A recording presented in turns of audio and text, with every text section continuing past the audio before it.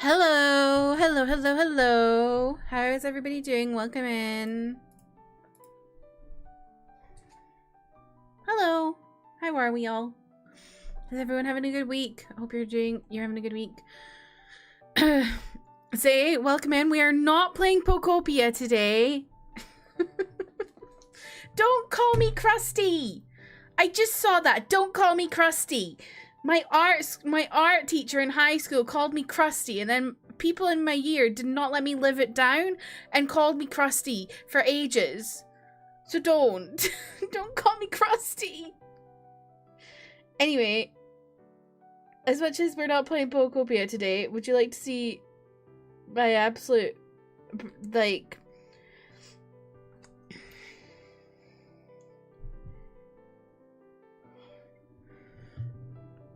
30 hours or more. I've played more hours in Pokopia than I've played in Silksong on my Switch.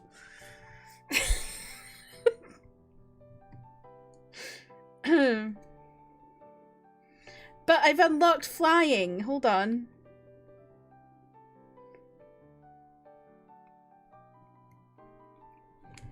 Look! I'm flying!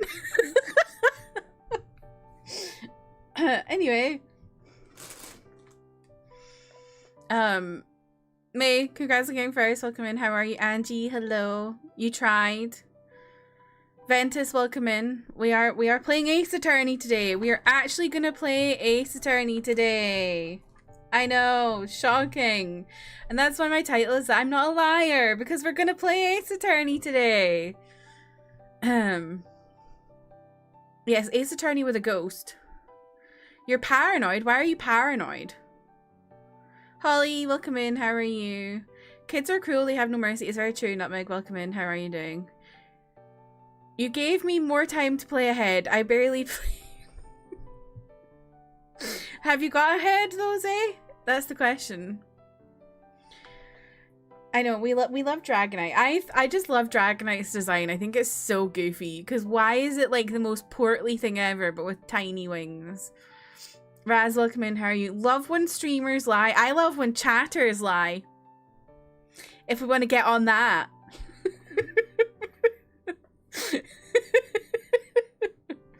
You did, but you got spoiled? Oh no, I hate that. That sucks. See, I'm a person who like, I spoil myself. I always talk about this. I spoil myself, but like when I don't like when people spoil me unless they ask me like, hey, I know you have this trigger. Would you like me to tell you trigger warnings? That's fine. But see, if you're like just scrolling social media and you get spoiled, that's the worst. Because like, when I spoil myself, it's in my control. I'm doing that to myself. I don't like when other people spoil me. I just don't know how fast you'll play this game. I can't remember how fast it... Hang on, let me see. Let me check my history. Well, that interests me about this first Google result. Instant big spot. Oh no, never Google it until you're done, Zay. Never do it. You got spoiled for RE9 because you kept getting first. Do you know what, Holly? I would accept that. I would be like, you know what? That's fine. That's okay. Jeff, welcome in. We're not playing Pokopia, and stop calling me Kaka. Why am I'm getting called Krusty and now Kaka? Like, don't feel like Ace Attorney spoilers are as bad though. For some games, it really pisses me off. You don't regret it. I wouldn't either. That is one thing I would be like, you know what? That's fine. I will happily take a spoiler if it means I am seeing first edits of Leon S. Kennedy. Hilarious. Same with YouTube. Never search anything or Google will get the spoon and feed it you. Yes, yes. Never look anything up on YouTube until you're done with it because you will get spoiled by the algorithm.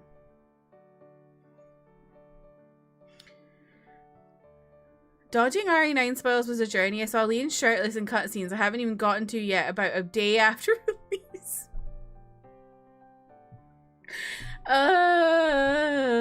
It's so bad. I know, spoilers and thumbnails. Trev, welcome in, how are you? Spoilers and thumbnails are a difficult one for me as a reactor. Emmy, welcome in, how are you?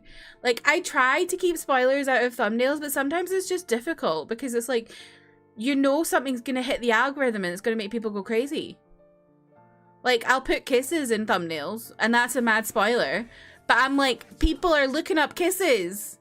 People are going on YouTube and Googling, or not Googling, but searching up King the Land, kiss. And what am I but a slave to the algorithm? Because I need views.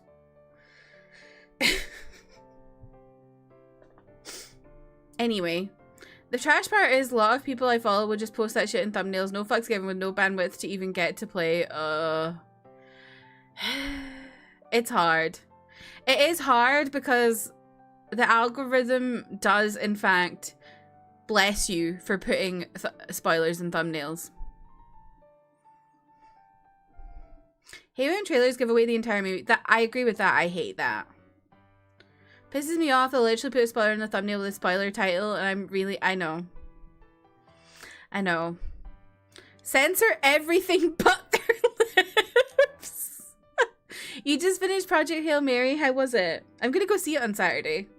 I haven't read the book. I don't know if I want to read the book, but I'm excited to see the movie. It was so good. I'm glad you enjoyed it.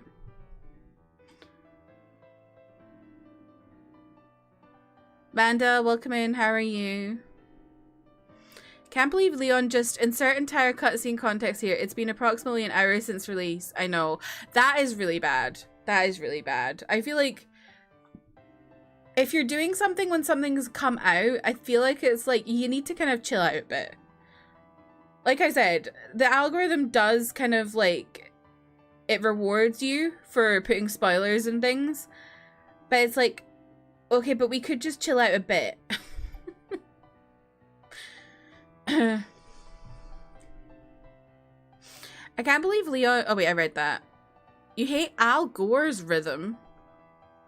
What? Oh, the algorithm, Al Gore's rhythm. Imagine what timeline we would have been in if Al Gore had won that election. Because wasn't there, like, tampering in that election? Could you imagine? If we didn't get W. And we got Al Gore instead.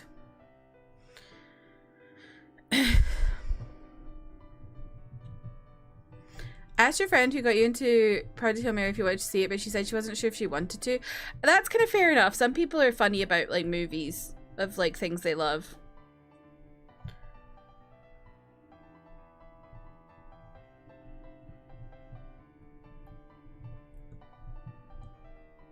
Ryan Gosling doesn't match the image she had in her head. She doesn't want to ruin it.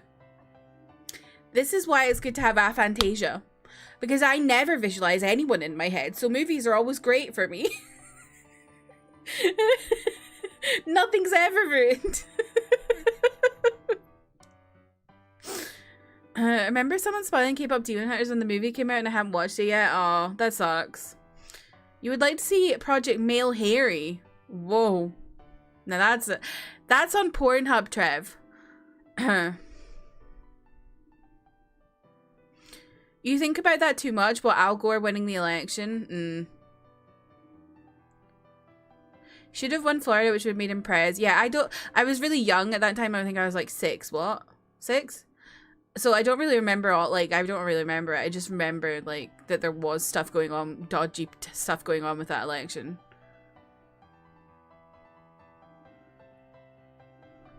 Alana, welcome in. How are you?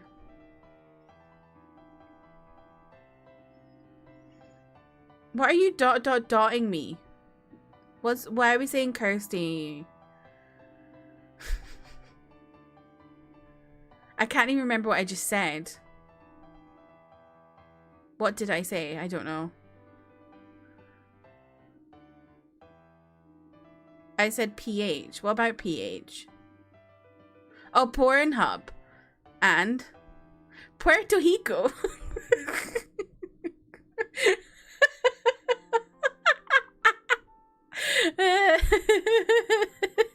That tickled me. That really tickled me. Philippines. My neighbor was from the Philippines. She was a Filipino. Lumpia. Adobo.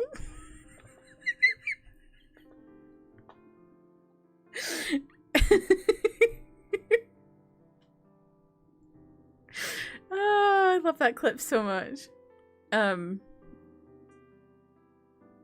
Yeah, I'm gonna go see it on Saturday. But yeah, I don't know if I want to read it or not. I don't know. Andy Weir's giving weird vibes at the moment, so I'm like, because he literally, I don't know if y'all saw this. Did I talk about this?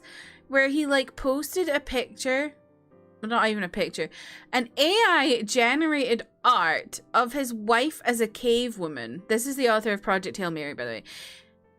He posted an AI generated image of his wife on Facebook as a cave woman. And it was just really strange.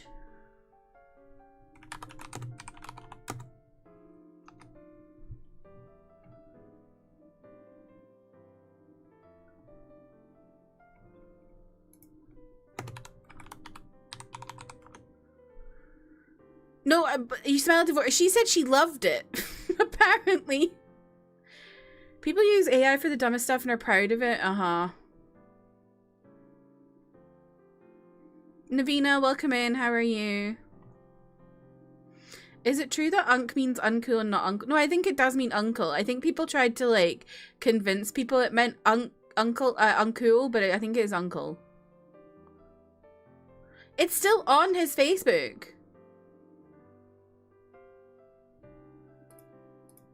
Again, I got bored and had AI make images of my wife in strange outfits and time periods. This is my wife as a prehistoric cave woman. She really liked this one, so she said I could post it.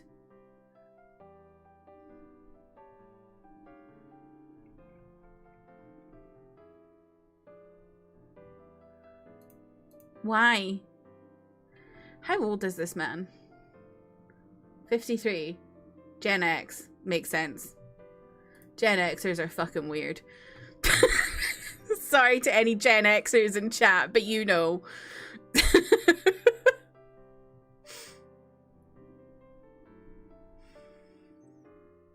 I never know if Emmy is uncool or uncle. Well, I think Emmy's uncle, not uncool. Emmy's very cool to me. Although I can't call her uncle because she's younger than me. Your uncle because your sister-in-law is having a boy. That's true. That's true. Yeah, it is. It's like gross. So that's why I'm like, I don't really want to read Project Hail Mary, but I'll go see the movie. Because he got his license fee, essentially. It's not like I'm contributing to him earning more. You're a writer. If you're bored, go write something. Literally. He's literally like one of the biggest sci-fi writers. Like, come on now. Because he did The Martian as well. And I enjoyed The Martian. Yeah. It's like, I don't get it. What else did he write? There was something else he wrote that got quite popular after The Martian. Oh, Artemis. Yeah, Artemis was quite popular too. My braless cave woman brought me Unga Bunga, not asked for.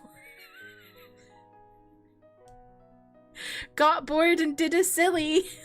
XD. I've lost count how many times some old person shares me an AI video of an animal, like giving a thumbs up or riding a bike, and they're laughing over it. It's so bad. My dad showed me one that was like something to do with Murrayfield and like the Scottish flag. It's Murrayfield versus Scotland rugby team play. And it was when I was on holiday with them. I said to him, that's AI, that's not funny. And he was like, oh. Just like, you know I don't like AI. He doesn't like AI either. So I'm like, what is wrong with you? Emmy says like 7 cool things a day minimum. 6 or 7. I'm not doing it, but I had to. I'm so cool. Watch. Skateboard.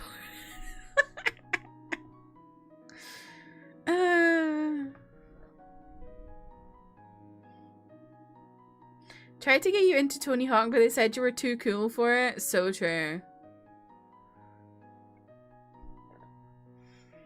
My aunt once called me my aunt called me once asking if I knew how to make AI because her mother made an AI video for dancing.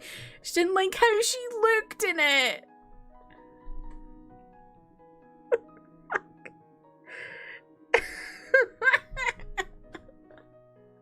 Oh my god. No, older people really find it funny. I don't get it. It's like when they discovered memes for the first time. Yes. Yes. My favorite old people memes are minions. I call them minions. Because they just put the most insane shit on minions. And I'm like, what are you talking about?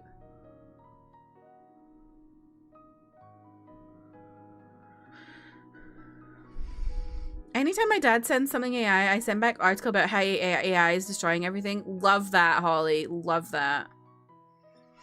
See, I was always anti 6'7", but I'm even more so now because a Thai BL actor was on live the other day saying 6'7" is brain rot. It's not good. And I was like, yes, anything you say. Your dad sends a video that is obviously AI. Is this real? Oh, Jesus Christ. One of my whack-ass friends keeps sending me AI memes. I haven't reacted to a single one. It's been over a year.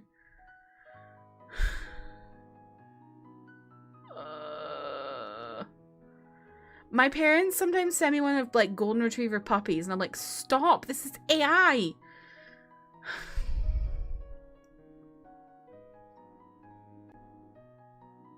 She's in tech herself. That's probably why she's doing it, because she thinks it's cool. This is me consuming brain rot. That's why it's good. No! I'm not gonna do it if one of my favorite Thai BL guys says it's not good. Okay?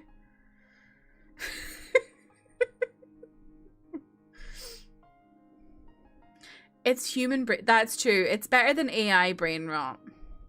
The work group chat has an older guy who's 65 and the gifts he posts are always just so random and unrelated to everything. People started ignoring them. That's funny.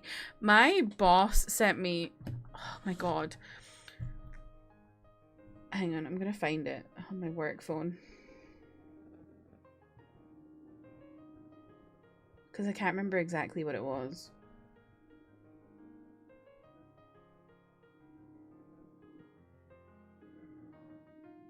My boss sent me a meme of Trump joking about Iran. I literally just had to like respond with a laugh because I was like, I don't really know what to like say to this. It is literally like, Trump, hey Siri, tell me how many miles I ran today. Siri, okay, sending missiles to Iran today. I literally was like, ha ha ha.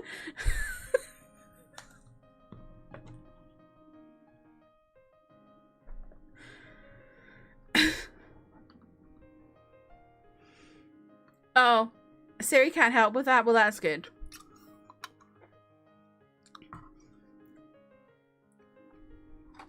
Imagine I just launched missiles from your house. Oh my god. To be fair, like, she's not, I think it was just kind of like, I think because like she is in the UK and not anywhere else, it's kind of just like not really thinking about it.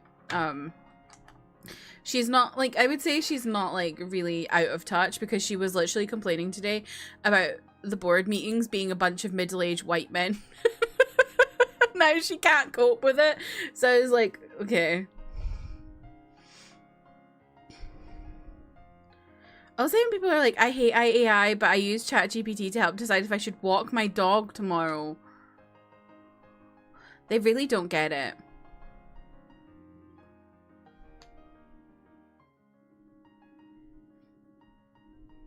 I'm grateful my little brothers can't stand it either. I'd be one of those, where the fuck did I go wrong parents otherwise. I feel like a lot of people, I do think it's Gen Xers and Gen, and boomers that are the real problem. I will always blame the Gen Xers, to be frank. They get off lightly. Gen X gets off so lightly because people are always memeing on boomers, but actually Gen X are the worst. They know better and they still do it.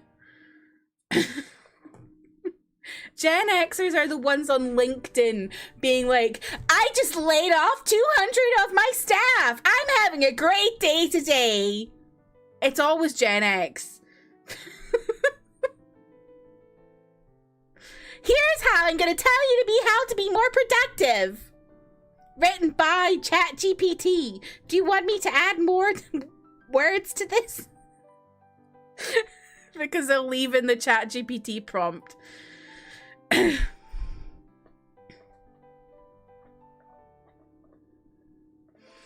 think my Siri doesn't understand your accent. Well, that's good. I actually think we should get rid of Gen X. I agree. I agree. Do you see that video gamer just got delisted from Google because it went full AI that even Google was like that? What? That's crazy. Dead internet theory there. I've been saying we're way too overdue for more submarine trips for people. So true. At least boomers don't flip-flop on their morals. Yes. I think the thing is, with... This is all from people in my life who I talk to who are like my parents are boomers. And like obviously, and my friends' parents are boomers and stuff, so I think most of them are fairly liberal. But with boomers, it's like, I get the feeling that boomers genuinely feel like they're voting for stuff that they think is right and will be good for their grandchildren. Whereas Gen X people feel like they're just being really selfish and they only vote thinking of themselves, if that makes sense. That's just from my experience with the boomers I know. Like, I don't agree with what they vote for, but I think they feel like they're doing right by the future generations. They're not, but they think they are. It's hypercritical when people say today's generation get offended by everything. Like, let's pretend the satanic panic didn't exist. That's so true. Yeah, older movies getting banned. It's very true. Video Gamer was the one who released RE9 full AI review, and it was basically just paragraphs of press releases. That's so bad. My boomer dad is so open to changing his mind on situations, but my Gen X mum is so stubborn. That is so interesting. Like, they're married and in different generations and are like so different like that. How? It's so strange. My parents are both boomers. Like they're cusp boomers, I would say. Whereas my uncle is I think he's Gen X. And he doesn't budge as much. He does actually, like, my uncle does generally listen to me though. Like, I don't have full on arguments with him. But like, I do find myself getting frustrated with him sometimes.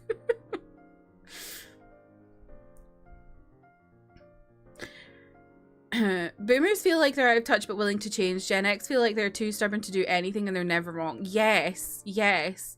And the thing is, I think Gen X are like one of the ones that are kind of like, well, this is what I had to deal with, so you should have to deal with it too.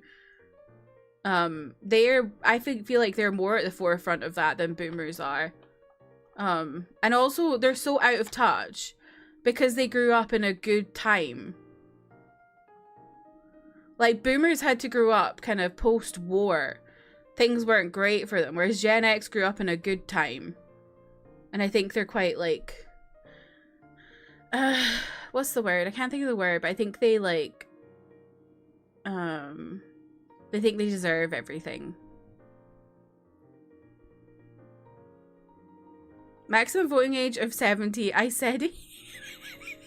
I feel like that's not fair, because there are quite a lot of people in the older generations who are, like, quite liberal and quite, like, they do fight for stuff for the younger generations. It's just hard. I feel like there should be a test, though. Are you cognizant at that age? You know, like how they have to keep going for a driving test once you hit 70 or whatever. Or not going, but, like, you keep having to get your driver license renewed every 3 years or whatever.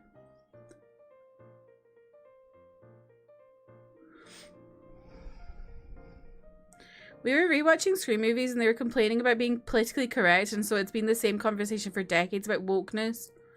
Classic. Back it up when people listen to me. I know. Mama's on the cusp of Gen X and Boomer. That's so interesting.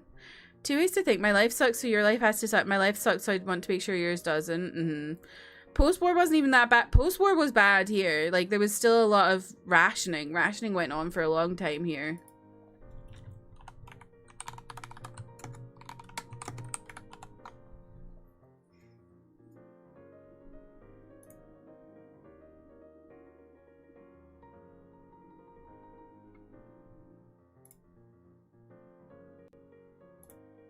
Like, it went on to, like, 1954 here.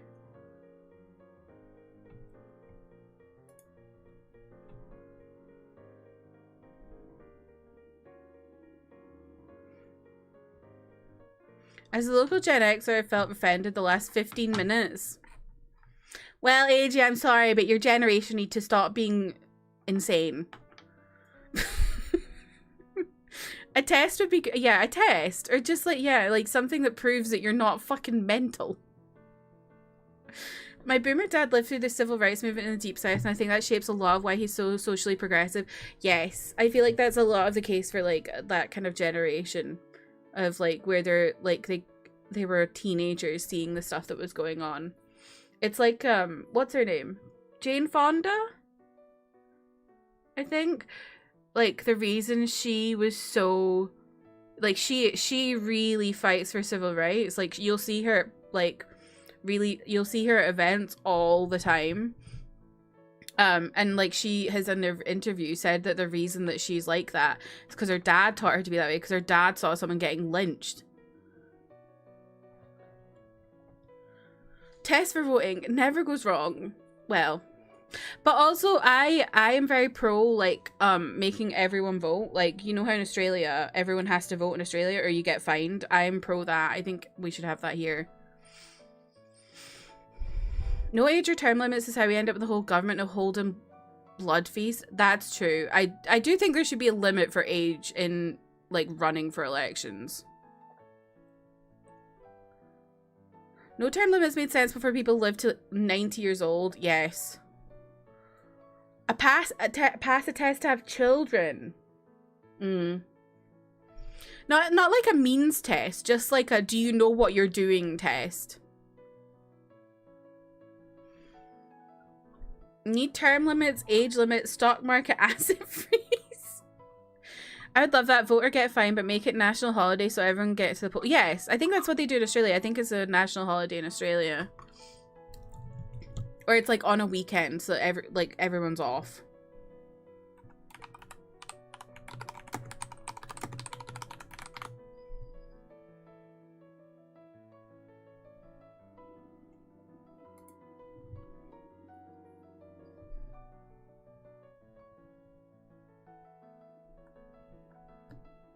I can't remember, but yeah. All right, yeah. An election day in Australia is always on a Saturday, but you can also vote early.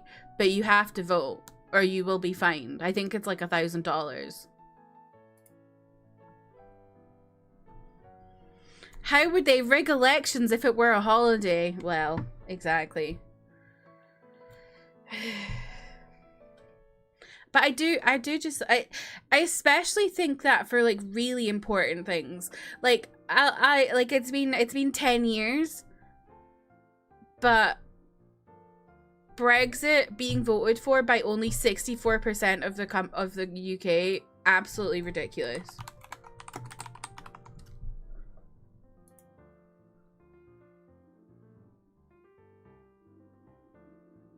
Oh wait, 72%. But like, how have they made such a big decision when so many people didn't vote? And it was really close. It was like 52% to 48%. They should have had it be compulsory and also having a specific amount. It just pisses me off. Anyway. US elections being on weekdays is crazy. Ours are on weekdays too. Ours are on Thursdays. They're always on Thursdays. Every single election's on a Thursday here. I don't really see it as an issue because, like, our polling stations are open until 10 p.m.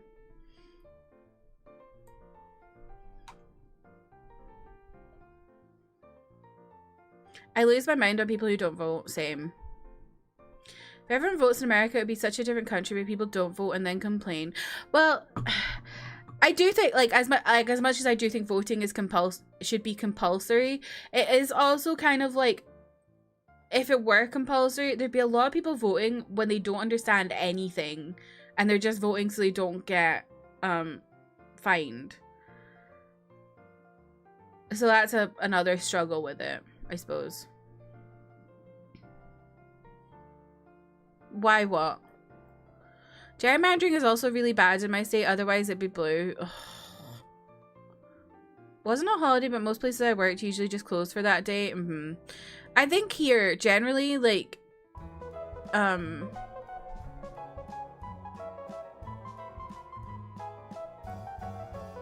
Ori, thank you so much for the raid. Welcome in, raiders. Hello.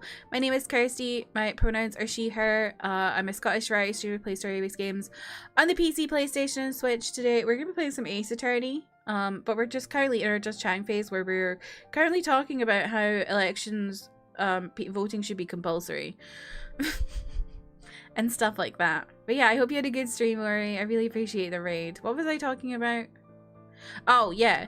I think here, generally, places like the polling station is always open long enough that, like, if you're voting on the day, you can get there.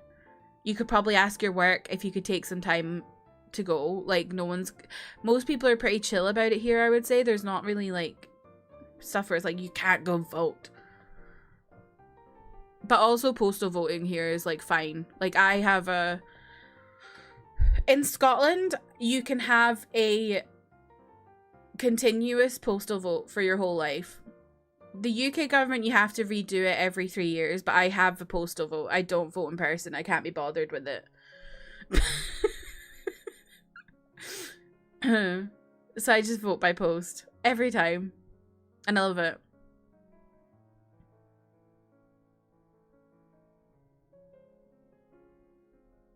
Sextra, welcome in. How are you? Yeah, how was your stream, Ori? What were you up to?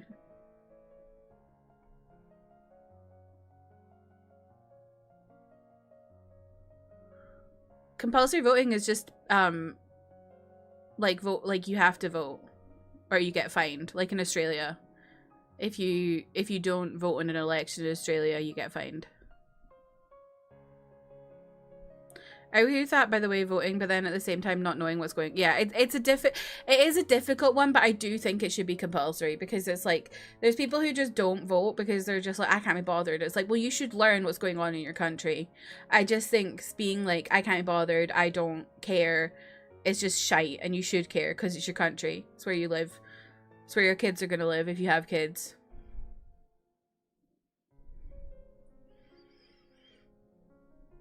They aren't always open long here, and they're understaffed to make it harder. Every year there are public pushes that if you're in line, you're legally allowed to vote. I mean, it's the same here. If you're in line, you are legally allowed to vote, even if the polls have closed. Yeah.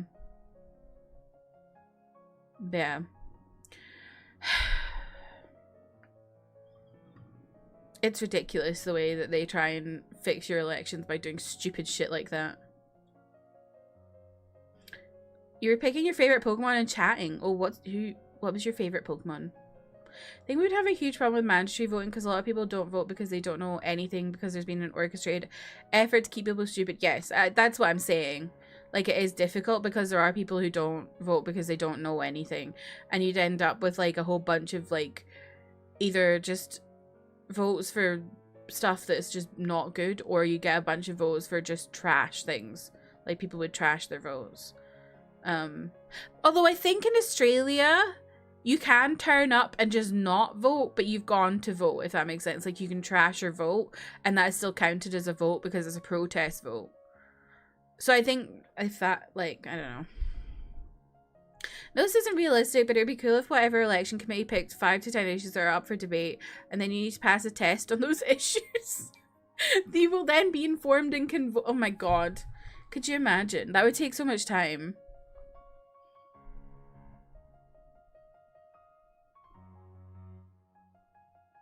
Agron. That's that little anti thing, right?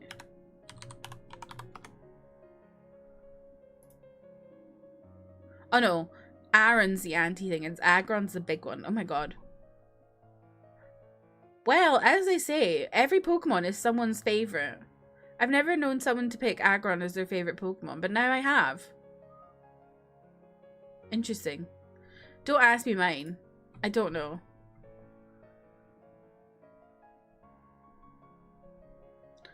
Tens of thousands of votes for Vermin Supreme. The thing is, my dream world of everything being compulsory voting also relies on there being not shite education. Because the thing is, the Republicans in America would never vote on making voting compulsory. It would be the Democrats that do that, and the Democrats would be in power to do that, and the Democrats would not be underfunding schools.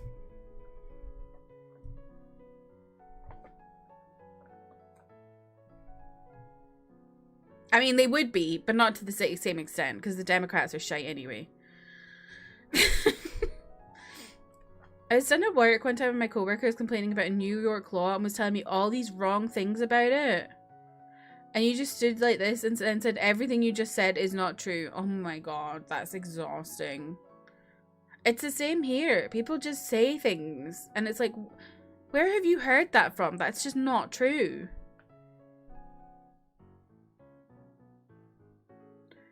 How like 10,000 people vote in Harambe for the first Trump election. I think that's not just an America thing. That's just a thing everywhere. In the UK, we literally have a party that is an actual party and has actual members called the Mad Raving Loony Party. So like,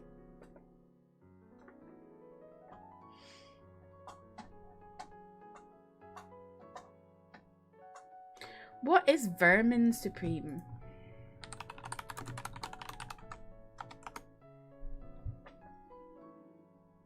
Oh. What an interesting looking man.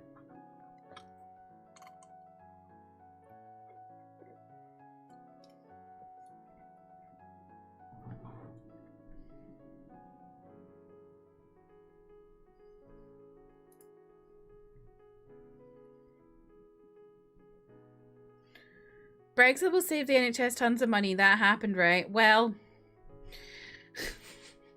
no.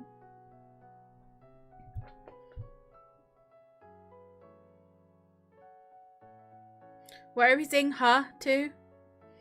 Both sides are shit and have their problems. It's like choose the lesser evil. I grew up in a democratic household, but I'm independent now, but I lean independent liberal, I guess. Well, yeah, it is really bad when it's like you don't even really feel like you have a say in who you vote for. Don't believe both sides are evil.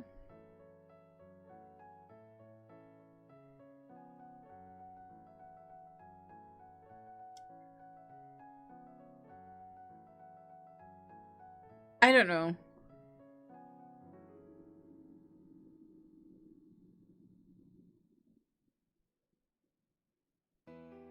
Because to be honest, the Democrats were bombing people as well. Historically, I would agree with you, but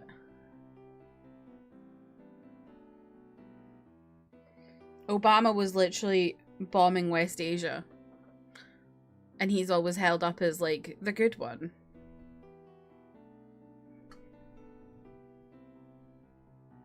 Did I just finish your sentence, Holly?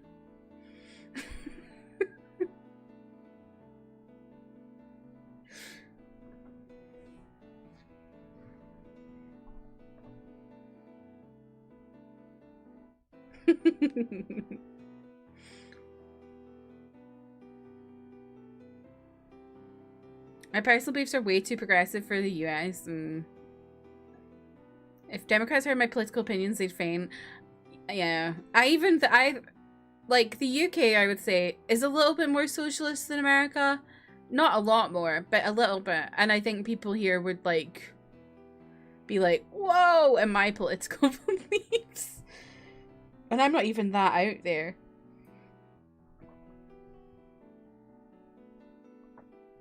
But I think it's because I kind of toe the line between socialism and communism sometimes, and communism is such a taboo. Liked Obama until he's doing mission strikes everywhere. Democrats are basically what people pretend Republicans are.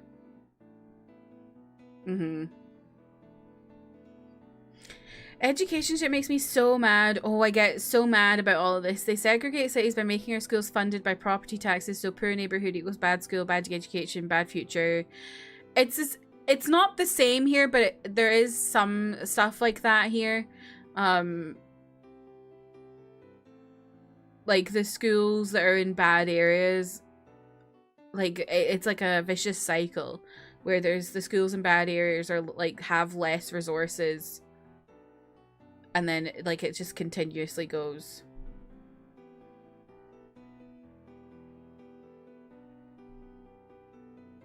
And, like, we have a index here.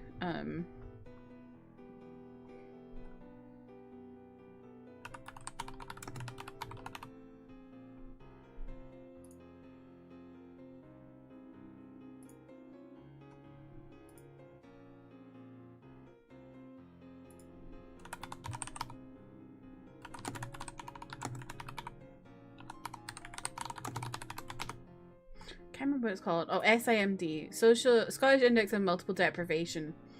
Let's reveal where I am. No. Okay. I can show you this. It's really interesting, actually.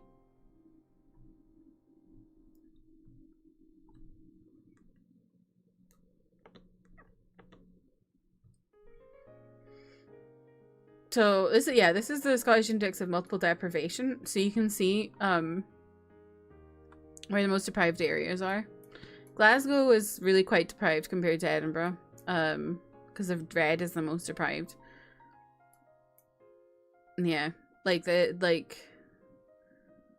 even all this stuff. You can't see it because it's behind my head, but like, see if you look at let's see, where's this? Parkhead, which is where Celtic play. Like, it's like they have the worst income rank, the worst employment rank, the worst education rank. And it's the same for all of them. Like, all of the red ones have really bad education when they've got low income and deprived kind of situations going on. It's really, like, sad. Actually, do they have anything for Skye? Oh, look, they have it just in Portree. Oh, dear. Sounds about right. I don't really know how Portree has all of this different colors when it's just the one place, but okay. Oh, here. I'm from, like, the north, so, like, yeah, that's about right, I would say. Yeah.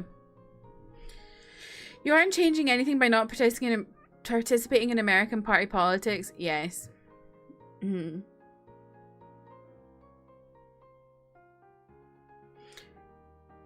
Running costs so much money. That's true. Like, the donation stuff in America is crazy. What are the metrics for depravity in this? Yeah, so it's like, it's, hold on. Let me find a...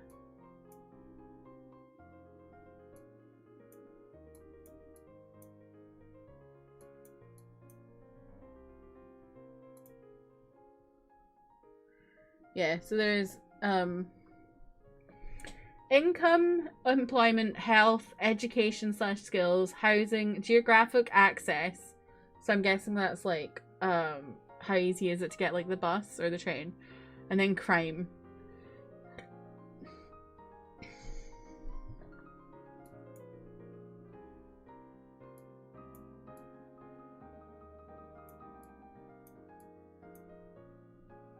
Where does mine fall? I'm not gonna show you, but I'm interested where I live, what the index is here.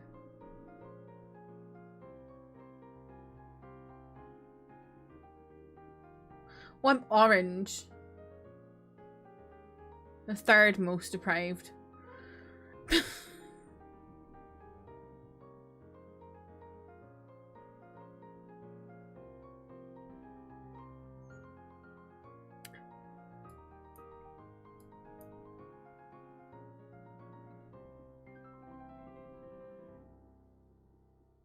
feel like that's just incorrect about where I am.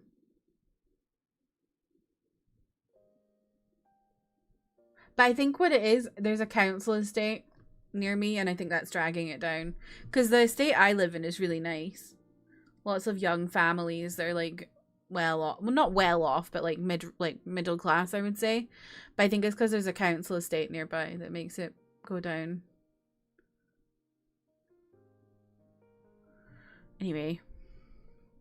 And this, people, is why we buy a Switch 2 and play Pokopia. Yeah. Yep.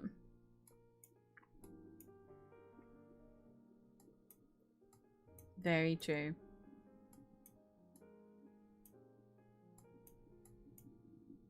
But yeah, I remember looking at this because when I was doing teaching, this was something they highlighted. And the difference between Edinburgh and Glasgow is just so stark. Glasgow is so deprived in comparison to Edinburgh.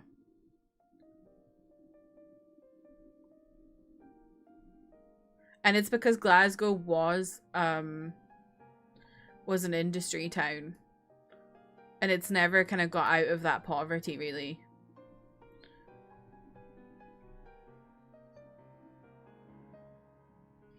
People have asked both my dad and I to run for office, and it's like, do you guys think we're made of money?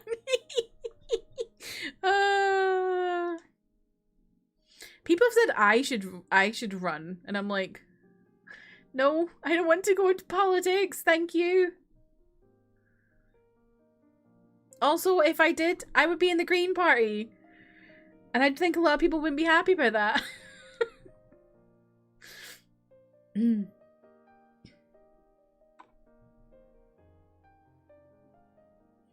You would make a great dictator. I agree.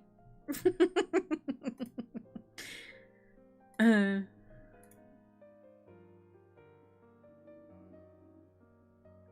you know what, though?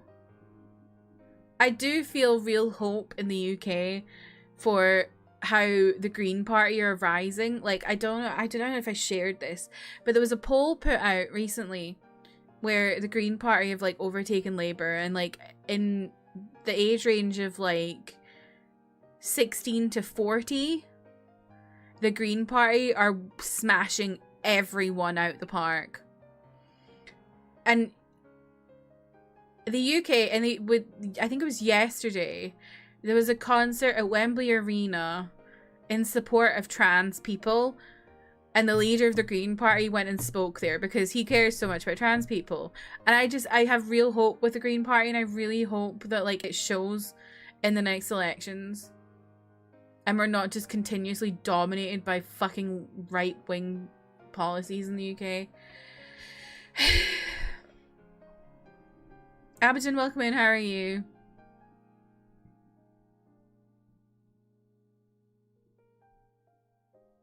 I feel like you should run to your kitchen and get a snack. I agree. Let's all run for office. Yay! I've heard that the Green Party in the UK is really good, and they're basically evolutionary socialists, which is basically what I am. I don't really know what evolutionary socialist is, but yes, they are, like, the one socialist party in the UK these days. And they're really good, I think, from what I've seen. And Zach Polanski is very, like, the leader of the Green Party, Zach Polanski, he's very good at talking. He's a very good speaker. He really makes you actually, like, believe in what he's saying. And, like, his, the Green Party's, like headline, you know, like, their thing that they're like touting is let's make hope normal again. And I don't know, I really hope it's not just, like, empty words and people do go and vote for them. Can you drop a Wikipedia link? Okay, sure. Oh, about evolutionary socialism.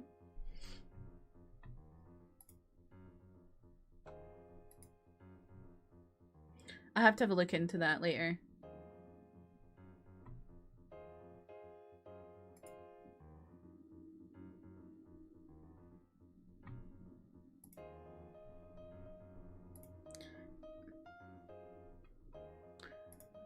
I was confused what the song was, but I realized what it is. Anyway, I don't know if I was gonna talk about anything else today.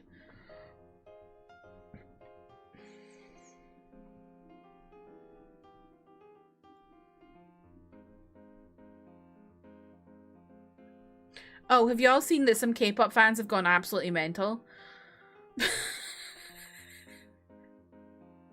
Because Heesung left in Hyphen, and they've just been going mental. Fork, Frown, and Kitchen. But this is like... I'm like... This is quite off the deep end, even by my standards. Like, I've been here for a while. It's not the worst I've seen, but it is like, okay, can we, like, chill? Venice, thank you for hanging out. Have some good sushi. Like, they're literally... You know what? I blame Mr. Beast. You know why I blame Mr. Beast? Because someone said to him, can you help Danielle from New Jeans? And he went, Oh yeah, we've got to help out Danielle from New Jeans. So now people are commenting on Max Verstappen's Instagram, asking him to get Heesung back in hyphen. What is Max Verstappen gonna do? So I blame Mr. Beast.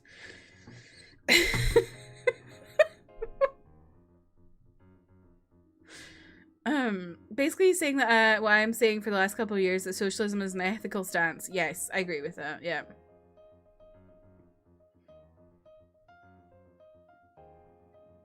I saw someone I follow use the hashtags he sung, he went, he left. I've seen people talk about that too. I love also hashtag and hyphen is 7 because it says penis 7.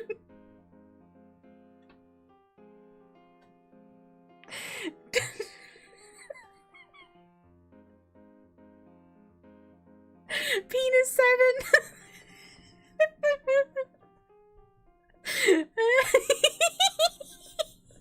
Penis 7. It's the best hashtag I've seen since Sue's anal bum party.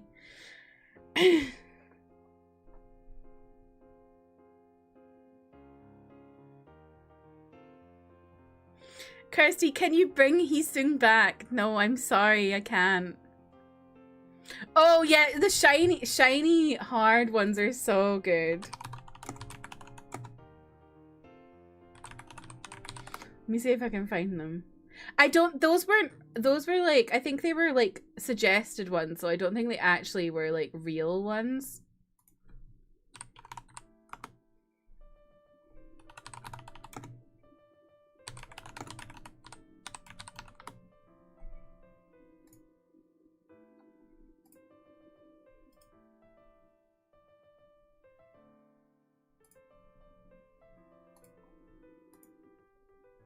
Shiny becomes hard. Shiny hard coming. Shiny is back hard. Shiny is so hard.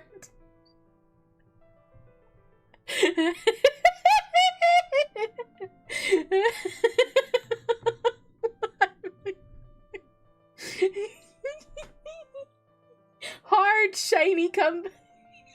Thank you for reminding me of this, Samantha. It's so fucking funny.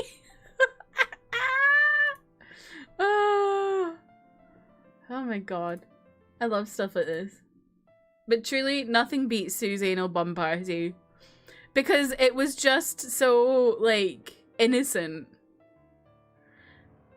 And it's like a whole thing that, like, it's not like with penis 7. That's just in height penis 7. Sue's anal bum party works so well because it's Sue's an album party, but then also Sue's anal bum party. Like, the whole thing works 2 different ways, and that's why it's just the best one.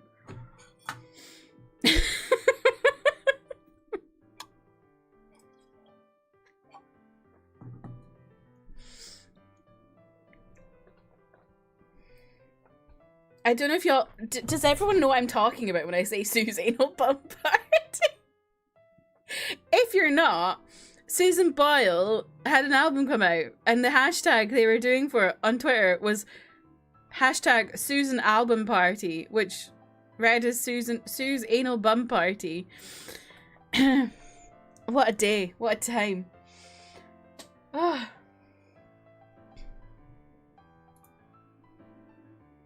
Good old Subo. Yep, Sue's anal bum party. Oh, man.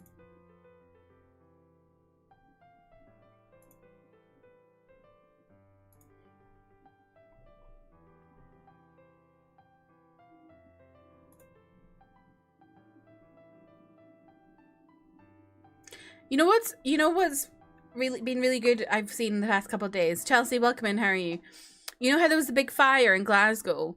People have raised over £100,000 for the small businesses that have been destroyed by it. Just so good. You always read it like it was a sus anal bum party. True. So it could be Susan album party, Sue's anal bum party, or sus anal bum party. Even that makes it even better. It is really good. It is really good. Because there was like so many small businesses in that building that have just been completely destroyed. I know, my mind is blown too, Trev.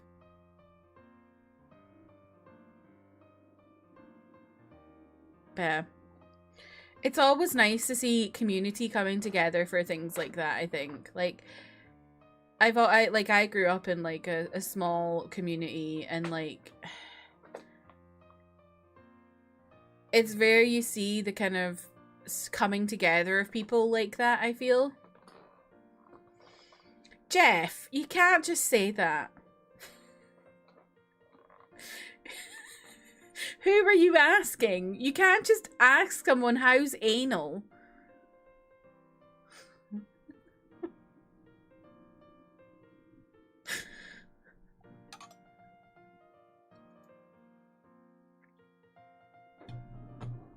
Ask us to dinner first. Jeff's like, how does anal sound?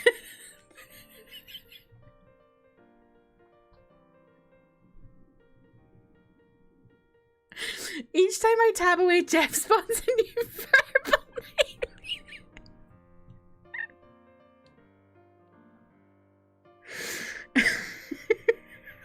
Anyone up for a spot of anal? Trev! I'm glad you got warned for that. This shit is a talent. I know.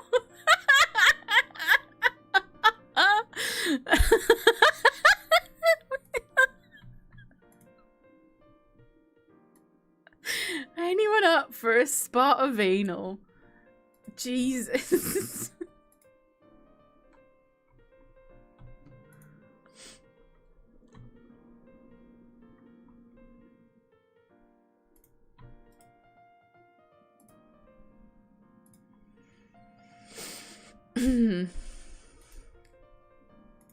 Was there anything else I wanted to talk about today? I don't know.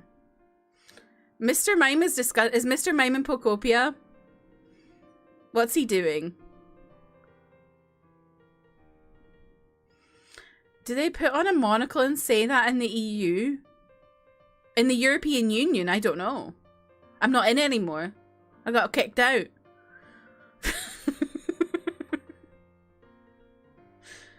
Did y'all see the Pussycat Dolls are coming back, but there's only 3 of them?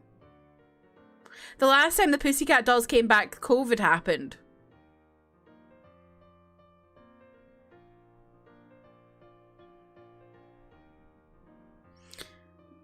He's just wiggling around the place and making me feel slimy. He's looking for Ash's mum. Yes, they're coming back on purpose. They're having a tour supported by Lil Kim, of all people. But it's just the 3 most famous ones. So Nicole, Kimberly, and Ashley.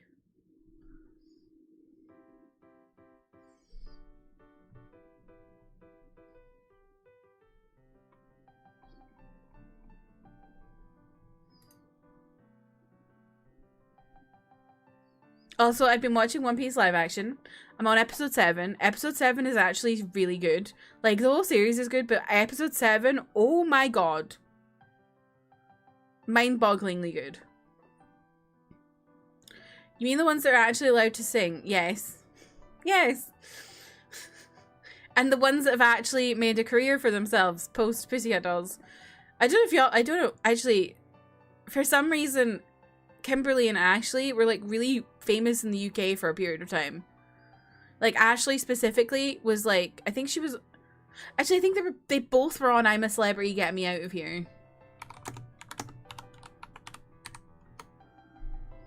Leave Beyonce Presents Beyonce and Friends alone.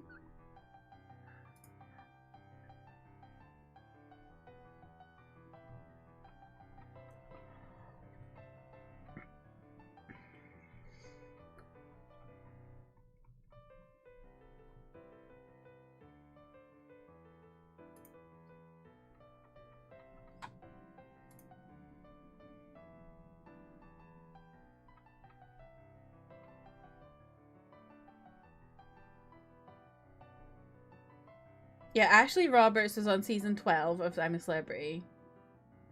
I don't know if Kimberly was. But she definitely had, like, she was popular here at one point. I don't know why, but... Do you have I'm a Celebrity Get Me Out of Here in the US?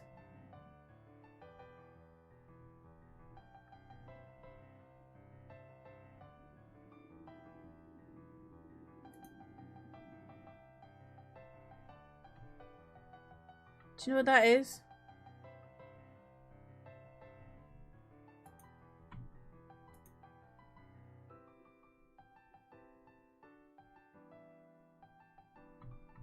You do? Oh my gosh. It was really big here for a really long time, and then they just kind of like lost the plot a bit. But it was very iconic in my youth. These poor celebrities eating kangaroo penis and having their head shoved in a bucket of bugs and stuff. Having to sleep with rats.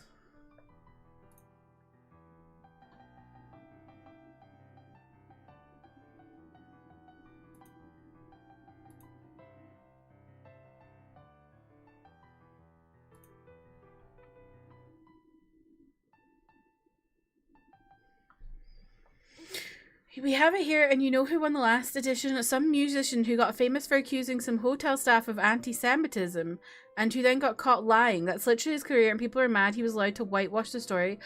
That's fucked up. But that's actually so common with I'm a Celeb. Like, people who really shouldn't be on there being on there.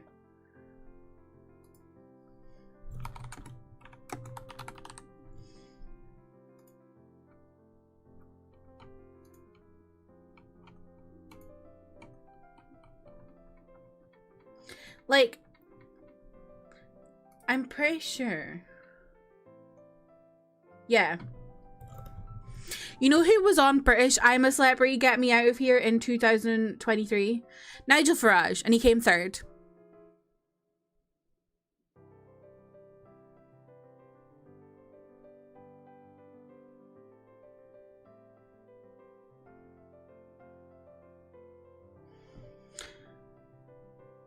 How that was allowed to happen, I don't know.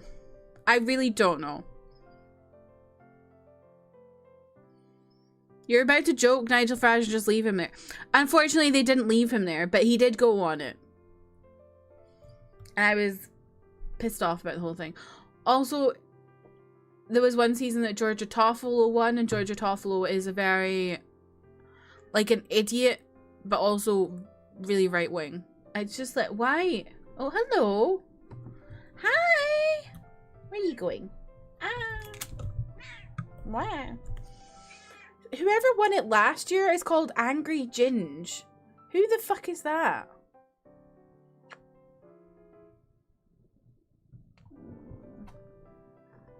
You're so baby. I'm saying hi.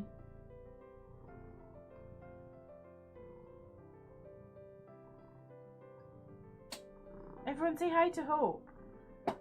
No one's saying hi to her.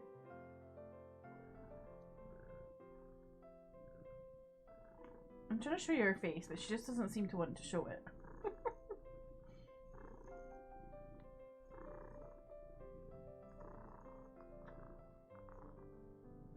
What's everyone's least favorite Pokemon? I hate Ariados. That thing freaks me out. It's a monster. What's yours, Trev?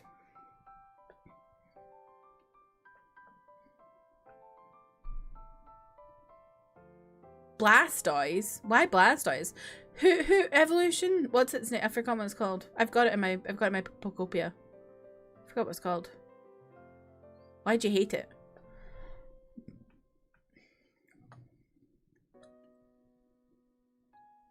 Medicham. Medicham looks stupid. Don't know. You never liked Blastoise. That's so funny. Blastoise in Pokopia is quite funny. He's got quite a chill vibe. Timber, Girder, Conkeldurr. You hate them. I don't mind Timber and Girder, but I hate Conkeldurr. Conkeldurr makes me really uncomfortable. And I just got Conkeldurr in Pokopia. It sucks and it's annoying because it spawns everywhere at night. Fair. Jinx for obvious reasons. Fair. He's fighting psychic and visually could have been amazing. Instead, he looks like a garbage bag that was on fire. Conkeldurr is fun. Ugh. He looks really weird.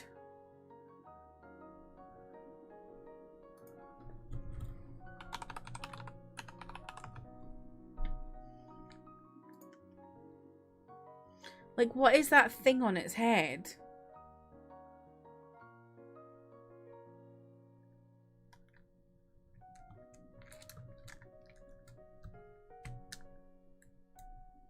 I don't mind Girder and the other one. The smallest one's kind of cute. What's his name again? Timber. Timber's kind of cute.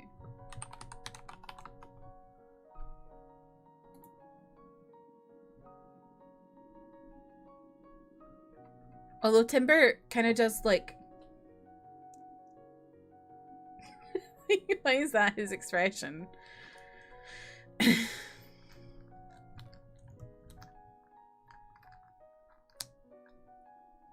I don't like...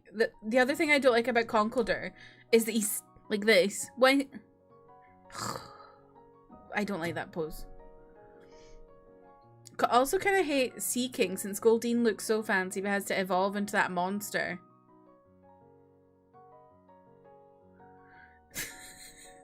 You love Espeon and Umbreon? I do too. You have beef with Lapras? That Pokemon shouldn't be that popular. I love Lapras. Don't you dare say a thing against Lapras. I love Lapras.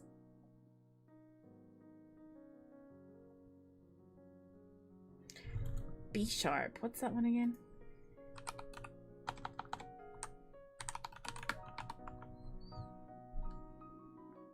Fire Dog from Red and Blue.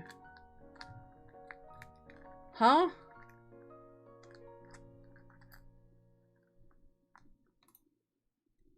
Oh, Arcanine. Or Growlithe. Get out of here. Get out of here. I love Arcanine and Growlithe. Get out of here.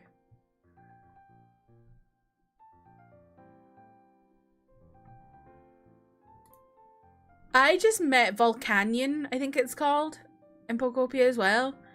And I didn't play that generation, so I was like, what the fuck is this? You dislike Arcanine only because he's usually visually he's great. That's fair.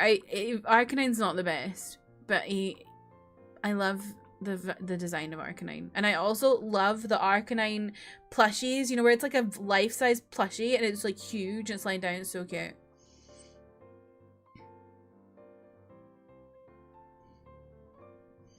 Maybe because in Gold and Silver there's no Firestone, so you always have to use its shitty first form. I don't even remember that. It was so long ago. Ninetales is also classy. I love Ninetales. I love Ninetales. You love Gyarados? Gyarados is good. I really like Melodic. Melodic's nice. You know who I hate? Miltank. Melodic, yes. Miltank, no.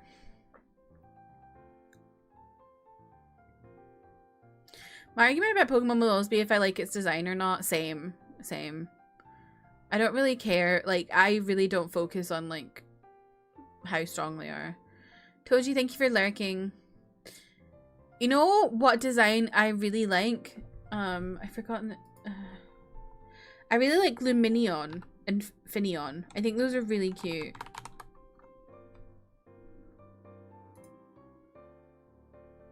But especially Lumineon. Lumineon is just lovely.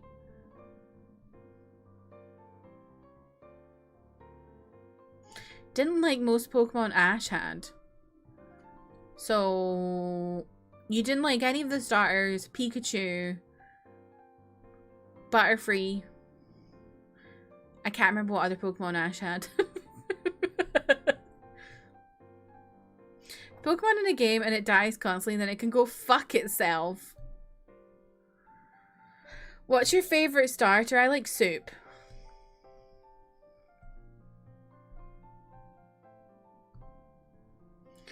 But on the whole, probably Cyndaquil.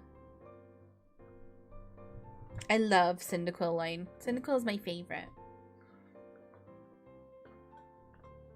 Super salad. Soup.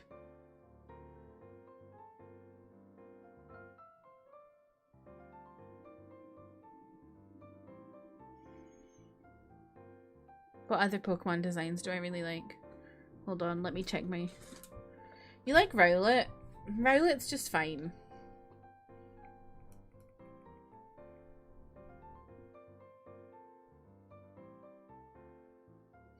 You could devour a salad right now. Go for it. Let me check my Pokedex in here. Oh, I like the Chandelure line. You think Decidueye is dope. I feel like a lot of people don't like Decidueye.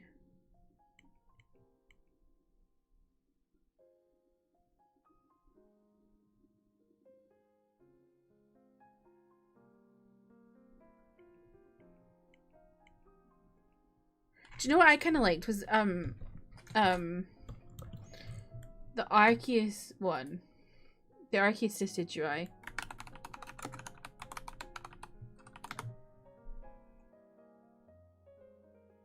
Chandelure, I love Chandelure. Yeah, I liked the Arceus Decidueye because it had like, it looked like a Ronin.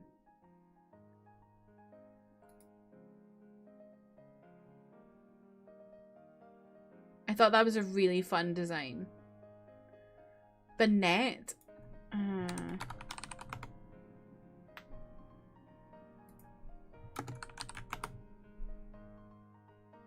my god, the Mega for Banette is so good. Dragapult. How they launched their Dreepy babies. I've never even seen that before. Froakie and Torchic. Fair. I got Dreepy in Pokopia. You love Abomasnow? I like Abomasnow. Let's see. Also, can we talk about how outrageous the habitat is for Cubone and Marowak? I think that's outrageous. I think they should be cancelled. Ew. Ew. Ew. Look at him. Ew. Ew.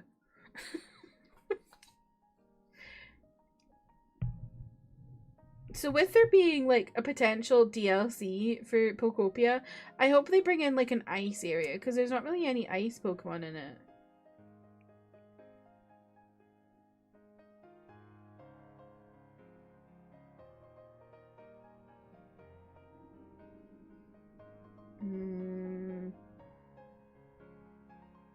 I do love the Piplup line too. Love Piplup. I like Zorua, but Zoroark freaks me out. Like, it's just like walking around the beach in my game, freaking me out. I also really like Minccino. Minccino's really cute. And the Pawmi line. And then also, oh my god, what's that one I really like? I forgot the name of it. It's another electric rodent. I've forgotten.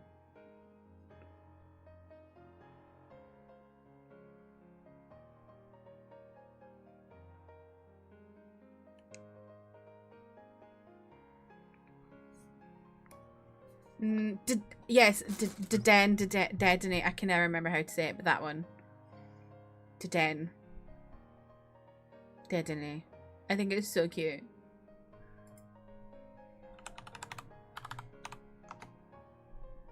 Oh, and I also really like Togedemaru. Love the design of Togedemaru.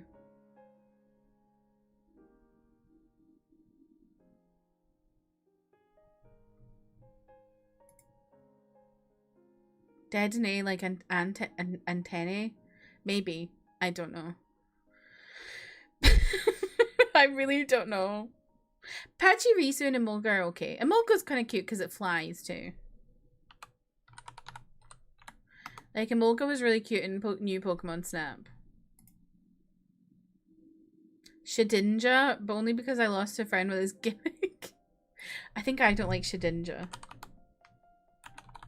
I don't like the name of it. It sounds weird. Yeah, I don't like Shedinja either. And I don't like its name. Its name really freaks me out.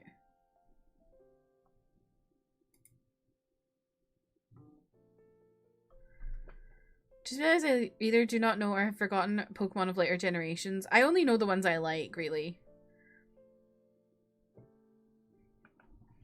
I haven't played the new ones, but I love Wo-Chien. Just a goofy Wo-Chien. Oh, I don't like Electros. I really don't like it.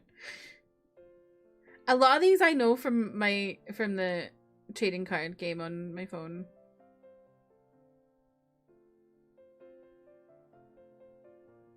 Wo-Chien's funny. It looks like a grandpa. Can't wait for when I'm out of vacation jail so I can get Pokopia. I'm excited for you, Holly. You played Leaf Green on the plane. How was it? You like Marshadow, but you've never gotten it because it was really weird limited event Pokemon. Can't remember what it looks like. I recognize the name. I can't remember what it looks like. Oh, yes, Marshadow. Yes. It's kind of like, I don't know. It reminds me of like a cupcake. I don't know why.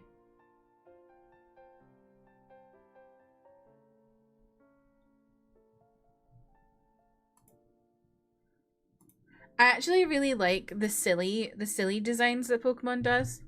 You know, like things like Alcremie and Vanilla Ice and stuff like that. Because they're just really silly and I really enjoy that.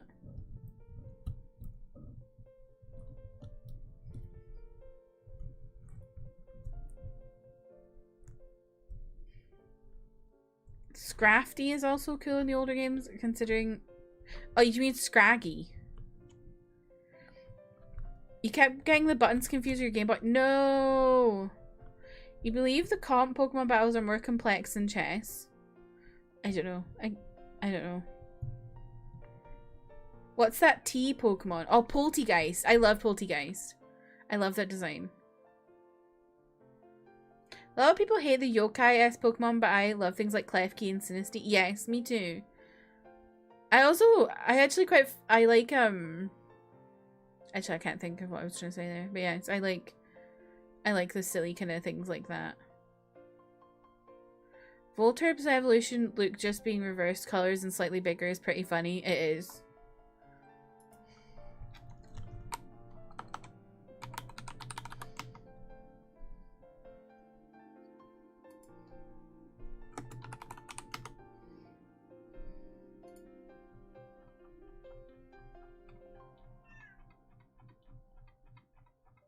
Sinistea.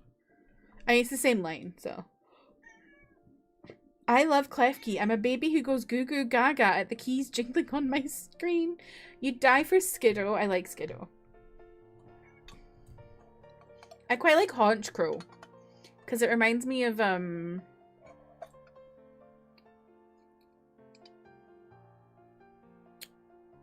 Witch of the Wastes.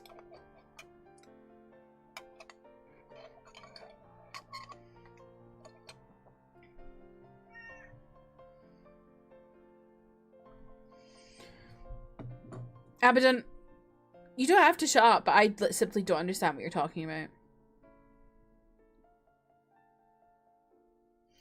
I love the other one, the ghost one. What?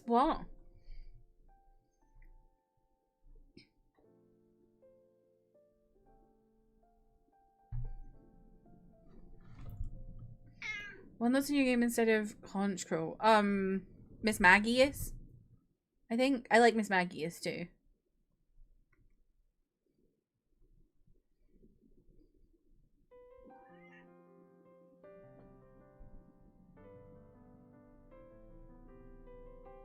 I'm looking at a list to remind me of.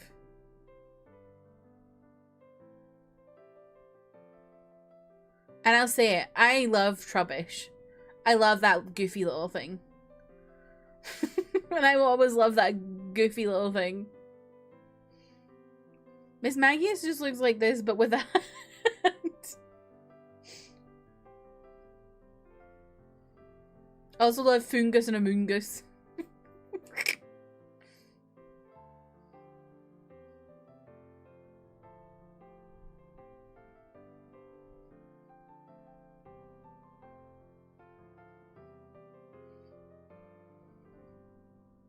You're a comp dueling guy. That's fair. I don't really go into that.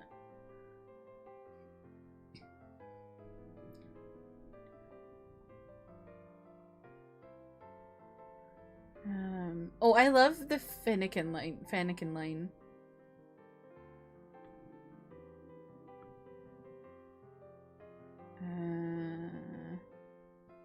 I'm just going through the list because I can't remember the like newer generations.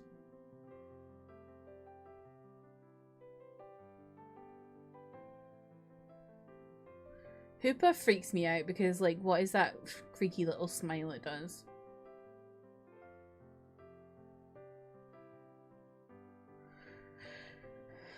You love Char Cadet?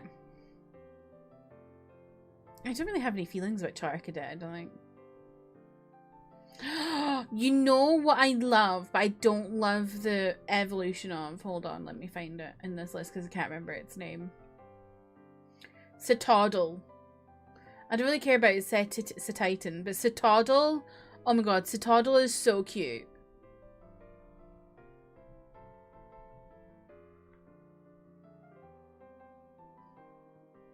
Unbound Hoopa is horrifying. Oh.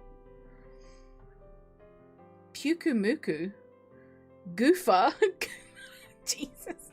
I generally do not love participating in multiplayer stuff in games. It's just that when I'm done with the story, comp duels were the only thing that kept me going. That's fair. Whoa, you're slipping and sliding. Hope, where are you going?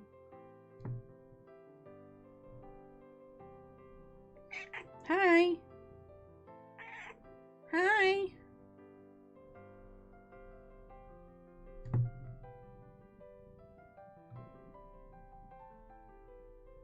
Absol? I love Absol.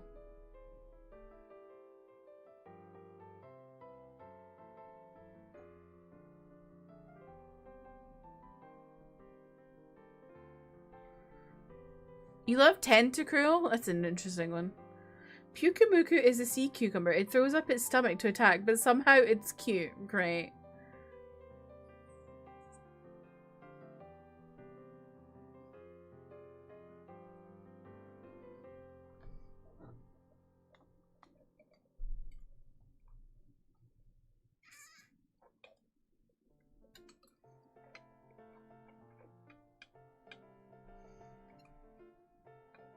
Oh, I also love Pumpkaboo.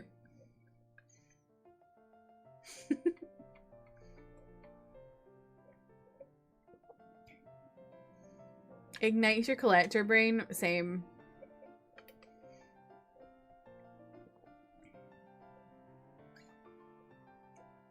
Yes, I agree. Pumpkaboo's baby Gurgeist is Caphagrius.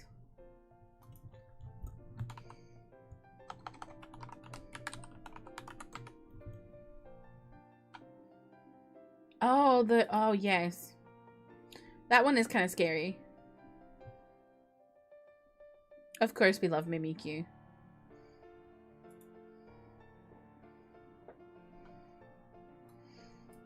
It's legal to hate Mimikyu.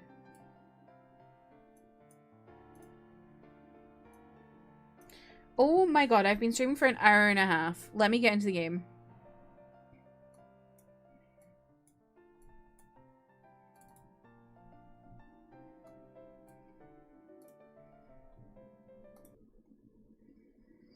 You really like Ekans and Arbok? They kind of popped off with those. Right, let's see. No,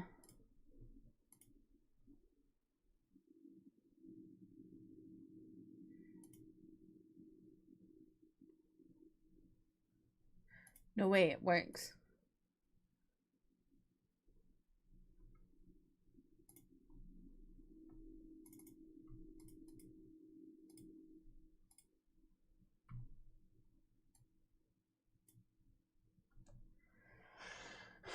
You don't have many Pokemon, but you like Mimikyu. That's valid. Uxie grew on you. That trio, so I like that trio too.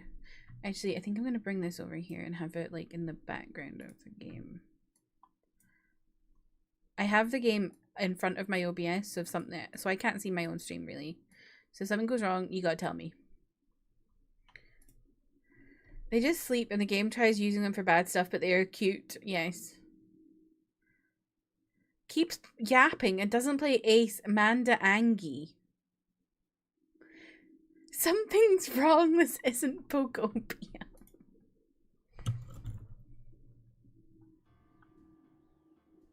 Oh, that's quiet.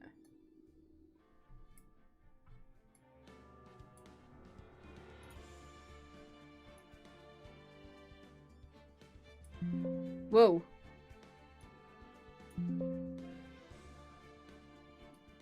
Okay, how's the volume?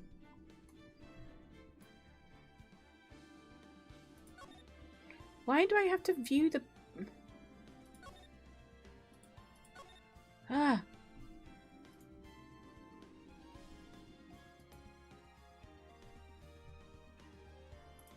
Oh my god, it's got all my saves. I can't believe that. I've changed computer and they've got my saves.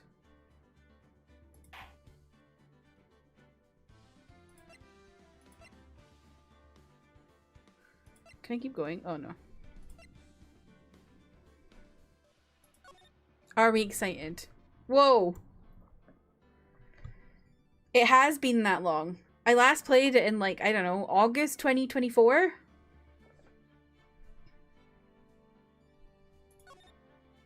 Turnabout memories.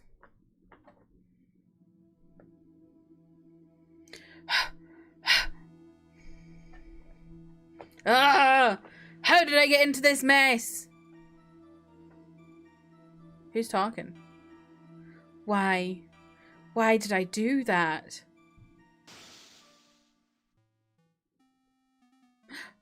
Wait, is it Phoenix? Is Phoenix in a mess? That girl, you shouldn't see her anymore. Hey, it's none of your business. I'm telling you for your sake, if you continue to see her, it's going to be bad news. You're lying. Just listen to me. There's something you need to know about that girl. Stop it. Don't talk about her like that.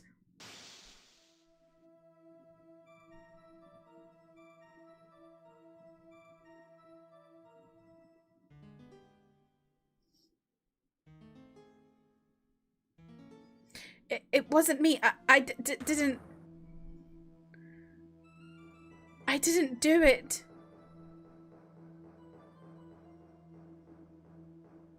Is that baby Phoenix?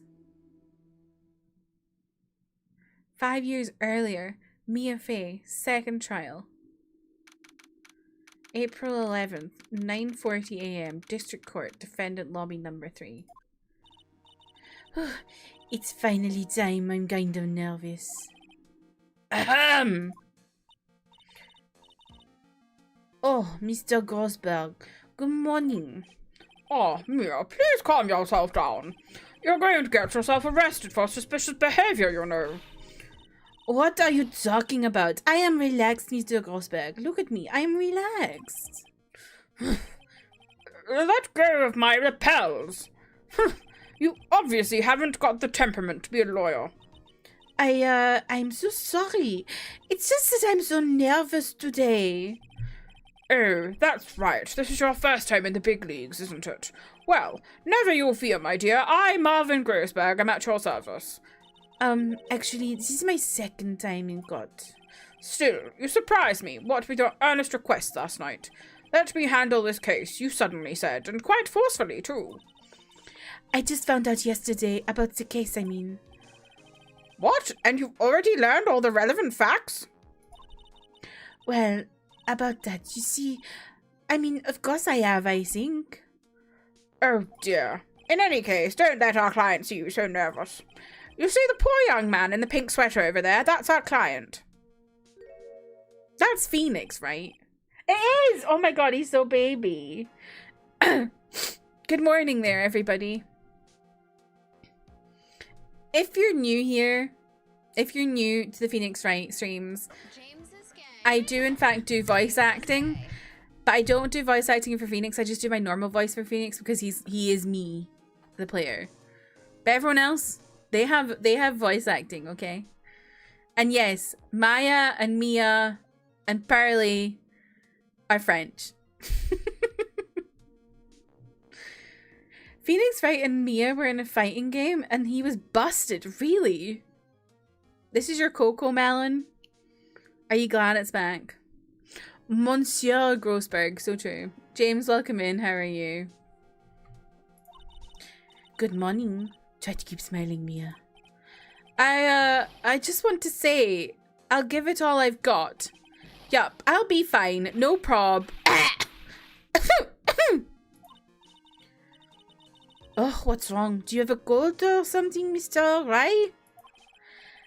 Actually, it's Wright. Like the Flying Brothers. People screw it up all the time.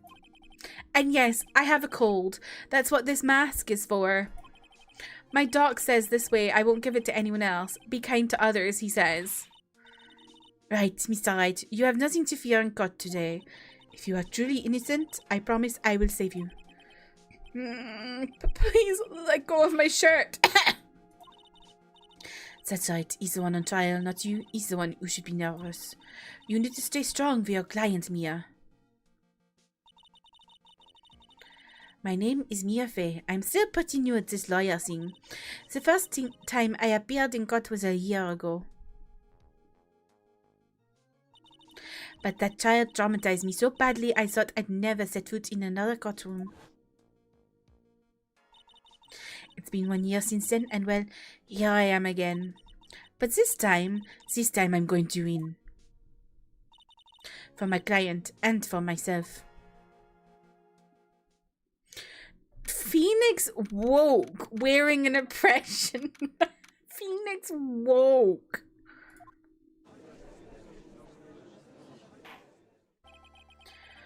Court is now in session for the trial of Phoenix Wright. That's not his voice.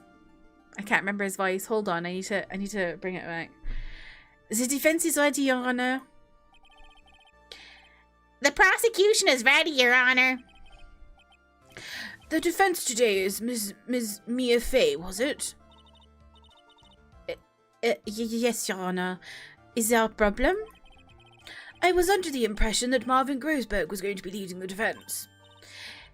Yes, well, you see, Mr. Grossberg had a bit of an emergency. Emergency? But isn't that him standing right there next to you? Yes, well, you're just a rookie. Are you sure you can really handle this? Don't let him scare you, Mia. Give him your toughest look. Of course, Your Honor, I think. Well, Mr. Payne, your opening statement, please. Well. I can't believe a veteran like me has to spend his time babysitting a new defense lawyer. Don't worry, little girl. It'll all be over soon. What was that all about? Was he trying to trash talk me? Now then, I'd like to proceed with a summary of events on the day in question. The incident occurred on the campus of Ivy University. The murder victim was a student named Doug Swallow. He was a fourth-year student studying pharmacology. It sounds like he was a very bright young man. Yes, well, next we have a photo taken at the scene of the crime. Students discovered the scene shortly after the murder. They found the victim's body and the defendant, who had obviously bungled his getaway. They then called the police. That certainly makes the defendant look very suspicious indeed. Very well. The court accepts this photo into the record as evidence. By the way, I can't quite tell the cause of death from this photo. Hee. Your reputation for sagacity is well earned, Your Honor. The truth is that this victim died a rather unusual death. An unusual death? What do you mean, Mr. Payne? Well, perhaps the defense would like to take this question. Huh? A simple question. I thought I might loosen you up a bit. I am a genteel man, if you will. A what? Stand up to him, Mia. Show him what you're made of. Oh, a perfect opportunity. Well, what was it? The cause? Go on. Please say you know at least this much. I'm so sorry. I didn't get the chance to read through the whole file. My hemorrhoids are beginning to act up. Now, see here. The details of this case are filed under the court record. But you knew that already, didn't you? The court record. I think I can see that by pressing tab. Date and time of death. Cause of death was a fatal electric shock.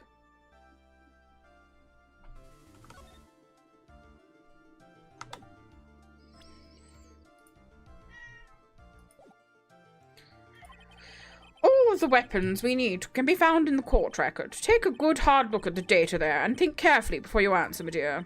Yes, sir. I'll do just that. I've got to stay calm. I can't let that prosecutor get the better of me. The court record. Okay, let's take a look. Just press tab here. I did that. What do you want from me? Now then, would the attorney for the defense please answer the question? What was the cause of death? According to the court record, it was a fatal electric shock. In other words, electrocution. Electrocution? But how could such a thing happen? Did the murderer use some type of new super powerful stun gun, perhaps? The answer to that will become crystal clear as this trial proceeds, Your Honor. But before that, there is one more vital issue. What is that? Why, motive, of course. Apparently, there was some bad blood between the victim and the defendant. Bad blood? What do you mean? Oopsie, I'm terribly sorry. You're the defense attorney, so you must know all about it. I shouldn't be stealing your spotlight like this. I really don't like this guy's smug attitude.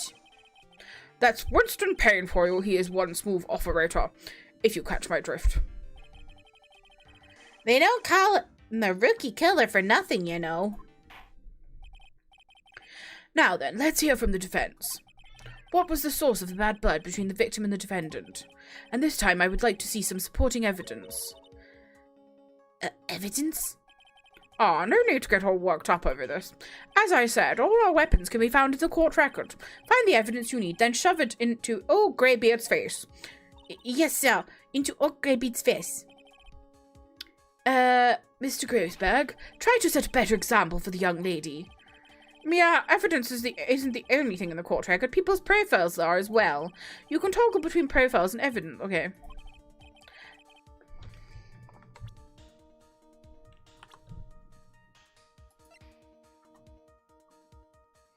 He's so baby. Oh my god, look at that hair. What do you mean Phoenix was dating a woman?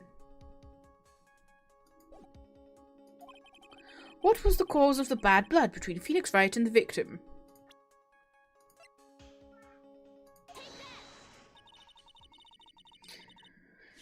I know it is unacceptable, isn't it? Head slop. He was experimenting with heterosexuality.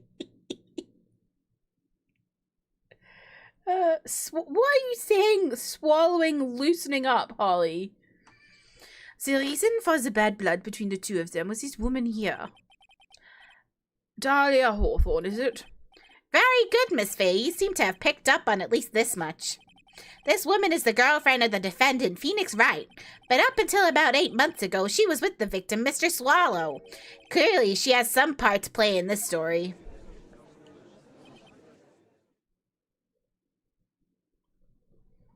What is this cat bothering me for? Where did you go? The game said it right. There you are. Hello, sweetie. You can come up if you want.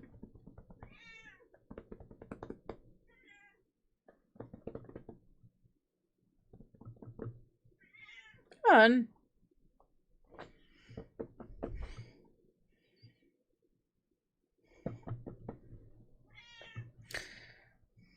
Can Hope voice a character? Maybe.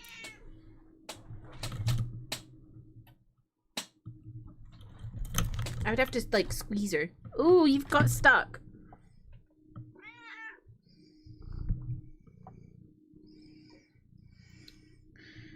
She's got stuck.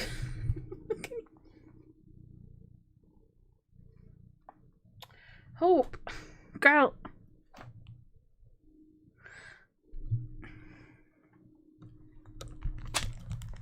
that way. There we go. Nope, you're still stuck.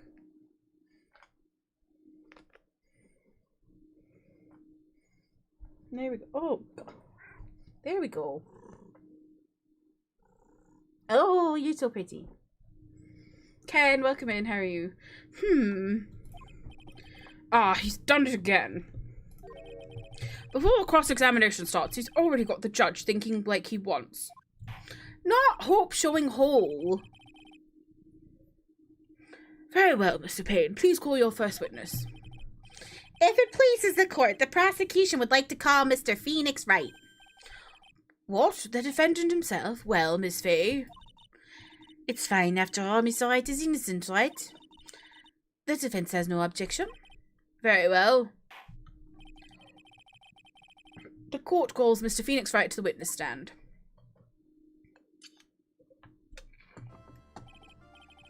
Witness, please state your name and occupation. Oh, yes, my name is Phoenix Wright.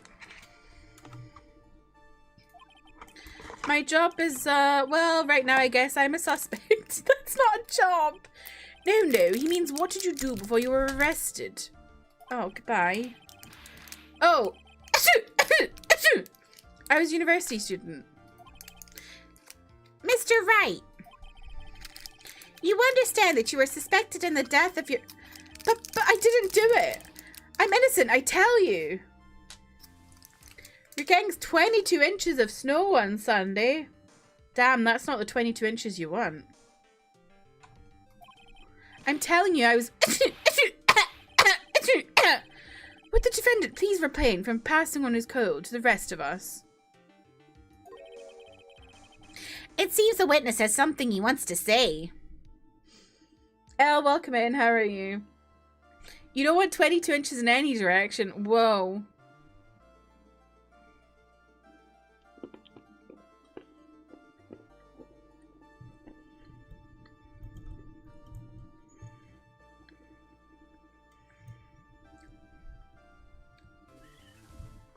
How do people voice the moments characters go batshit and drop 10 lines in a second? You gotta be fast. You gotta be fast. It seems the witness has something he wants to say. Well then, Mr. Wright. Please tell us about your relation to the victim. Right away, Your Honor.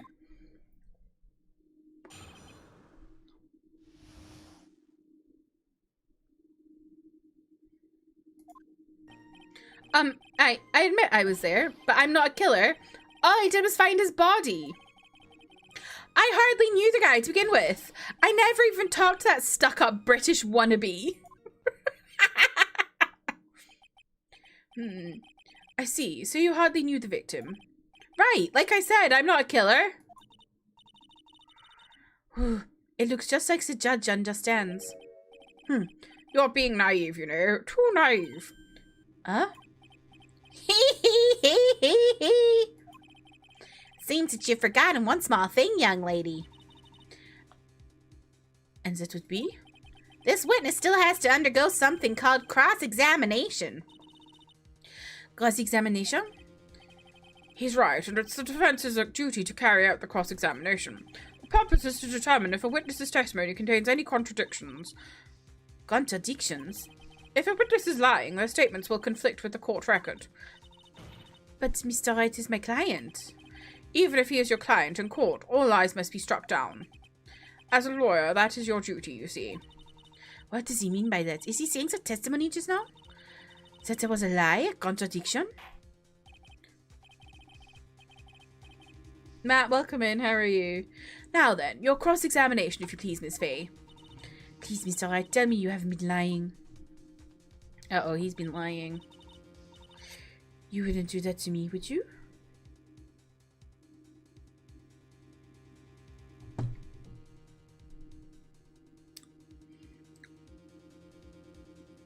Eric's laying on your wrist. That's so cute.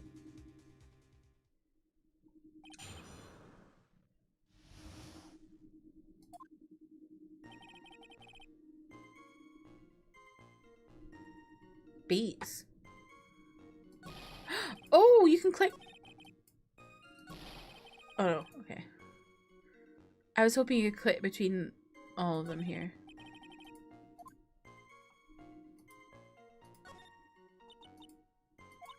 1 year ago, I was in a courtroom just like this. I can do it. I can handle this myself. You mustn't try to bite off more than you chew, Mia. I'll be fine. I know what I have to do.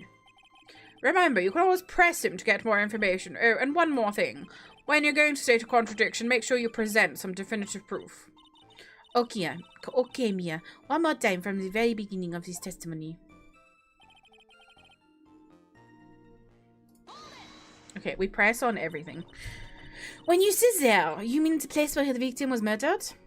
Yeah, sort of. The place where something happened, anyway. Something? You can't hide what happened. We have photographic evidence. Anyway, Mr. Wright, what were you doing at the scene of the crime? I thought you said you didn't know the victim, Mr. Swallow. It was just a coincidence. We bumped into each other by accident. A coincidence, huh?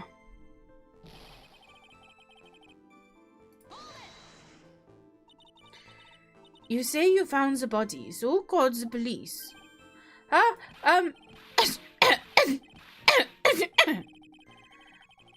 Unfortunately, it was some other students that notified the police. Other students? That's correct. They were witnesses. Witnesses who saw the defendant standing there next to the body in shock. What? Is that true, Mr. Wright?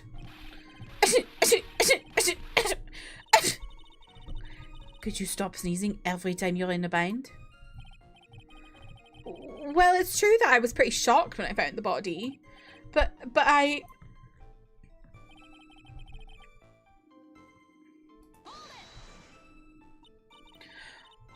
So, you didn't know his face or even his name, right? Right. Well, no. That is, I mean... So, which is it? Did you know him or not? Now, see here, you can't avoid answering the question by sneezing all day. Well, I guess I did know his name. News to me? Why didn't you tell me that before? I heard he used to date Dolly. Who is this Dolly person? Ah, yes, that would be the defendant's lover, Miss Dahlia Hawthorne. Oh, I see. Ah, young love. So bittersweet. But that's all I knew about him. How... This makes no... Like, how does he say that... I never even talked to that stuck-up British wannabe. What do you mean you never talked to someone but you know that they're stuck-up and stuck-up British wannabe? Mr. Wright, you stated the following in your testimony. I hardly knew the guy to begin with. That's right. I mean, why would I even... But that doesn't sound right. If you hardly knew him, then why would you say that the victim was a stuck-up British wannabe?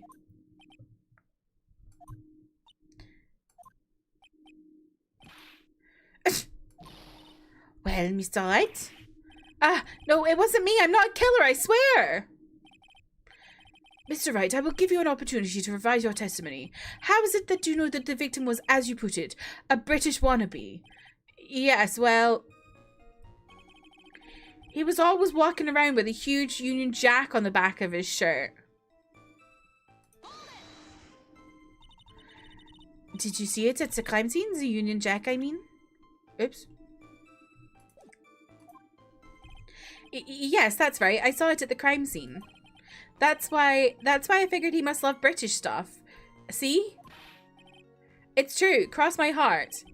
I swear I didn't do it. He's acting fishier than the salmon I ate last night. May I ask you something, Mrs. Faye?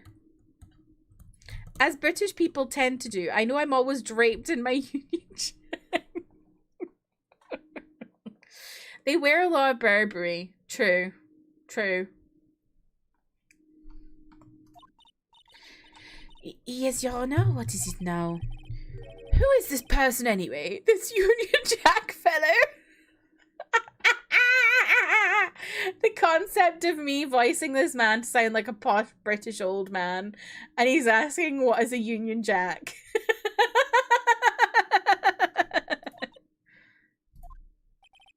The Union Jack is the name of the United Kingdom's flag. Not true. Not true. It's the Union. What's it? I can't remember what it's called. The Union Jack is not its actual name. The Union Jack is its slang name. I think it's just the Union flag. Oh, I see. So you mean like the Stars and Stripes, right? As usual, Your Honor, your insight astounds me. Hey, something just occurred to me. Isn't there something strange about these pictures now? Yeah, there was a contradiction here. Mr. Gosberg. Quickly now, show that boy you mean business with evidence, I mean. Okay, Mia, check the court record.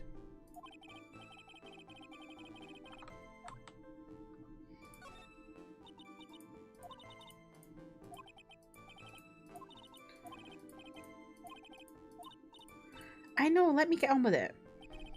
What about the Union Jill? So true.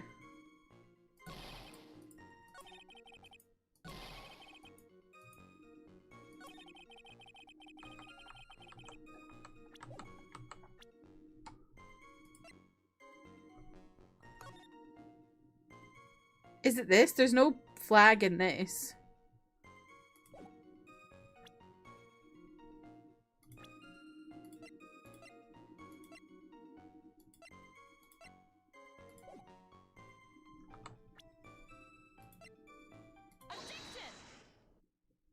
Hey, are you certain you saw the Union Jack? Yeah, I'm sure. It was right there on his back. Miss Fay, is there some point in this line of questioning? Your Honor, please take a look at the crime scene photo. As you can see, there's absolutely nothing on the victim's back. Hey, wait a minute. He's wearing a leather jacket. The Union Jack was on the back of the t-shirt he was wearing.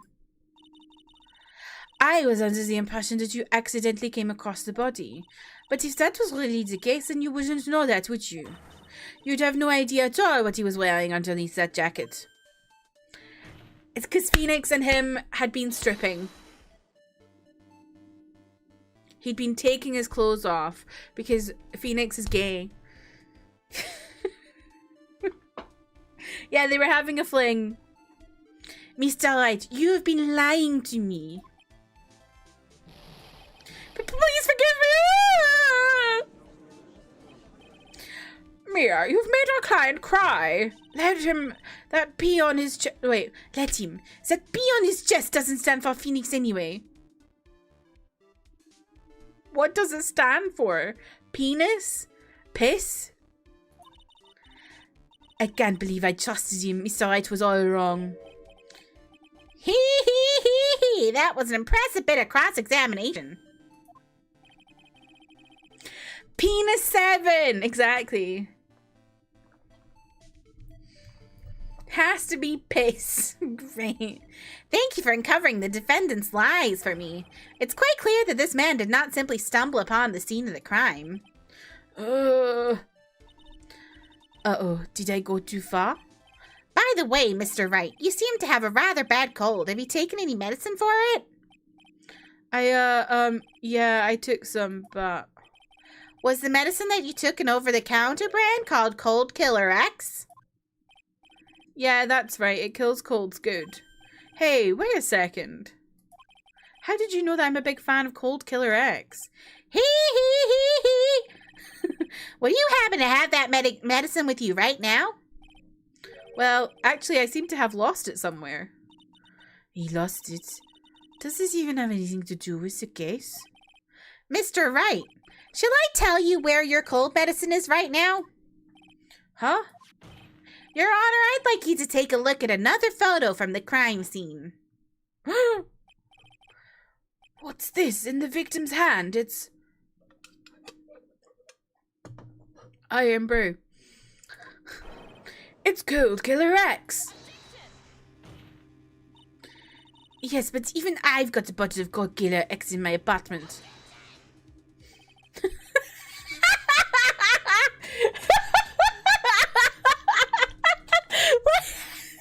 Why did he sound like that? Objection!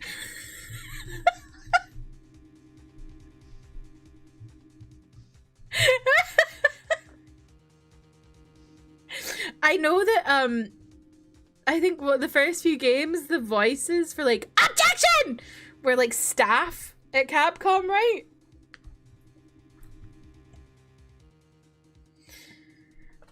I'm sorry, but I'm afraid that argument won't work. There's no doubt as to who this bottle of Code Killer X belongs to. Especially since Mr. Wright's fingerprints are all over it. What? Seeing his murderous intent, Mr. Swallow must have picked up the bottle and medicine, dropped by Mr. Wright, and hid it in his hand. His purpose in doing so can only have been to identify his killer as Phoenix Wright. Order! Order in the court! Your Honor, I'd like to present this photo and bottle as evidence. Very well. The court will accept them into the record.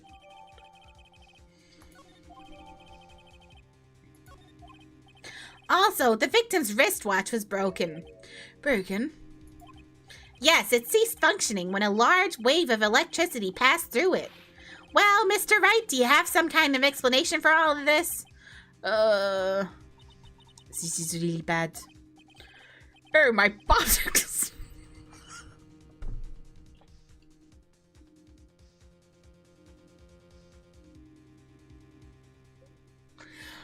My poor hemorrhoids.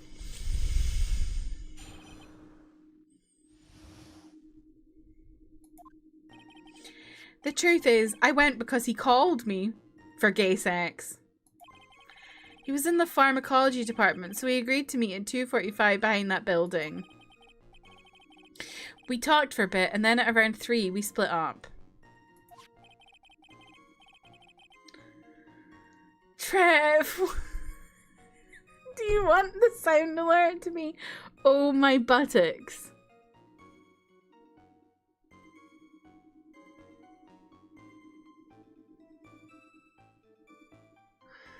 Is that what you're asking right now? They banged behind the building. Oh, you want me saying my poor hemorrhoids? Okay.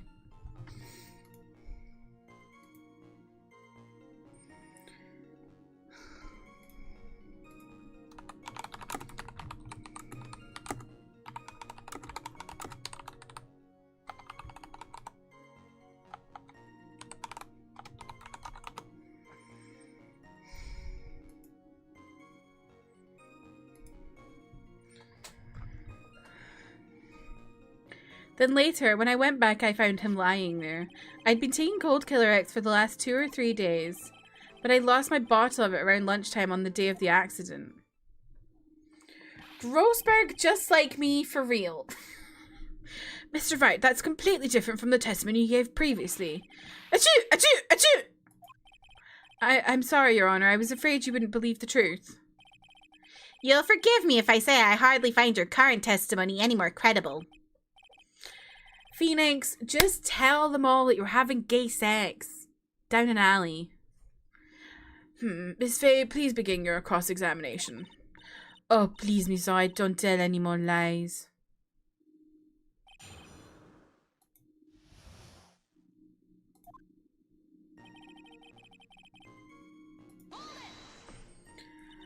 Had you ever met the victim before then? No, never. But that day he called me up and told me he wanted to talk about Dolly. And this Dolly person is... We've gone over this. We know who Dolly is. My, it's kind of embarrassing. She's my, sweetheart. What was that for, Mia? Oh, I'm sorry. I just felt like slapping something all of a sudden.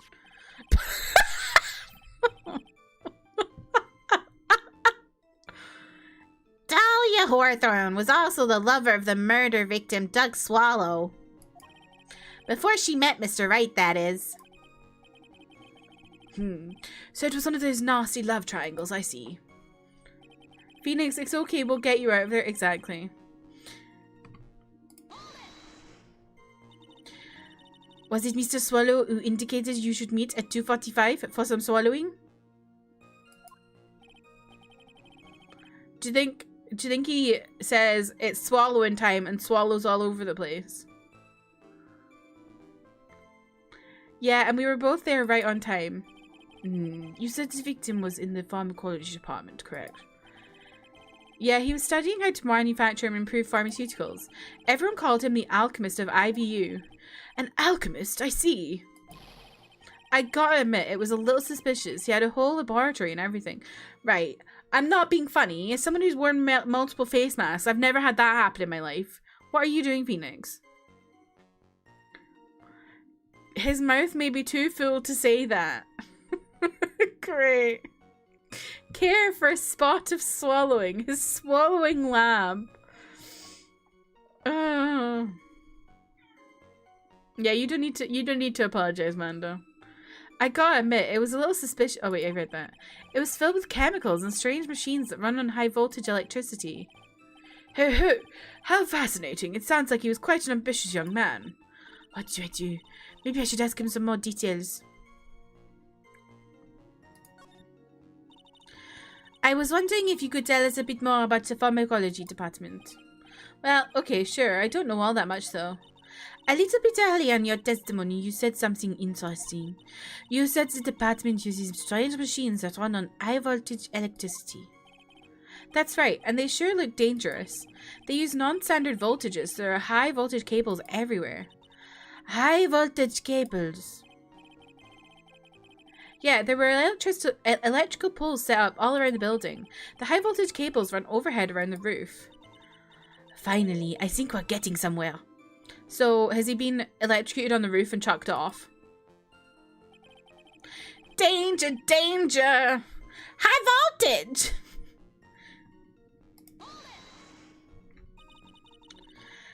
So, what was it you were talking about?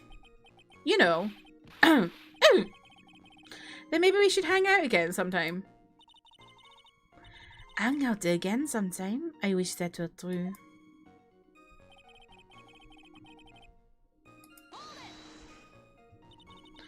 So, you say you went back? Yeah, that's when I found the body. Yes, but why did you go back in the first place? Weren't you angry with him?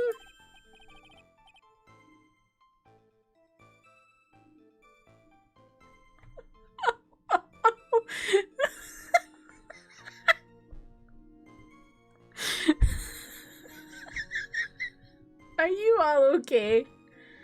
Well, that's right, I was. Then why, Mr. Wright, did you go back there? I thought maybe we could make up. With some swallowing.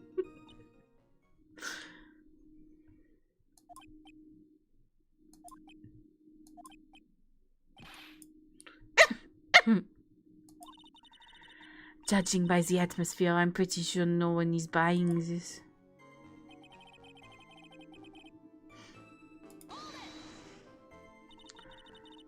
It's rather unusual to catch a cold this time of year, isn't it? Yeah, I always get a little careless when the weather starts to warm up. I guess I shouldn't sleep with the window open this early in spring, huh? I suppose common sense is not always common.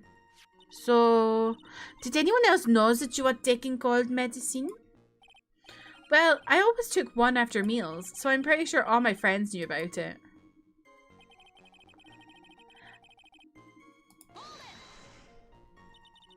On the day of the incident, what did you do for lunch? Huh? What does that have to do with anything? You can never be too sure. I always eat with Dolly, just the two of us, so Dolly did it. Dolly's homemade lunches are just the greatest. Her mini omelets are magically delicious. Ouch, why did you punch me in the jaw? Oh, I'm so sorry. I just felt like hurting someone all of a sudden.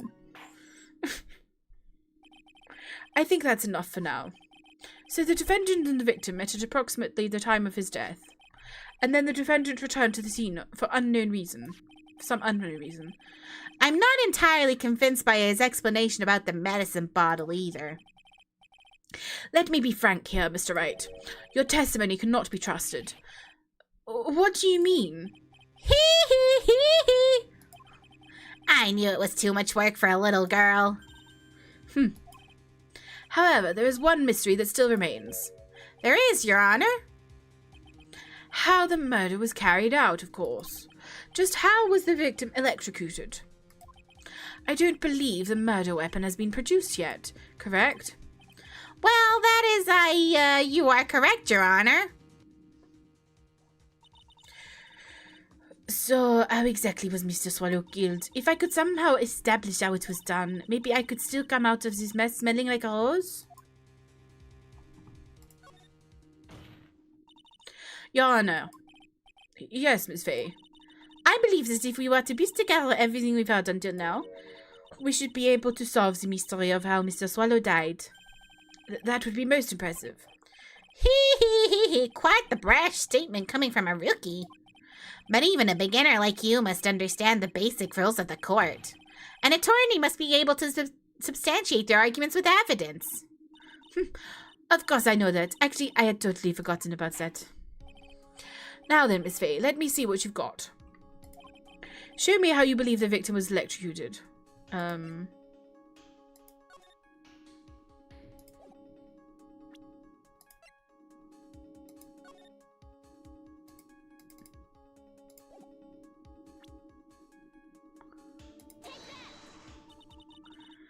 As for the cause of death, I believe this picture captures it quite well. What? But there is nothing that even remotely resembles a murder weapon here. I'm afraid the defense is going to have to explain this in a little bit more detail. Miss Fay, where exactly in this photo is the murder weapon? Right there. Well, naturally, it's right there. That's... What is that? A severed electrical cable, I believe, Your Honor. Remember the testimony we've heard? The machines the pharmacology students use in their experiments require high voltage. And because of that, there are special high voltage cables strung up everywhere. So then, the high voltage cable. Yes, the high voltage cable is the cause of death. That is the most likely explanation. That certainly sounds plausible. Well, Mr. Payne, what do you have to say about this? Well, I believe some praise is in order. Don't die with me, old man. Now, the victim's cause of death may indeed have been a high-voltage cable. However, I want you to think about what that really implies. The only one who had the opportunity to use the cable as a murder weapon was the defendant. Mia, if you need someone to hit someone, I volunteer as tribute. That much is certainly true. Yes, and that's not all. We have proof. Irrefutable proof that will establish that Mr. Wright was the murderer. You do? Well, what is it? His fingerprints. Fingerprints? You mean that the defendant's fingerprints were on something beside the medicine bottle? Let's take another look at the crime scene photo. As you can see, the victim is wearing a leather jacket, and you may know, leather holds fingerprints quite well. Ah, you mean... Yes, it was quite clearly imprinted on the chest area of the victim's jacket.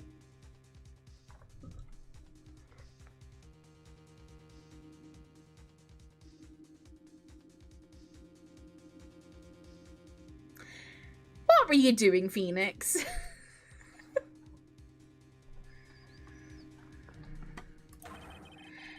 The palm print of the defendant's very own hand.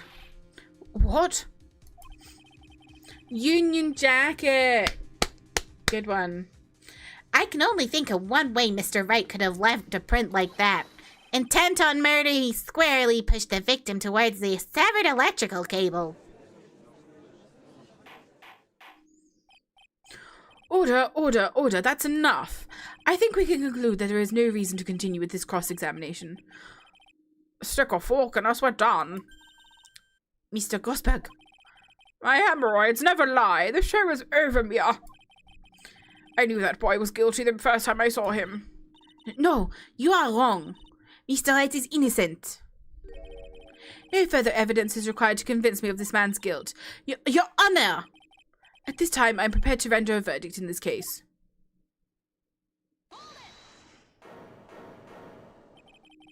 Do you have something further to add, Miss Fay? Is this what you want, Mr. Wright? You still haven't told us the truth. The whole truth. If you don't say something now, the judge is going to hand down his verdict. But I can't. I just can't say it. I was having gay sex. If I told you what really happened, then I'd be... It's okay, Mr. Wright. I'm your attorney. You can trust me. Miss Faye. No matter what it is you have to say, I believe in you, and I'll represent you to the very end. It's got serious. He's showing his mouth. We've already established the defendant's guilt. There's no further need for him to say anything. Wait a minute. Mr. Wright. I'll tell you what really happened. But I've already told you, Mr. Wright, there's no need for further... I did it. I admit it, I pushed him. It's my fault. It's my fault. The Doug Swallow is dead.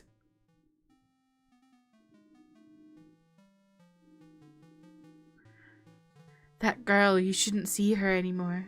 Hey, it's none of your business. I'm telling you for your sake. If you continue to say yeah, you're lying. Just listen to me. There's something you should need to know about that girl. Stop it. Don't talk about her like that.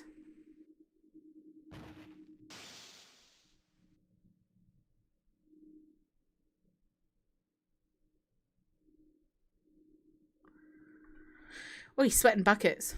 Pushed him up against the wall and censored. What you just said, was that the truth?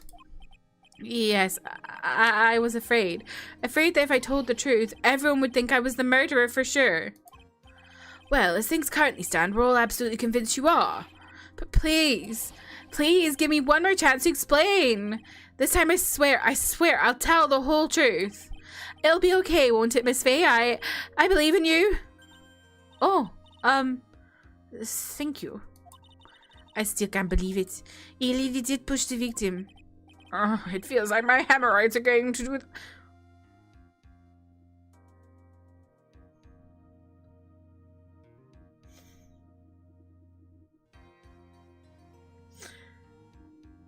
The Harlem Shake.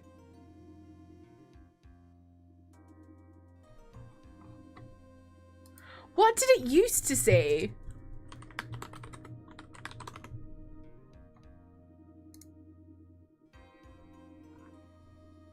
Oh, wait. The Harlem Shake is old. I'm thinking of do the Harlem...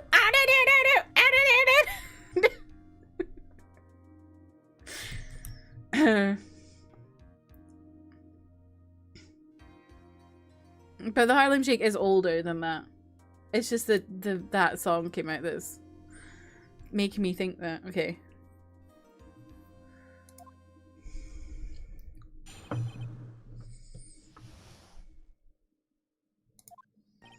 Well, I learned something today. I learned the Harlem Shake wasn't invented in 2012.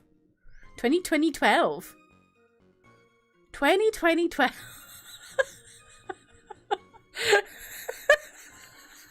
That's a new one.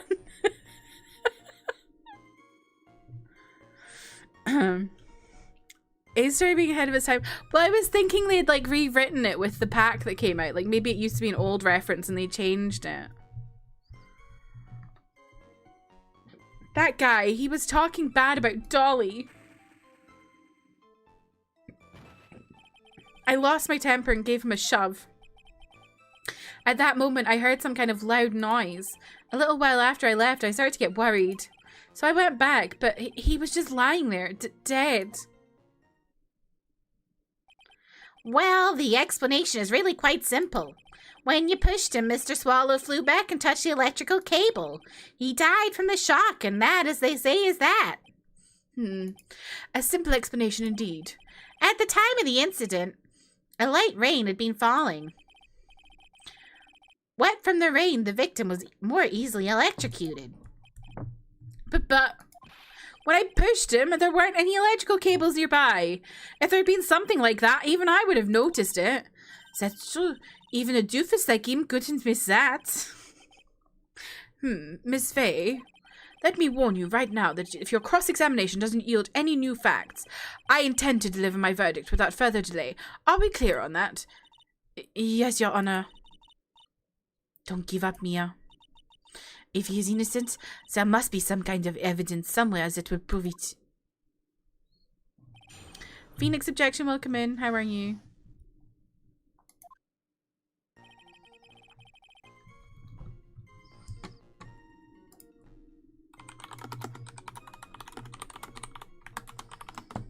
Hold on.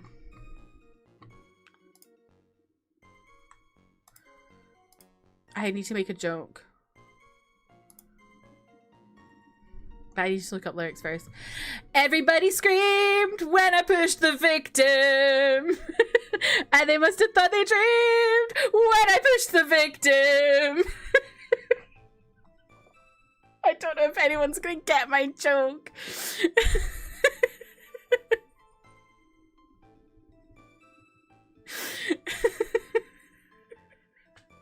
Does anyone get it? If not, I'm gonna be sad. No. No. You're all phonies. I was singing an ABBA song called When I Kissed the Teacher.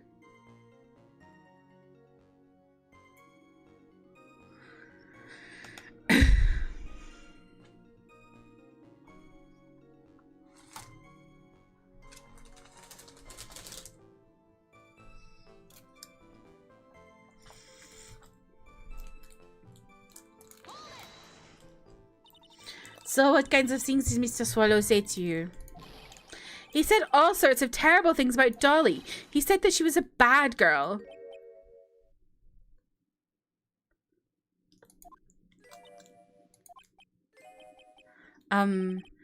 Is that all? Yup. Well, Miss Faye, you heard him yourself. Oh boy, you're not doing yourself any favors here, Mr. Wright.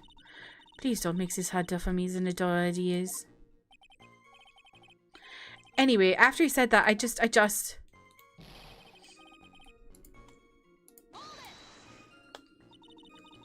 Can you tell me about what happened in a little more detail? That guy, he just said what he wanted to say to me. And then he put on the jacket he was holding and started to leave. That's when I lost my temper and flew into a furious frenzy. I just gave him a light, gentle shove to the chest. And when you did that, there was no severed cable anywhere to be seen? Right. There was nothing like that at all. But is it possible that you merely overlooked it? Well, I guess it's possible. What are you doing? Don't let that guy steamroll over you like cheap asphalt. I believe what's important here is the moment the push occurred. Let's continue with the testimony witness.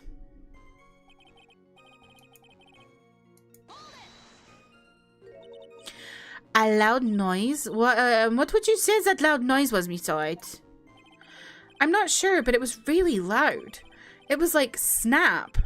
You know? Come to think of it, I wonder what that was. Hee. Clearly, Your Honor, it was the sound of the victim being electrocuted.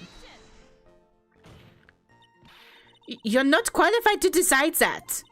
What should I do? I'm treading on some dangerous ground here.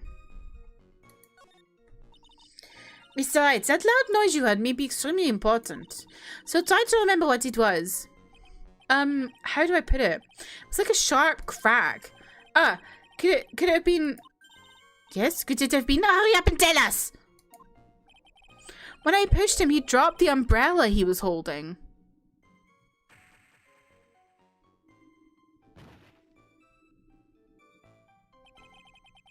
Mark, welcome in. How are you? He fell right on top of it and it broke. That was probably the noise I heard. An umbrella, huh? And did that umbrella belong to the victim? Yeah, it was a plastic umbrella, cheap and frail, kind of like the owner. You're not helping yourself, Phoenix. You're up for a murder investigation. And he's like, yeah, cheap and frail. Then again, I wish I had any kind of umbrella. I was totally soaked to the bone. Miss Faye, what do you think? Is there something important in that testimony just now? Well... This is it, Mia. It's new information you've been waiting for. Of course it's important. No, this cheap umbrella is more than important. It's vital. I want to officially have it entered into the testimony. Ha! How perfectly fitting. Flimsy information for a flimsy lawyer. The court agrees to the defense's request. Witness, please add the bit about the cheap umbrella to your testimony.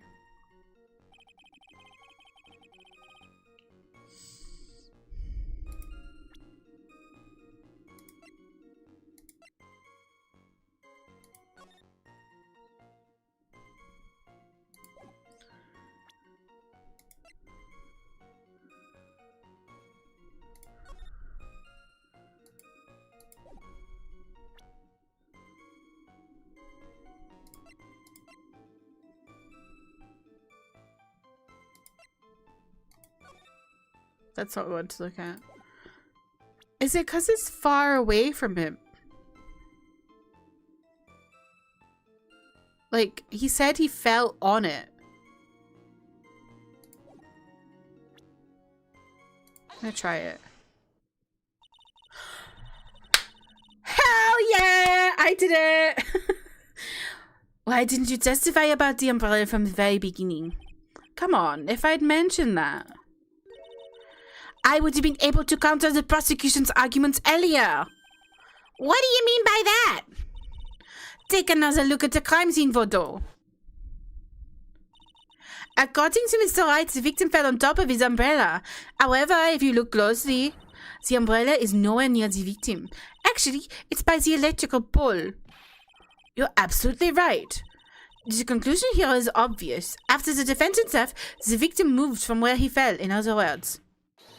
After he was pushed by the defendant, Mr. Swallow was still alive. No! Order, order, order. The victim, he moved? Mr. Payne, the umbrella in this photo, where is it now? Well, it was collected by the police at the crime scene. I want to present it as evidence immediately. But the umbrella could have simply blown there by the wind. According to the testimony, the victim fell on top of the umbrella.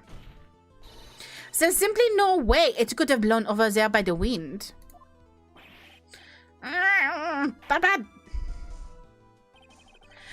know this matter of the umbrella seems relatively trivial, but as long as the smallest doubt remains, I cannot render final judgment. No!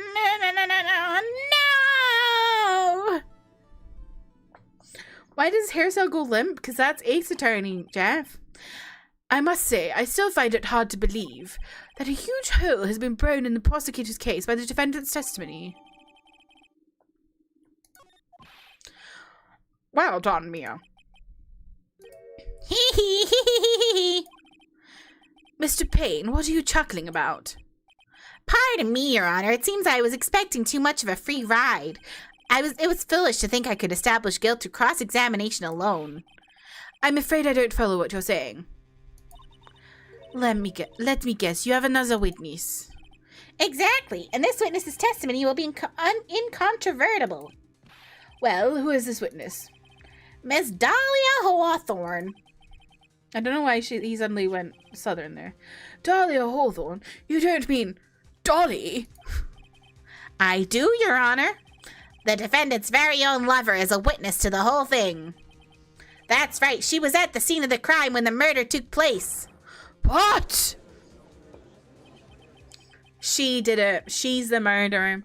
I'm sorry to break the bad news to you, my dear.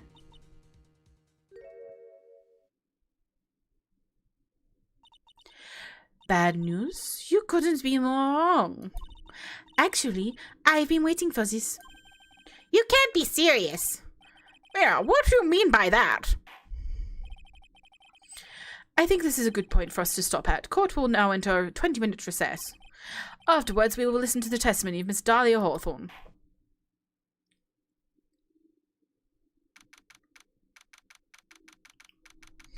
Not well, hello, Dolly, man.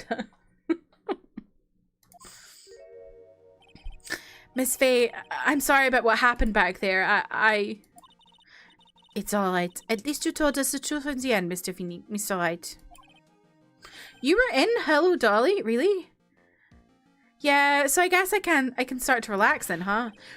Relax, my boy. You can't be serious after hiding such important facts. But the next witness is my Dolly, right? She'll save me. I just know she will. Why do you think that? Huh? What do you mean? She's the love of my life. That's why. No, she is not. The love of your life is your high school friend, Miles Edgeworth. It's the love of your life, huh? Would you mind telling me more about you and Miss Dahlia Hawthorne? Sure, no problem. Dolly and I, we first met about 8 months ago right here in this very courthouse.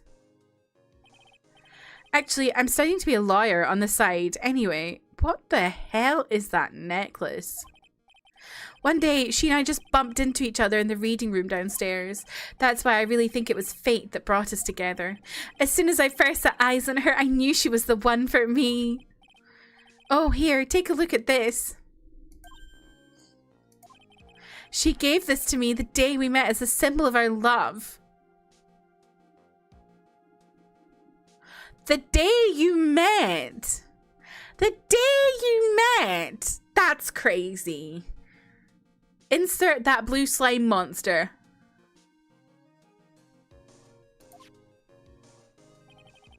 She'd been wearing it around her neck that day, but then she took it off. But before she gave it to me, she said, I want you to carry this.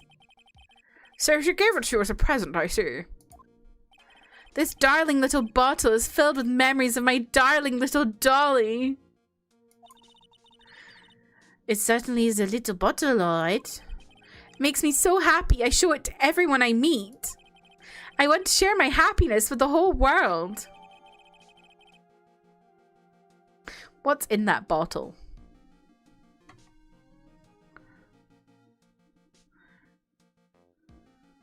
You're a lady in waiting. Nice. Really doesn't mess about his beard. Phoenix, wake up. Exactly. Phoenix, you gotta realize you're gay. Do you think the blue slime monster is in there in the bottle? Yes.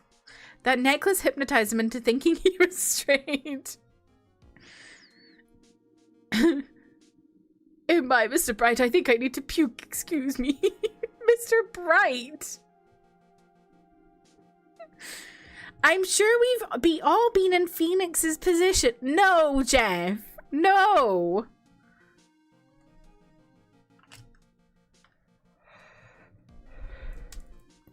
Mr. Right Side. Because I'm Mr. Right Side. Anyway. Coming out your cage. You're coming out your bottle. That's in a necklace. Because you're a genie in the bottle. You gotta rub me the right way.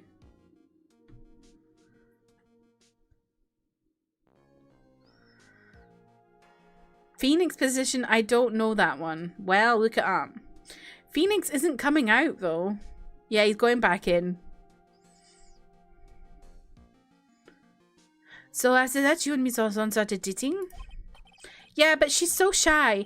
Every time I see her, she always says the same thing to me. Please give it back now.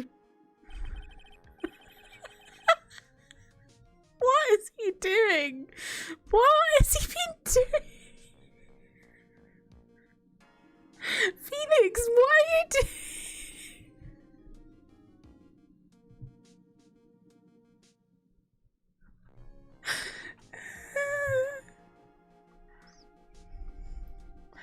I'm sure Phoenix and Doug have been rubbing each other the right way. Good one, James. He is so stupid. What a strange girl, asking for a present back like that. By the way, Mr. Wright. No, by the way, Mr. Wright. The day you first met Italia Hawthorne 8 months ago, it wouldn't happen to have been on August 27th, would it? Huh? Yeah, it was. But how did you... This happened on August 27th, right here in this courthouse. What's this, a newspaper clipping? Let's see. Murder in the courthouse? Murder? What are you reading there? Let me see that. Oh, I see. Mia, I think I understand what you're trying to say. And I think I understand why you suddenly took such a keen interest in this case. You believe there is some connection between these two cases, am I correct? I hope you don't mind, Mr. Gosberg. Wait, what is... Can I read this clipping? Very little information is being disclosed at this time, since the victim of yesterday's incident in the district courthouse cafeteria is said to have been a lawyer. However, the police are questioning the 19-year-old female college student who was sitting with the victim.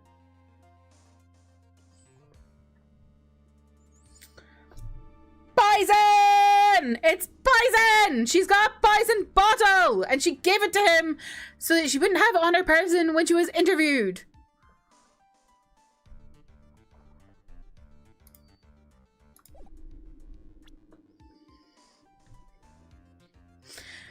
It's a murder in the courthouse.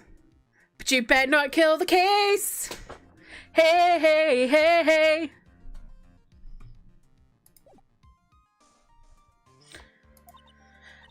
I need to finish this myself. Ah, yes, but I'm afraid what you have will not be enough, my dear. I'll go and have a look in the downstairs reading room and see what else I can find. Thank you. I want to do whatever I can to be of help to you, Miss Mia.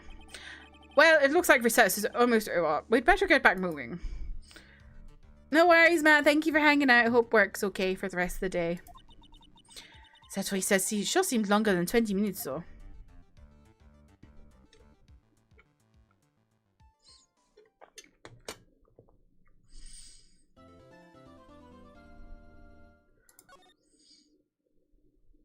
Aww. Look at all my... Look how long ago that was! Oh, there we go. It was October. Aww. Wow. 2024.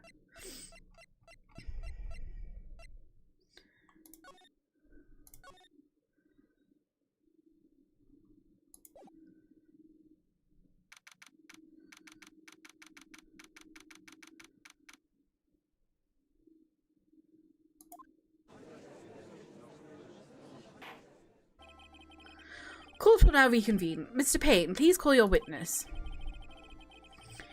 The next person is someone who witnessed the crime as it happened. The prosecution calls Miss Dahlia Hawthorne to the stand.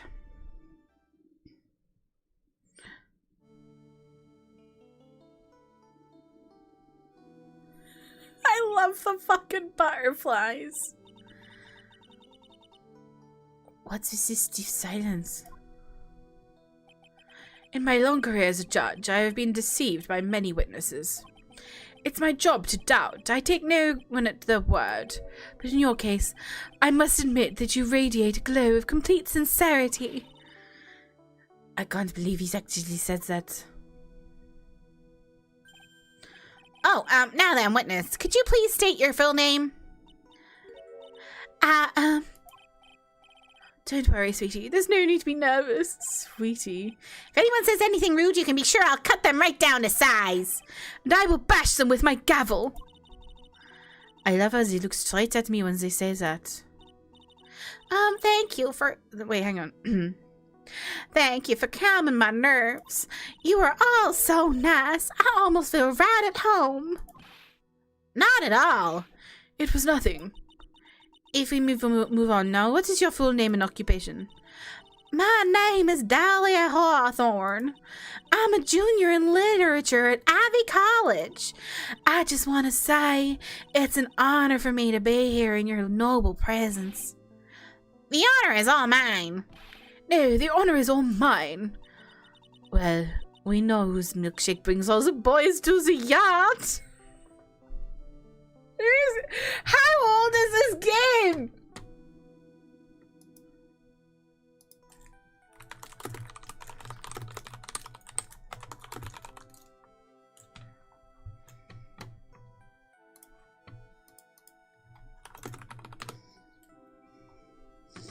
When did this game come out?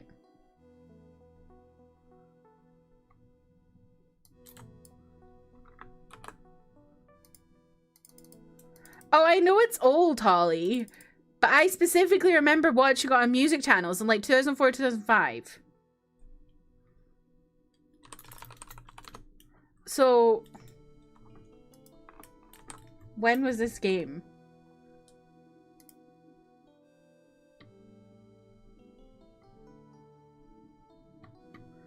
Oh, it is after that, I think. Hang on. Wait, no. Wait, hold on. I'm looking at the wrong thing. Where am I?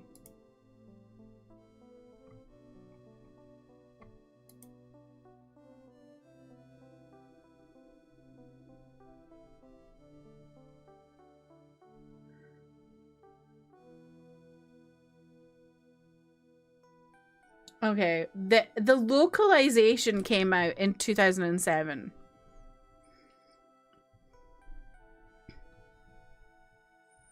Cupid, welcome in. How are you? So that's it. Yeah, it's probably when 2003 was Milkshake. So it is after Milkshake release. Interesting. I remember watching the music channels and watching Milkshake on those music channels. Probably should have realized I was gay sooner.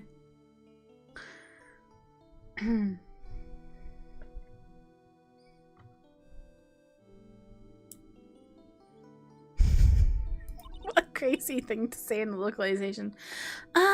Sir? Is there something I can help you with? You just go on and say whatever is on your mind.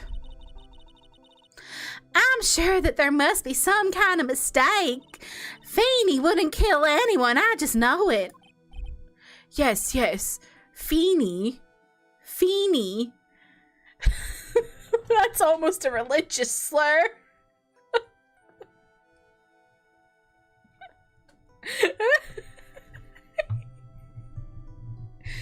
Actually, no, I think that is a religious slur.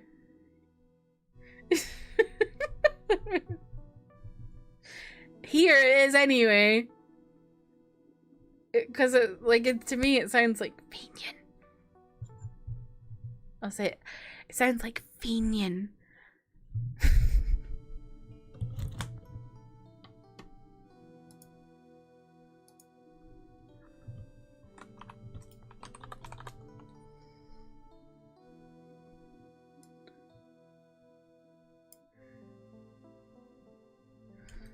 I don't know how to spell it.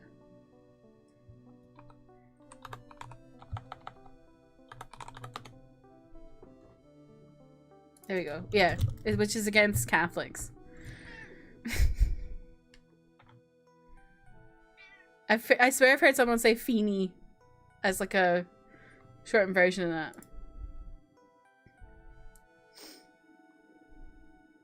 Yeah, it's like it's just like a slur against Catholics, basically.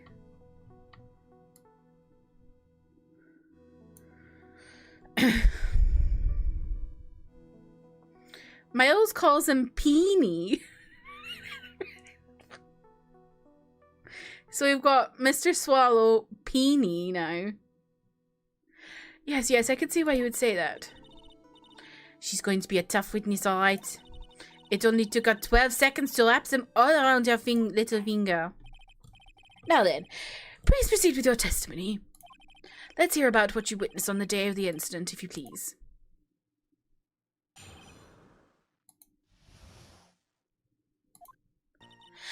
I had been planning to go back to Feeny's place after class was over.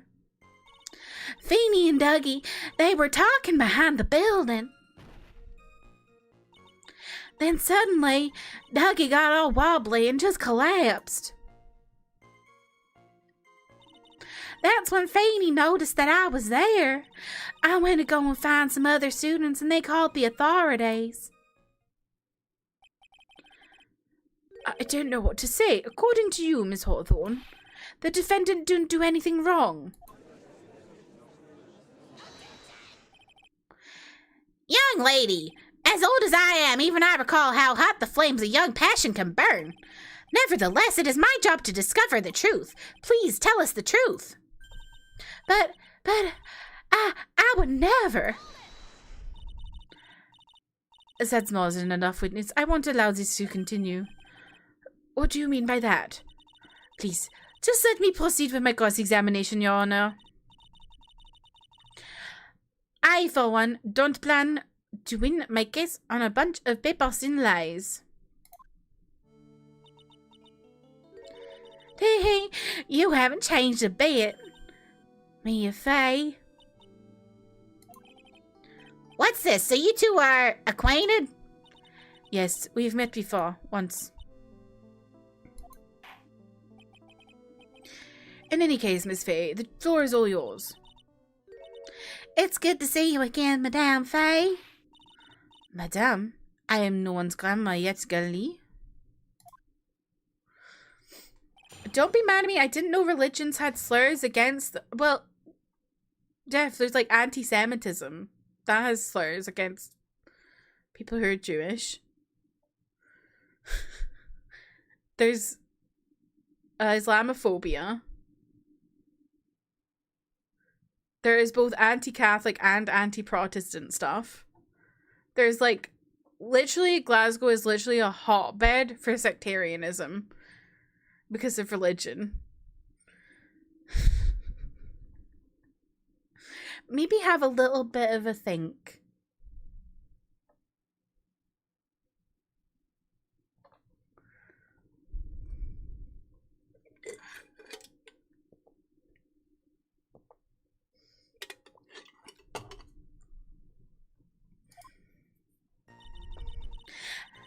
Right. Now, unless I'm mistaken, Mr. Wright is in the art department? Wait, what?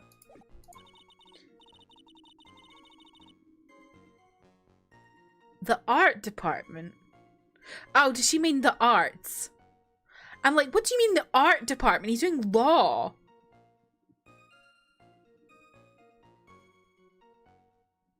But I'm guessing she means the arts.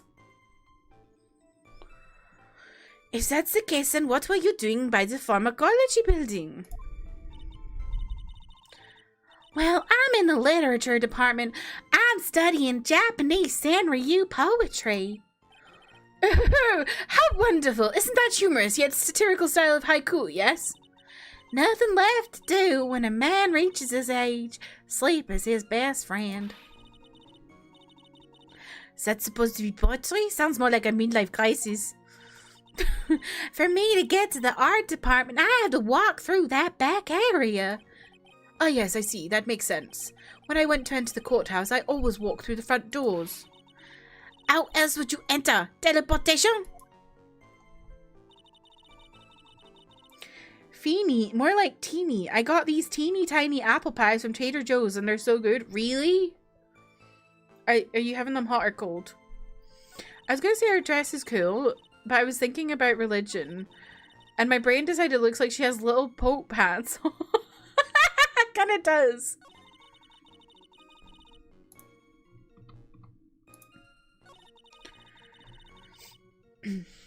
You've heard one against Jewish people and Muslim people, but not the others. Well, there you go. All poetry is a midlife crisis. So true.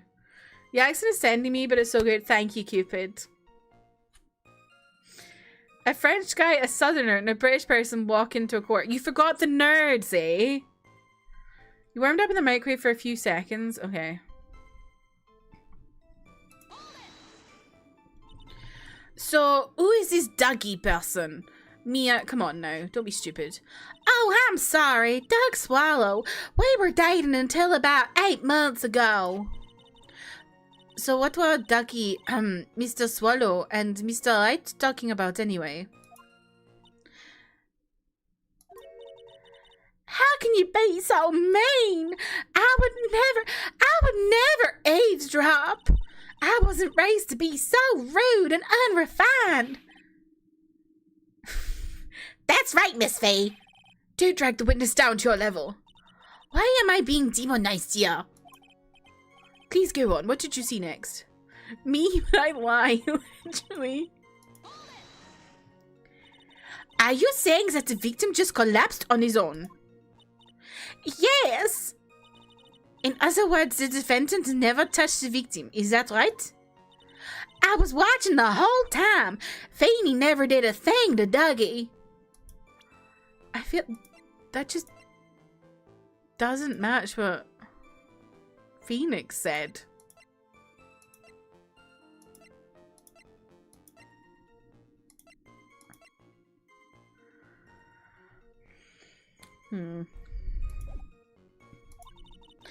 If I press on for no good reason, I just know the judge will get angry with me. So what should I do about that testimony just now?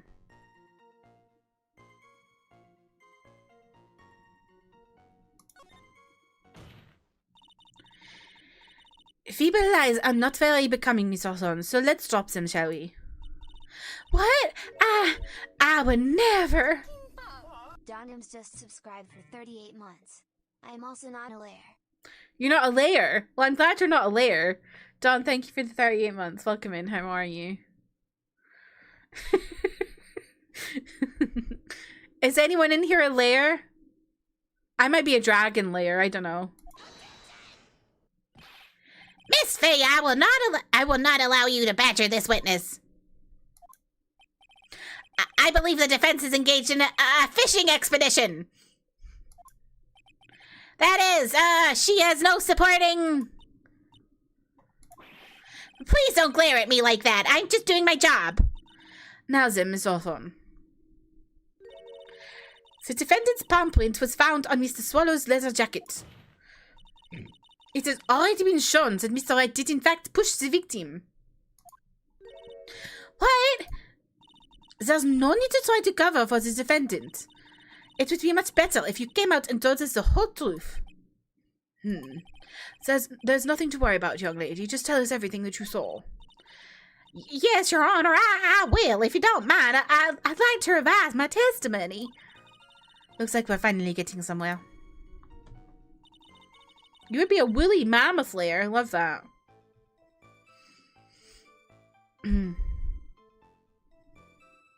Closing couple hours work, locking in so you can go full layer mode later. Love that.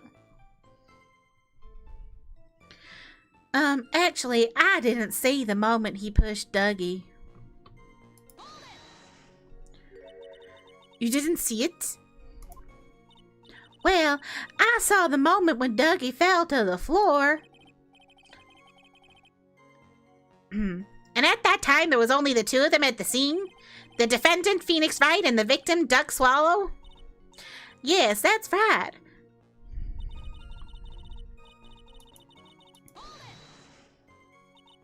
So then, what did it look like they were doing to you? I thought they were having a nice, friendly afternoon conversation. Oh, give me a break. That's why I really wasn't watching them all that closely. Did you notice anything out of the ordinary at all? No, nothing at all, Mr. Judge. Oh, I like the sound of that. Mr. Judge. Now then, please proceed with your testimony. Hi, Mochi! Hi, Mochi! You're so wise, Mochi. When you say students, do you mean students from the pharmacology department? Yes, they're all very fond of their drugs. Please try to stay on topic. So, to find some pharmacology students, you went to the labs, correct? That's what I was planning to do, but in the end, I wound up not going. A group of about 10 research students came running out of the building entrance. Somehow, they all seemed to know what was going on. The students know what was going on? Well, it's because the power went off. But how could the students have known what was going on? The power went off. Well, I don't know for sure that they knew what had happened. It's just they all seemed kind of excited about something. It doesn't look like I'm going to get any more info about the students. So, did the students call the police? Yes, I was so panicked. Yes, well, anyone would have been, my dear. That girl, she's telling a super obvious lie and she knows it. She's just pretending to protect Mr. Wright. Yes, that's got to be it. Way to go, Mia. Okay, so that means I'm going to have to dig deep to find a contradiction on this one.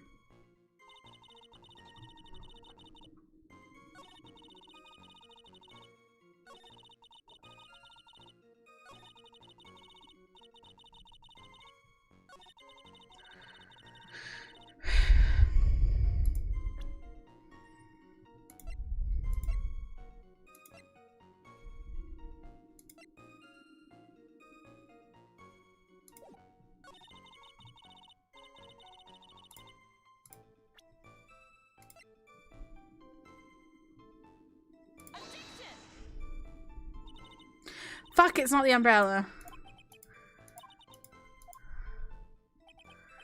I was thinking it would be the umbrella. Like, because it's a loud sound.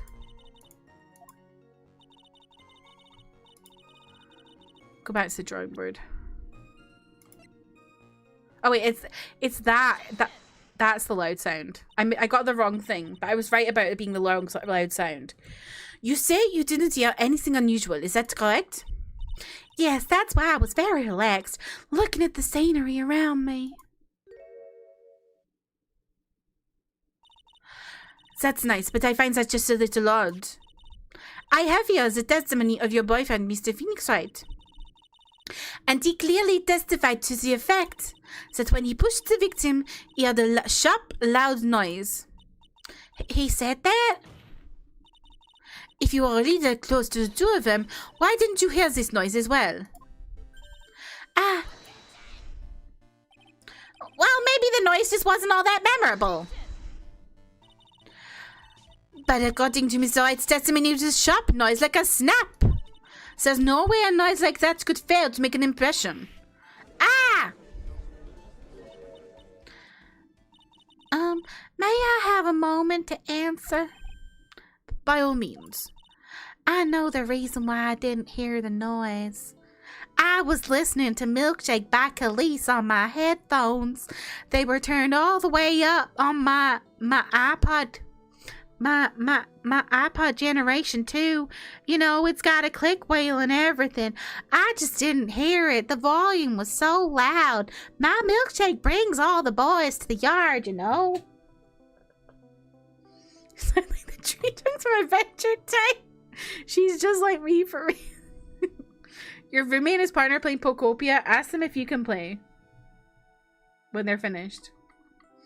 Okay, I'm gonna BRB because we're about to go into an ad and I need to go to the bathroom. So whilst I'm away, you can do some checks or you can do some quote roulette, whatever. But yeah, I will BRB.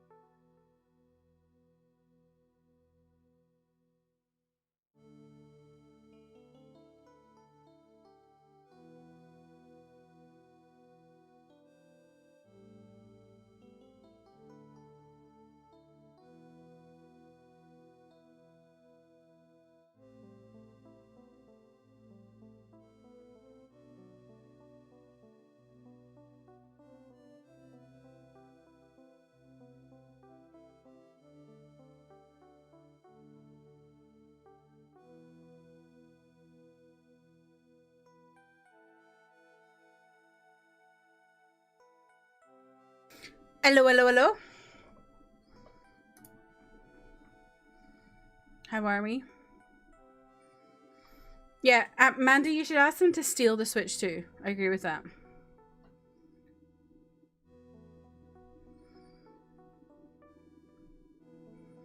Oh my god, 124! Holly, you got so close.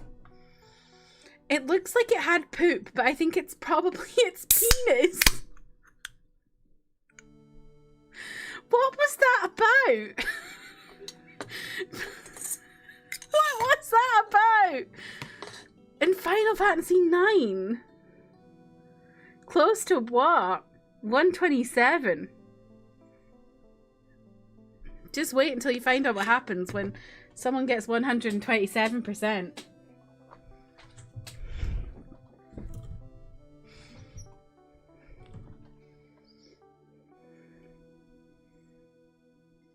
Anyway, I got really excited during my break there because I popped online for a second on social media and saw that new Korean band Croctical, who the front woman is a Dreamcatcher member, have done a cover of that Yoasobi song from Oshinoko, and it was so good. You're scared but willing to learn. You'll find out when it happens. It's a surprise.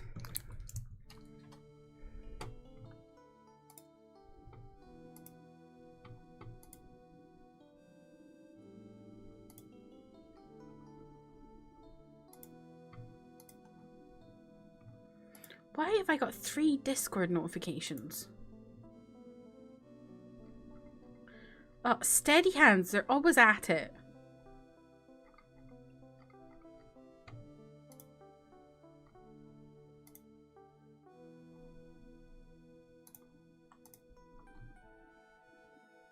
I already opened yours, Manda. I already saw that. I think I saw that before you woke up this morning.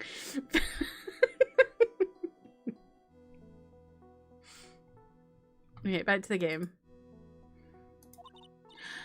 You see, the truth is, I had my headphones on. I said she had her headphones on. I was listening to music at the time. Headphones? You mean... You mean that both of your ears were covered? Both of your ears were covered? The rain was just beginning to let up, but it seemed as though Thor wasn't ready for his fun to come to an end. So the sky continued to flash and rumble. Thunder and lightning, huh? Yes, I'm afraid of the sound of thunder, so I put my headphones on to block it out. Well, Your Honor, as you can see, there weren't any contradictions in her testimony at all. Wait a sec, Mia. The testimony just now. She said something that could totally change this whole case.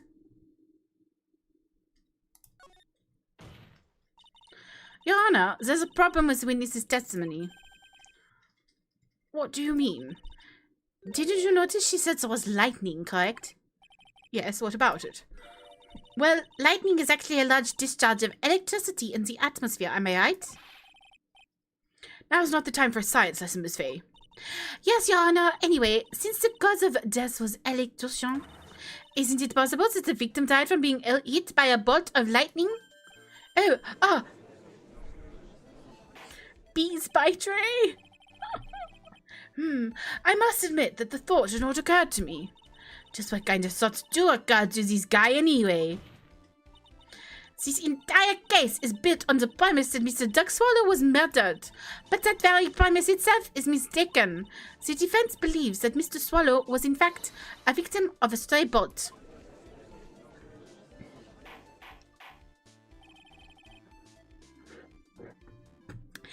It appears the defense may be onto something.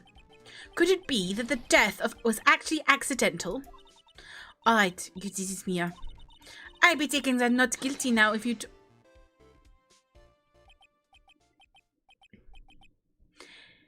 Hee. I'm hurt that you have such a low opinion of me, Miss Faye. Huh? Oh my god, I've just sold some stuff on eBay. Bigsley.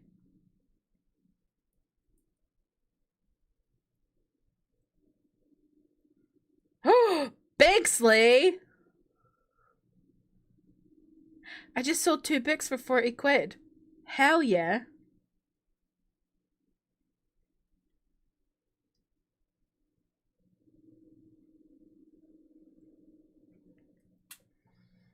Huh?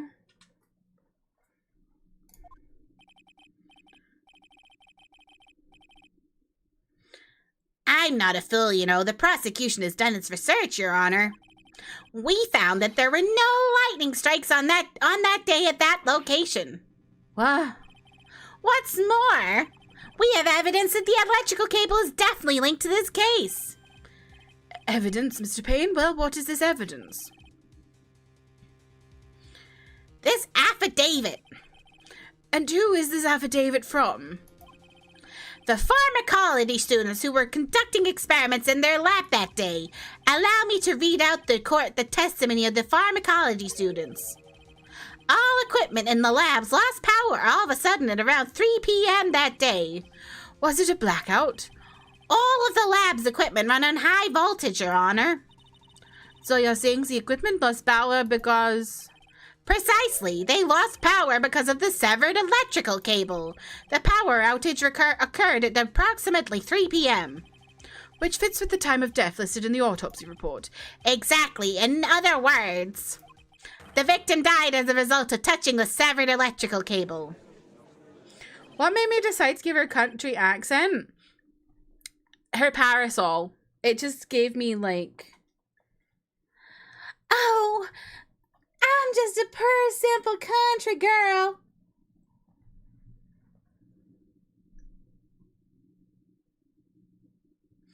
I'm in the book... What do you mean I'm in the book business now? Jeff. I literally have been book blogging... I was book blogging in 2016. I have been like selling special edition books for years.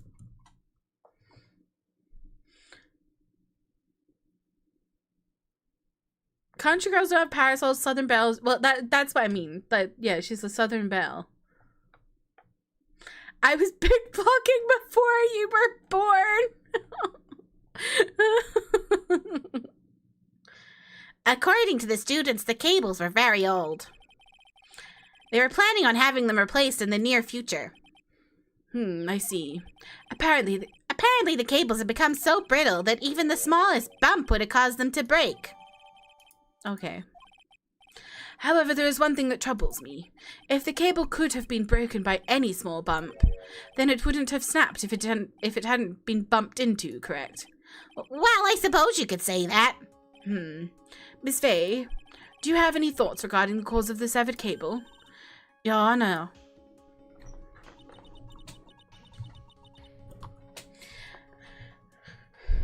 I don't like how this is looking one bit. I have to come up with something to try to regain some momentum. If it pleases the gods, the defense would like to state its opinion. Well then, let's hear it. Who or what is it that caused the cable to break?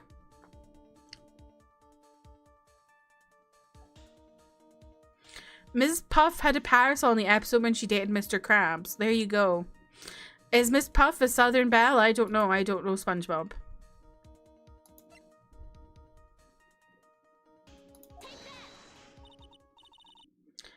This is it. This is why the cable snapped. Well, Your Honor. Oh, I believe the only thing that has snapped in the mind of is in the mind of the defense. Oh, she's a boating school instructor. Okay.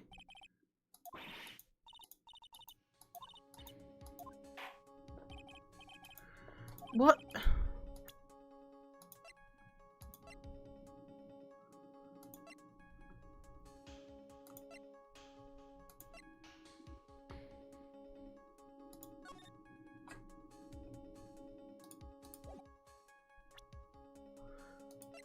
I know, I like the badge. There's also, I watch a lot of like Korean dramas with like law stuff in it, and they have a little badge to say that they're lawyers as well, which I think is cool.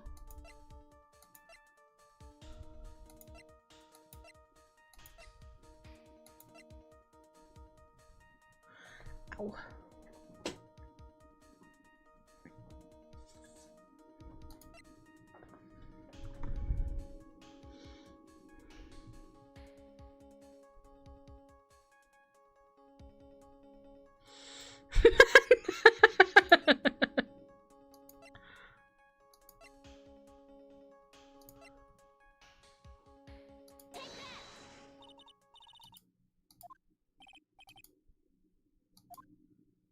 Nope. Okay.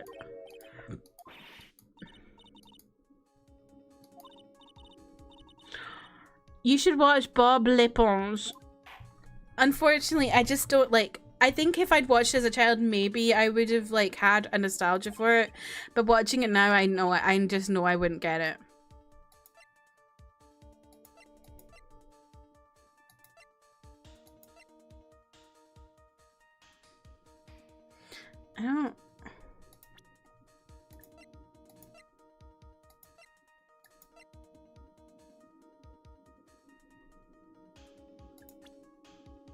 I don't know.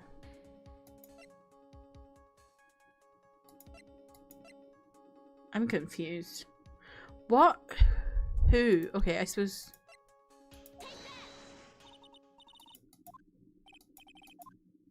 Nope.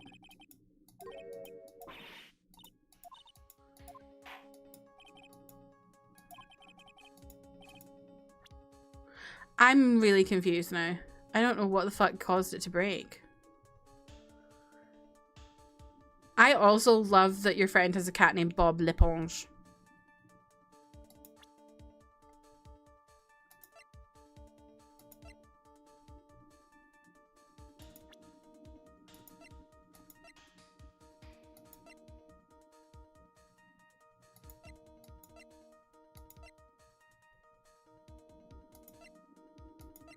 Some sort of I'm really confused.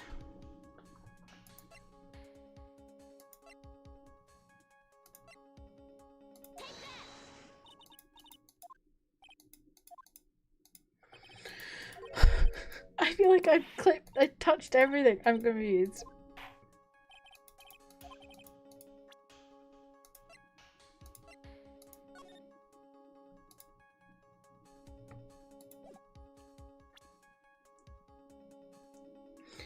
Sometimes Phoenix Wright gets like Ace Attorney gets like this, where it's like a bit confusing as to what you're actually supposed to click. And then it's like, it like explains it and you're like, what?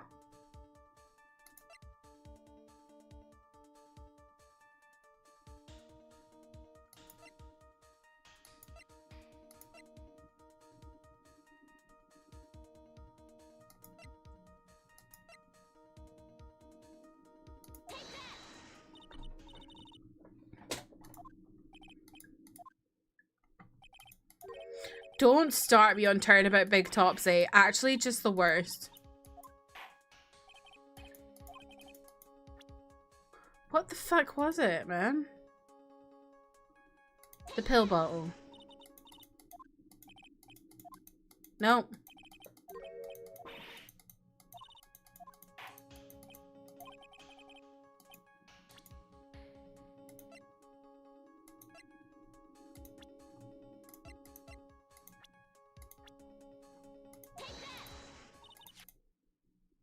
Oh, there we go. Okay, I got there in the end. Yeah, now, please think back to Mr. Wright's testimony. The defendant's testimony? He said that after he pushed the victim, he heard a loud, sharp noise. Now, this happened at around 3 p.m., correct? Yes, that sounds right. Wait, are you saying that the lab equipment lost power at 2:55 p.m., which fits right in Mr. Wright's timeline? In other words, it was Mr. Wright's shove that caused the power outage. Right. Yes, the prosecution also came to that conclusion, and it was the very shove that caused Mr. Swallow to be electrocuted. I'm afraid I can't agree with you there, Mr. Payne. What's that supposed to mean? Take a good look where the victim landed after being shoved. See the umbrella? It's by the electrical pole. That's right. The victim banged into that pole as a result of being pushed. It was that impact that caused the cable to break. Well, that makes sense. And then the victim was electrocuted.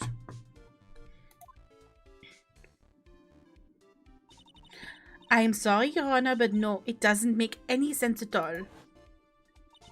Fuck Turnabout Big Top. Truly fuck Turnabout Big Top. If the ball was shoved into the if the victim was shoved into the fat ball, then he couldn't have been electrocuted by the severed cable in the foreground here. Ah! In other words, someone other than my client must have electrocuted the victim. Order! Order in the court. Ah, the lamentations of the enemy. How I have longed to hear them. It's true, the defense is absolutely correct. There doesn't seem to be any way the defendant could have done it. Mr. Judge, sir, may I say something? The Madam Attorney's explanation. She said some things that are a little different than I remember them. What's... Please, just once more. May I please testify one more time, please, Mr. Judge? Of course it's all right. You are a lecherous old man. Just go right ahead and give your new testimony. You're a lecherous old man! She's like 20 years old! This is it. She's finally starting to show her true colors.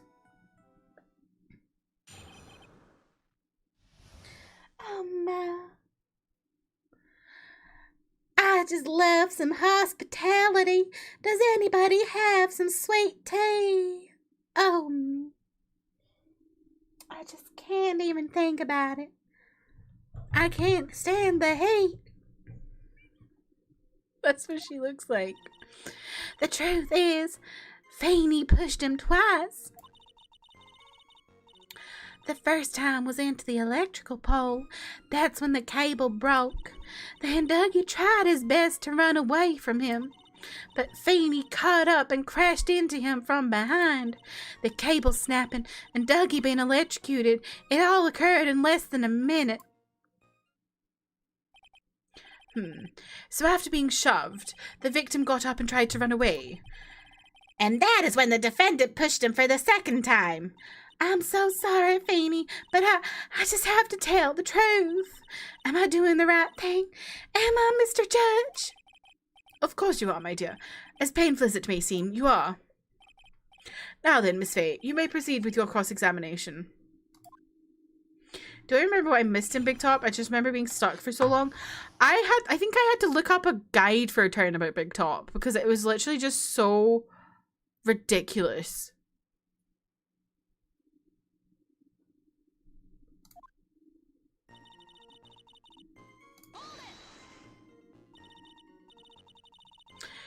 You can rant to your heart's desires, eh? Miss Oson, previously in your testimony you said the following. Actually, I didn't see the moment he pushed Dougie. I know. I'm sorry. I wanted to protect Feeney. So that's why you basically lied to the court? I was a bad girl. I know. Mr. Judge. Yes? Would you please forgive little old May? See? She is a Southern Belle, because she's saying, little old May. That's so Southern Belle. Little old May. I just can't. Oh. I just can't cope. It's little old May. The flashy guy hits the puppet guy, but the game asks you what he did, and you gotta hand him the puppet profile? I don't remember that. Whole guy, the flashy guy hitting the puppet guy with the bottle is done so bad. I don't even remember that. I remember I was stuck collecting evidence at one point because I was literally just going from room to room to room, and I just couldn't figure out what it was wanting me to find. Of course he won't. What did you did is called perjury. Oh, come now. It's just a little old white lie.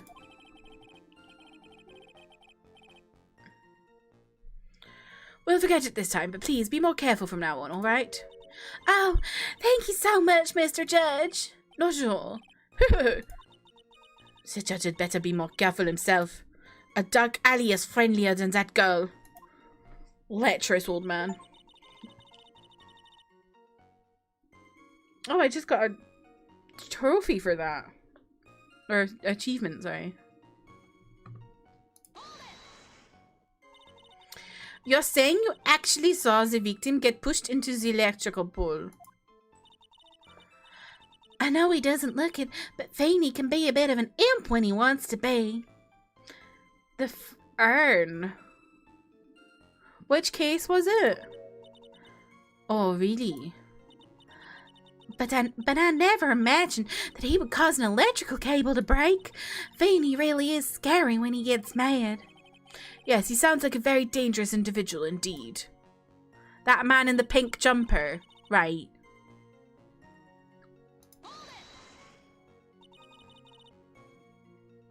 The dark alley where Phoenix and Swallow Oh! Yes, I remember being so, like, there was so many moments. Like, that was 1-5 is a good case. But there's so many moments that I literally was just so confused. I think 1-4 is the best so far for me.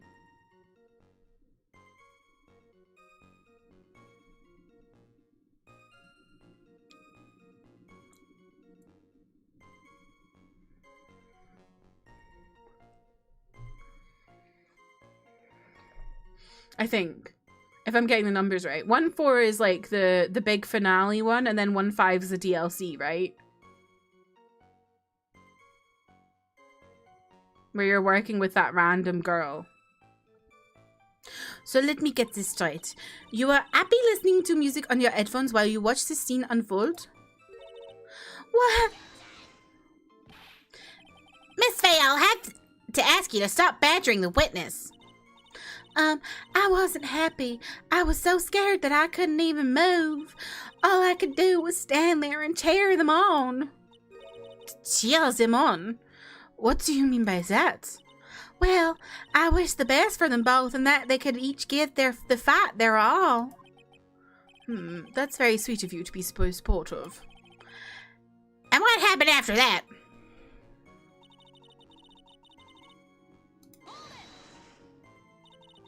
That doesn't sound quite right. There were handprints on the chest of the victim's leather jacket. Mr. Payne, was there also prints found on the back of his leather jacket? Well, no, there weren't. Madame Faye, may I suggest that you listen a little more carefully? I said that he crashed into him from behind, right? My Feeny wouldn't leave any prints behind in that case, would he? Ugh.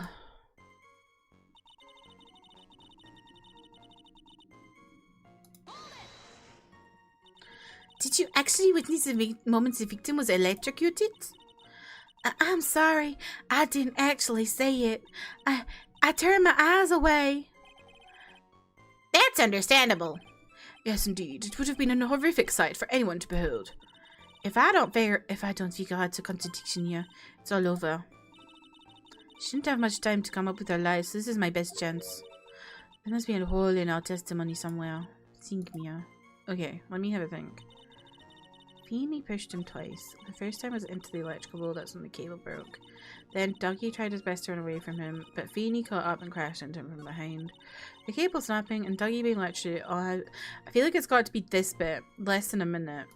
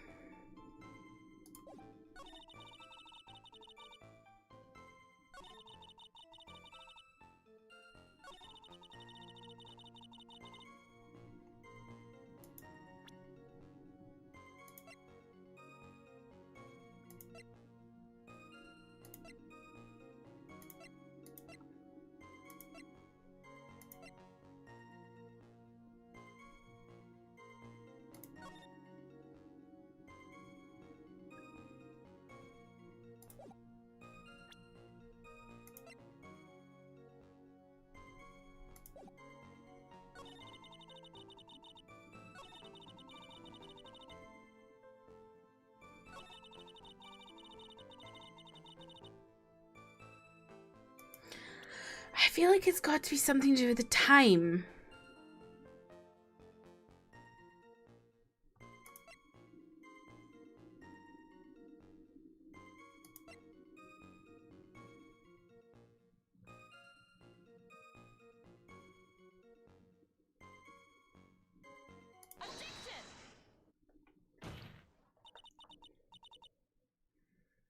Hell yeah. That's enough, witness. I'm afraid I don't understand. You will in a minute. Could you please take a look at this picture? Oh, that medicine. That's the one Fanny likes to take for his cold. It's not the medicine I want you to look at. It's the wristwatch. It stopped at the precise time the victim was electrocuted. In other words, 3:05 p.m. Yes, and your point is, Miss Fay? My point is this. What time was it when the lab suffered a power outage due to the cable snapping? Well, according to the student's testimony, the answer is clear. It was 2:55 p.m. Yeah! Would you care to explain to the court, Miss Dahlia Orson? What exactly happened during this 10-minute interval? The defense proposes that it was during this interval that the real murderer killed Mr. Doug Swallow.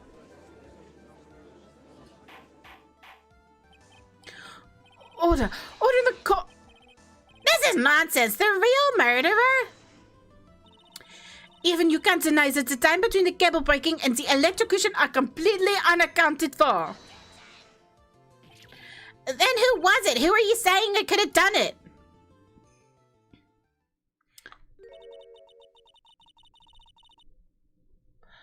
Little miss on the witness stand! There's only one person who could have murdered Mr. Swallow. Only after my client had left the scene was there a window of opportunity for the real killer. Miss Fay, is the defense ready to indict someone as this real killer? Could you imagine going to court, you're in court for something, and you can just indict someone? It's finally time. This is the moment I have been waiting for. Yes, Your Honor, we are ready. Very well, but remember, if you accuse the wrong person, you will be penalized. Think very carefully before you speak, Miss Fay. Now then, Miss Fay, let's have at it. Who is the real killer?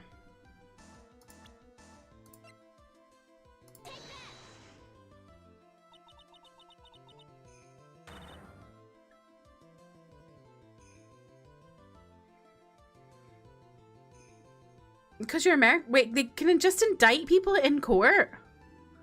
Don't you have to go through a whole, like, documentation process?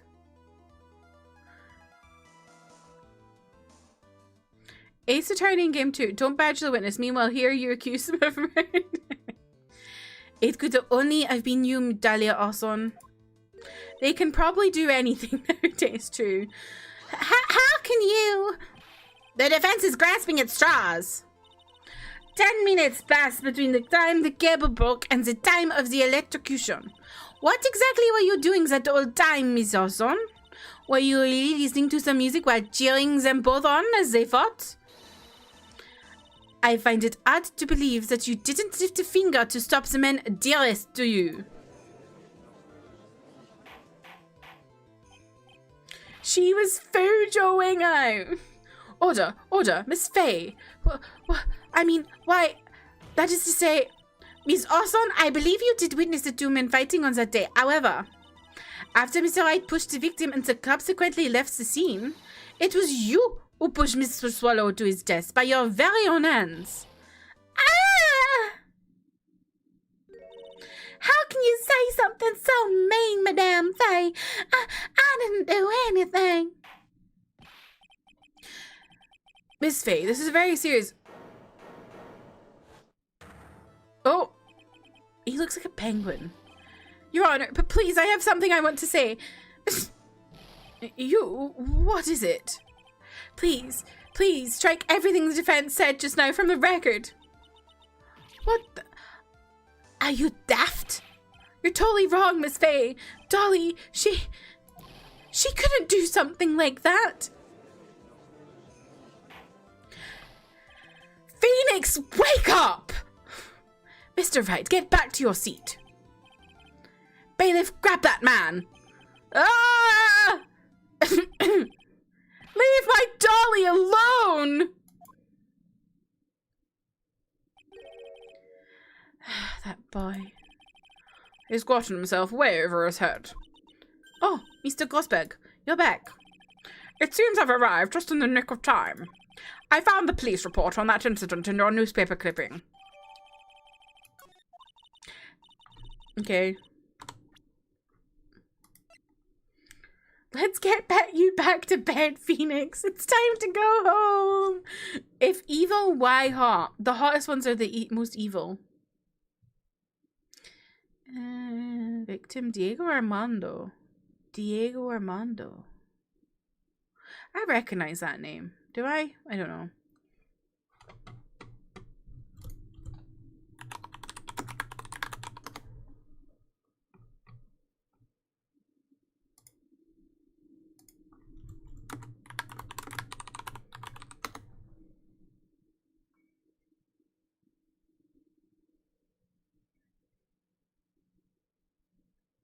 I feel like I recognize that name.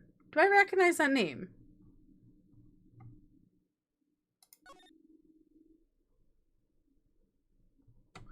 Armando ingested poison while interviewing the suspect regarding... I was Googling Diego Armando to see if I recognized his face, but I don't know. I said, didn't I? So I don't know why I've got scissors in my hand. I said... Poison. Traces of poison were found in the victim's coffee cup. No poison was found on the vicinity or on the suspect's person. It is unclear how the poison entered the victim's coffee cup.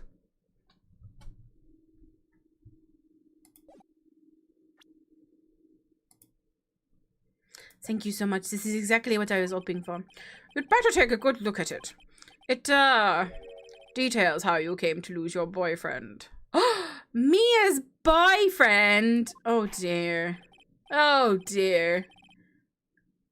Now then, the defense has made a very serious accusation.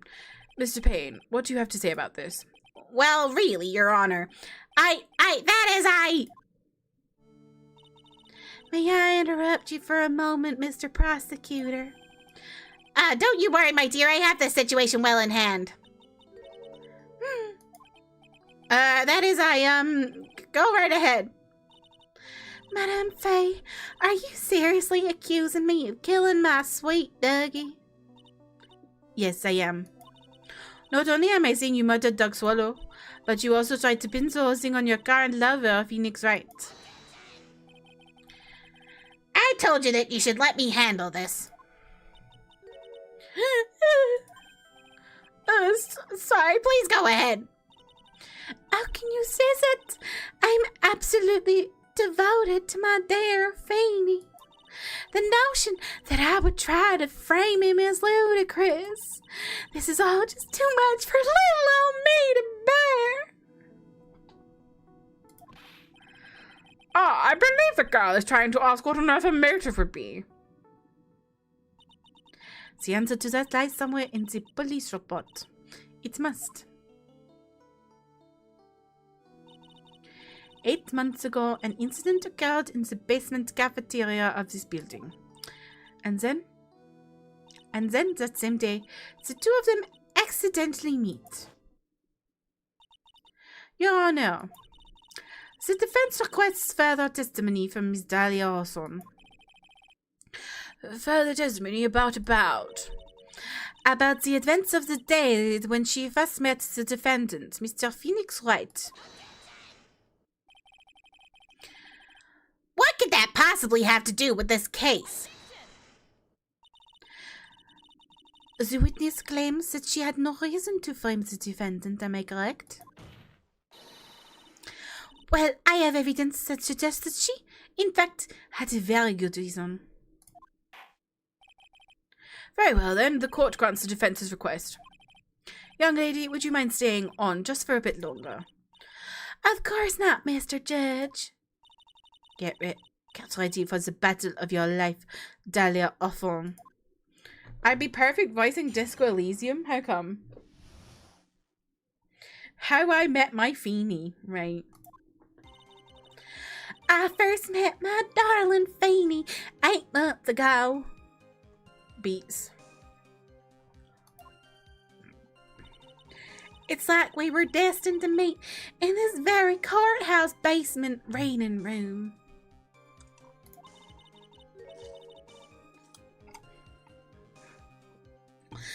The moment our eyes met, my heart skipped a beat. We've been going out ever since that fateful day. We're so lovey-wovey, we literally make people sick. It's just jealousy, I think. Mr. Wright, do that again. You'll be held in contempt of court. And now we enter the final act of our little drama. As we used to say in the days of my youth, go get her. My French accent fits some characters very well. That's interesting. I feel like I've been losing the French a bit today. It's been kind of going a bit like, I don't even know.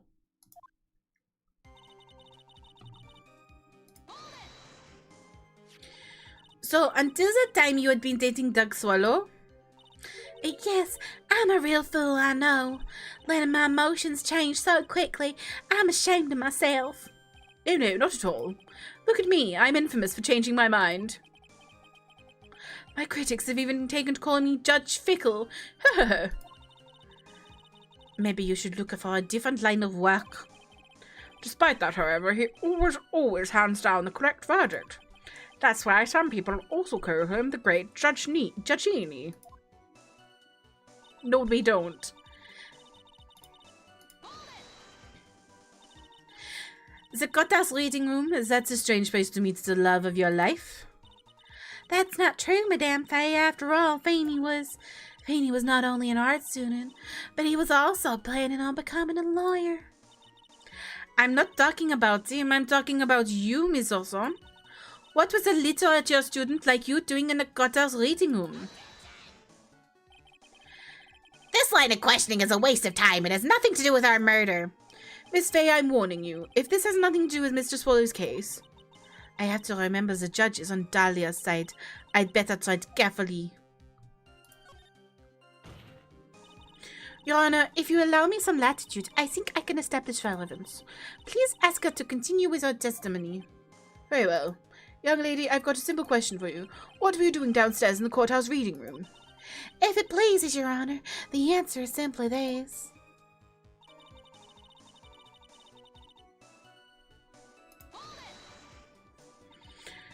You are writing a paper? On what? On the relationship between modern Sanryu poetry and the criminal underworld. That sounds like fascinating research idea. Am I getting old? Now I've even forgotten what I've forgotten. Again with the midlife crisis stuff. Mia, why did that girl really come to the courthouse? Isn't that what you want to know? And speaking of forgetting things, you haven't forgotten the police report, have you? I went through a lot of trouble to get it, my dear, so be sure to read it carefully. I did read it.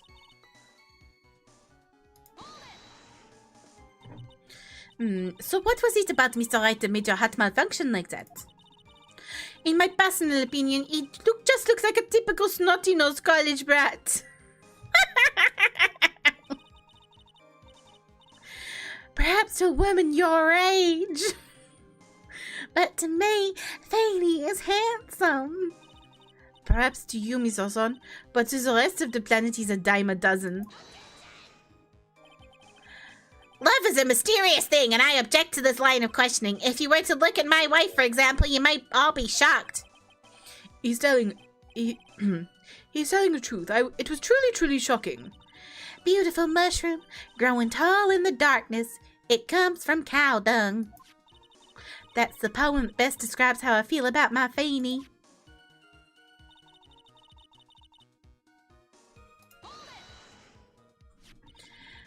Was there any bad feelings between you and Mr. Swallow? No, none at all. We parted on very good terms. But that can't be. Our investigation also shows that it was a clean breakup. Huh. Are you sure? Yes, it seems that they both wanted it that way. So the victim wanted to break up with her. So you're saying that Mr. Swallow also wanted to break up with you? Well, you see... What a cruel thing to ask a lovely young lady like this. That's gone southern again. By the way, I have never once considered leaving my wife. No one cares. Am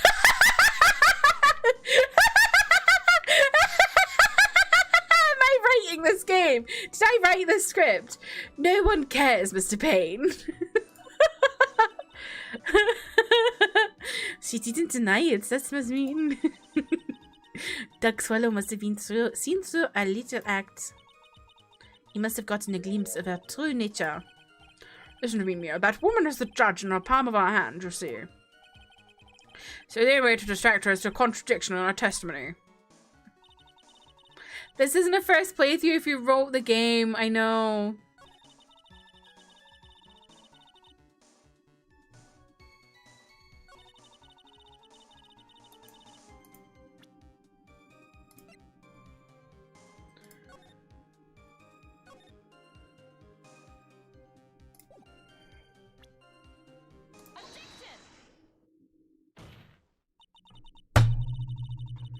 Miss Orson, you weren't here because of your research paper, were you? Didn't you actually come here for a much more important reason? What is the meaning of this cocky smile on your face, Miss Faye? 8 months ago, right here in this very courthouse, there was another tragedy. Another tragedy? Do you mean the incident in which an attorney was poisoned? The name of the suspect in that incident is listed here in this report, and that name is Dahlia Orson. Dahlia Hawthorne? Yes, the sweetie pie of everyone's eye, Miss Dahlia Orson. She was the prime suspect in a criminal case just 8 months ago.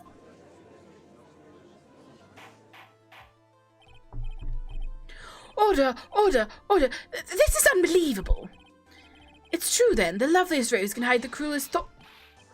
Miss Faye, that's not fair. You can't slander my witness. I, Winston Payne, will not allow it. Mr. Prosecutor, I believe I was speaking. Pardon me, go right ahead. It's true that about 8 months ago, the police expressed some interest in me. Expressed some interest, huh? Mr. Judge, sir, I know I'm under oath, so I'll tell you the absolute truth. I did not commit the crime that occurred during that incident 8 months ago. I see. Okay, I tied the 2 crimes together. Now I've just got to stay on the offensive. Well done, Mia. You've really lit a fire in my heart and my buttocks. I can hardly tell which is more inflamed, my spirit or my hemorrhoids.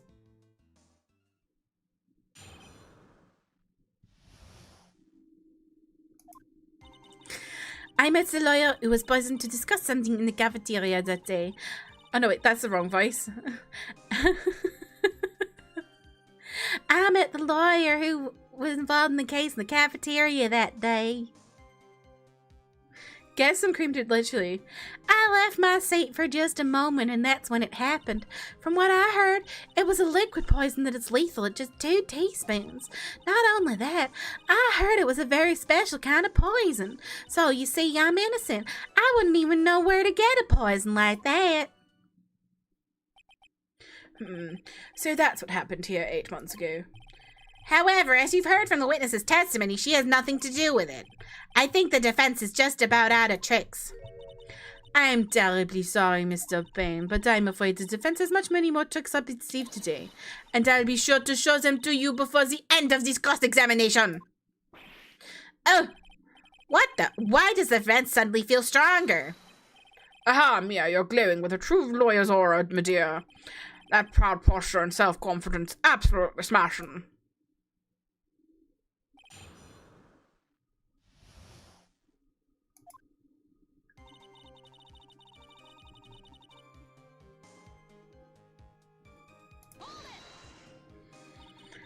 What were you talking about with the defense lawyer? Well, I'm sorry, but that's confidential. According to the report, you're being interviewed regarding another case. The lawyer that was killed, he said he wanted to talk about an incident I was caught up in when I was younger. Is this girl a fucking serial killer? Why don't you tell us all what that incident was? That has absolutely nothing to do with this case. Objection sustained. The defense's question is stricken from the record. You get involved in a lot of incidents, don't you, Miss Orson? Well, I guess I was just born under a bad sign. Don't worry, Dolly. I'll protect you. You heard the man. Now that is true love, young lady. What happened to contempt of court? Oh, Fanny, please. So really making me ill, albeit for decidedly different reasons.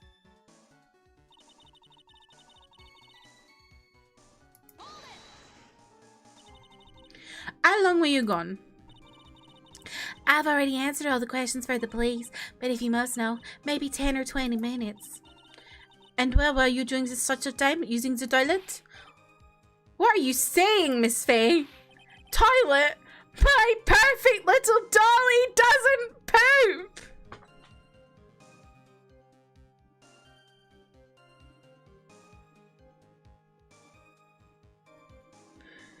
Someone spray him with water. You know, like those water bottle sprays for cats. Psh. Fucking hell.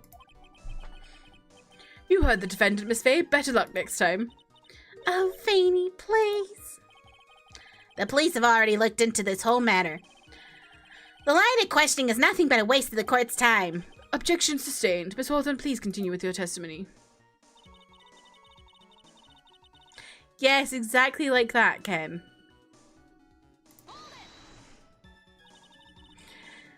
About how much liquid is 2 teaspoons? Well, let me see. My bottle of eye drop says it's half fluid ounce, which is equal to 3 teaspoons. So it's about 2/3 of that amount, huh? The poison was found in the lawyer's mug of coffee. Must be after I left the table. Someone must have quietly slipped it in there.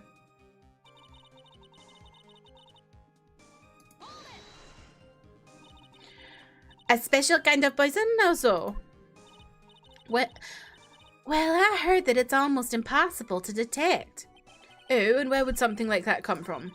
I'm sorry, all I know is what I overheard the policeman saying. They said something about using advanced chemical processes to purify it. Chemical processes? Well, that's quite impressive. Most impressive. The better question is, how did the criminal get something like that?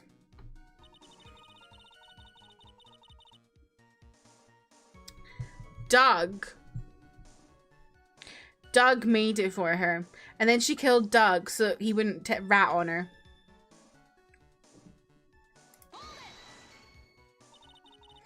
And that's the reason they didn't arrest you? Because no one could show how you could have gotten the poison? I think that's a good enough reason, Madame Faye. She's right, and I think we've all had enough of Miss Faye's questions. So in essence, the main reason Miss Hawthorne was never arrested for this crime was because no one could show how she could have obtained the poison. Then all we have to do is find a way to establish how she could have gotten some, right? Okay.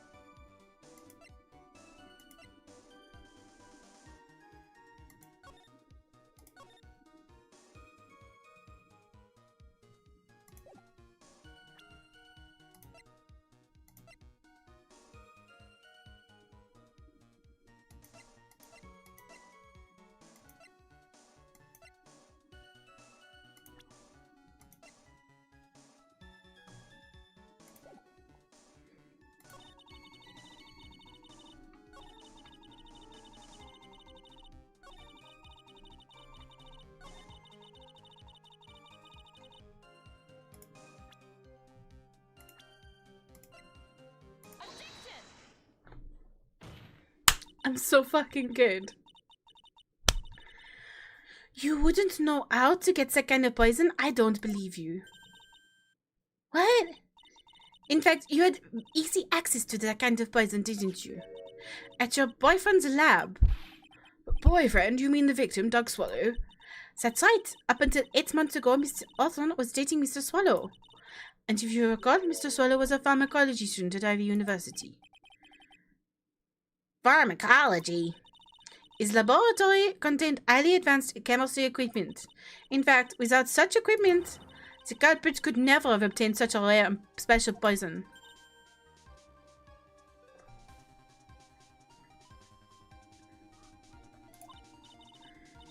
Well, Miss Orson, it seems you had access to such poison after all. And then it was a matter of slipping it into the victim's coffee when he wasn't looking.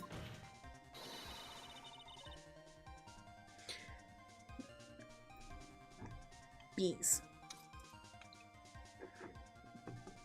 I love objection music. The only person who could have done that was the one sitting at his very table. You. No! Order, order, order. Could it be? That's nothing but baseless. May I say something, Madame Faye? What is it, Miss Orson? The amount of poison in the coffee was 2 teaspoons, correct? In order to carry that much liquid, you would need some kind of container. Well, yes, that's true. I was searched immediately after the incident took place. Quite true. In fact, the entire courthouse was turned upside down. But they didn't find a suspicious container anywhere, did they? Or did they? I used the wrong accent there. She's right, they even mentioned that in the report. Well, you could have easily gotten rid of something that small. Excuse me, madame, but this is a court of law. If you're saying I threw the poison container away, I think you need to show some kind of proof. Proof? She got me good. She didn't get me good with that, Mia. Are we stupid? We already figured this out half an hour ago. Provide some evidence or I'll have to disallow this line of questioning, Miss Faye. Unless we can come up with some evidence, we're going to lose this lead.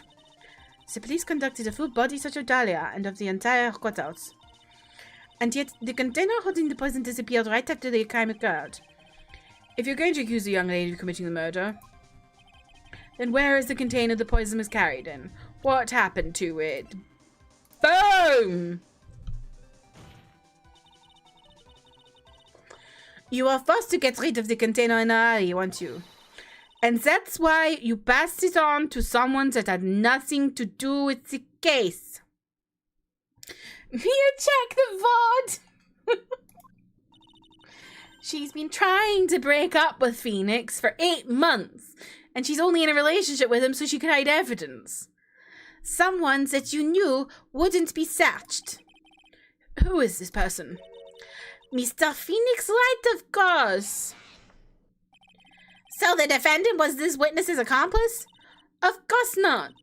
She gave the poison to him disguised as a present. What? But that's... That's a charming little necklace. Is this a little bottle? It's really quite cute. So what about it? What does it mean, Miss Faye? The day that the witness met and fell for Mr. Phoenix Wright was 8 months ago. August 27th, the very same day as the poisoning incident. Under the pretense of love, the witness gave my client a present. And for the purpose of hiding the one piece of evidence that would give her away. What? Are you saying there's a deadly poison in there? No, there's no longer any poison in that bottle. However, I'm certain if the crime laboratory and analyze it, they would find a trace amount. No!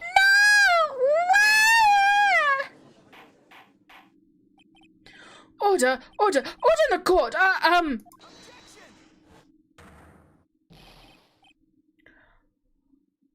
On behalf of Dolly, I object.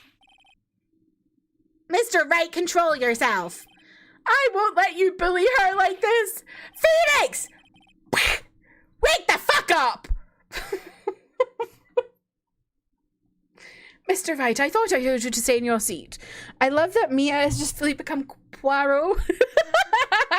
That's me, Poirot. I was really gonna say poor Dahlia having this fake relationship for that long as if she didn't commit a crime. I thought I told you to stay in your seat. Mr. Wright, why? Why are you going through so much trouble to protect her? Why? Because I'm madly in love with her. You don't even know her, boy. Madly in love. I haven't heard anyone say that in a long time. Mr. Wright, have you ever thought about this? Why exactly would a woman like Dahlia Orson want to date you anyway?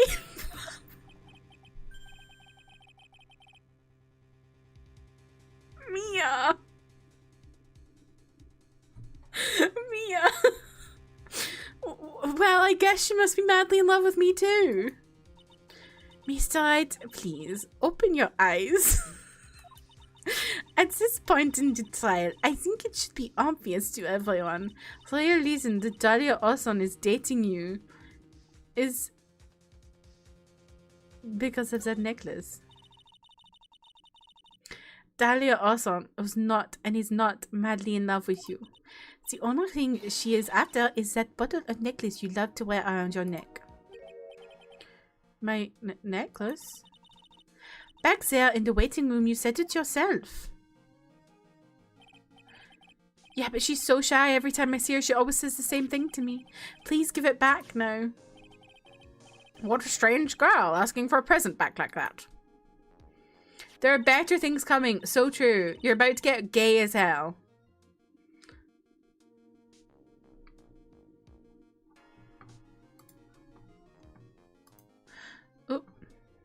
For Dahlia Orson, that necklace is irrefutable evidence of her crime. That's why she absolutely had to get it back. You're lying. But you never gave it back to her. And to make things worse for her, you insisted on showing it to everyone you met.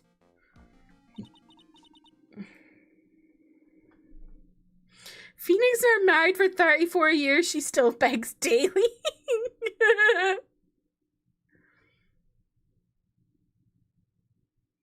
Holly, did you read that as pegs? That's why she... I don't believe you. No! That's a lie! Holly! Oh my god, what's going on? Sorry, I couldn't read all that. I just got swept up in the moment. Mia, are you alright? Yeah, yes, I think so.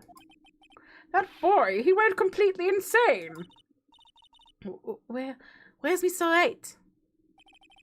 It looks like the bailiff caught him, so he should be back soon enough. Thank goodness.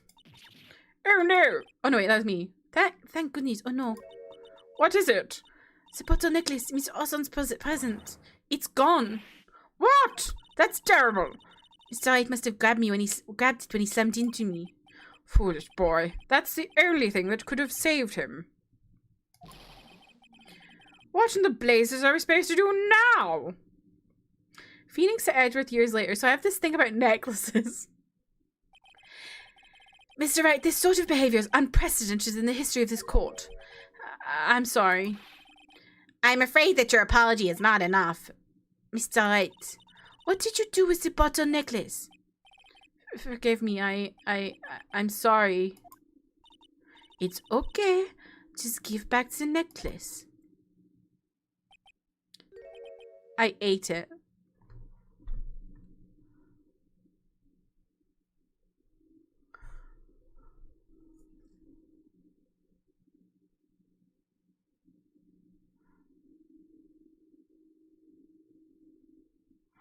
Jesus Christ, does she have the tightest vagina ever?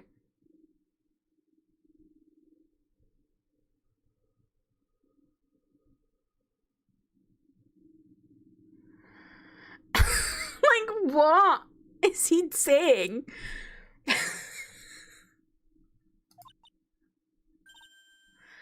You what? You ate it.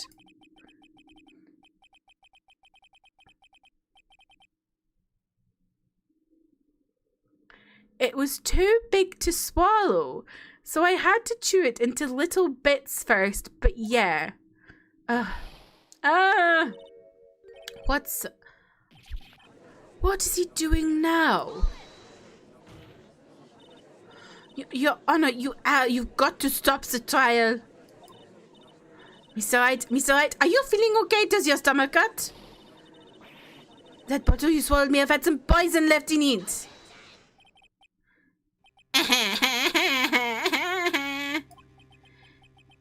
It seems the defendant has proven the prosecution's case for us.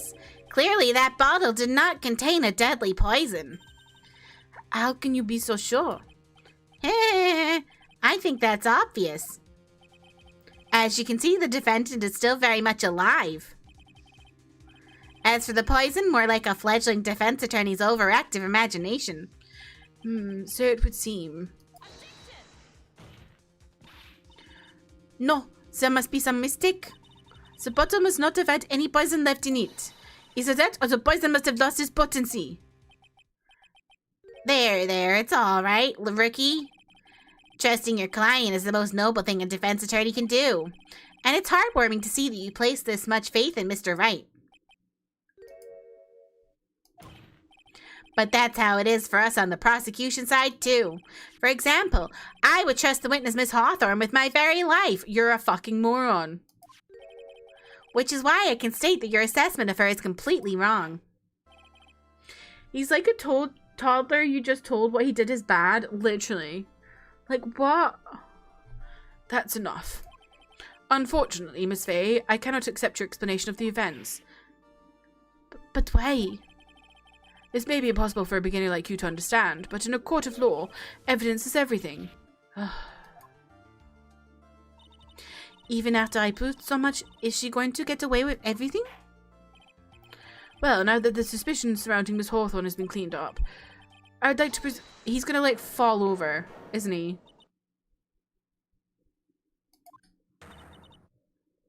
Mr. Wright?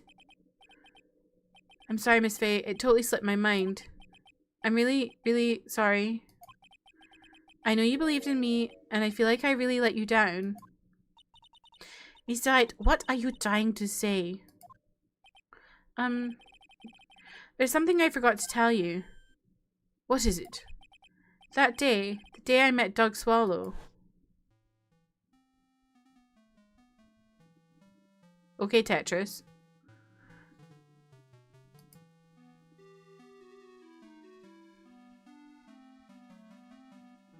I'm not reading this because I've read it twice already. I can't be bothered.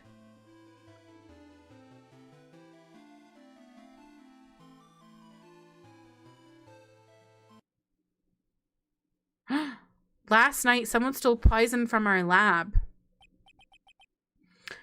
Poison? Wait, what have I said? The same thing happened 8 months ago. A drug sample was stolen. That's really bad. She came to the lab that time too. Making him fake British. Could have only been her. That girl was a thief. Don't talk about her like that.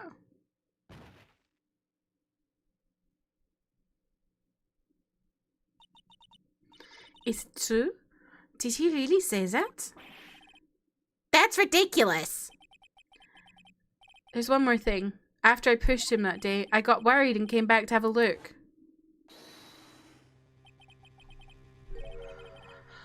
And she was there. Dolly was right there.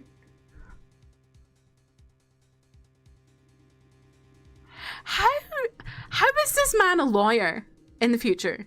Literally, how did he get a degree?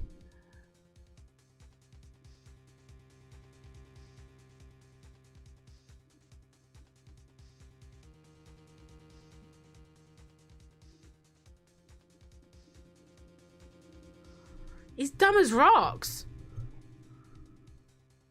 No one pegged him to be a lawyer.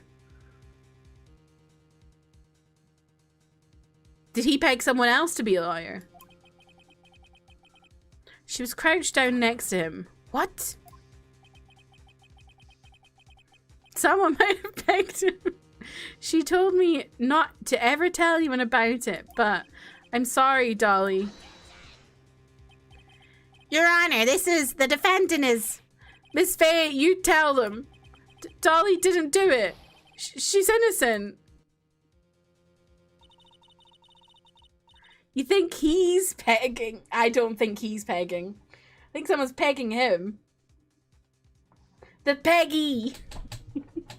But maybe on occasion someone likes to try it and then it just doesn't go very well. You know, like maybe Miles is like, we should try switching it up, and then they try and it's like terrible. So Dahlia stole poison 8 months ago too, huh? If you put that together with Mr. Wright's testimony, then here's the only possible conclusion. She was trying to poison Phoenix next. The defense believes that Miss Dahlia Orson stole some poison on the night before she killed Doug Swallow.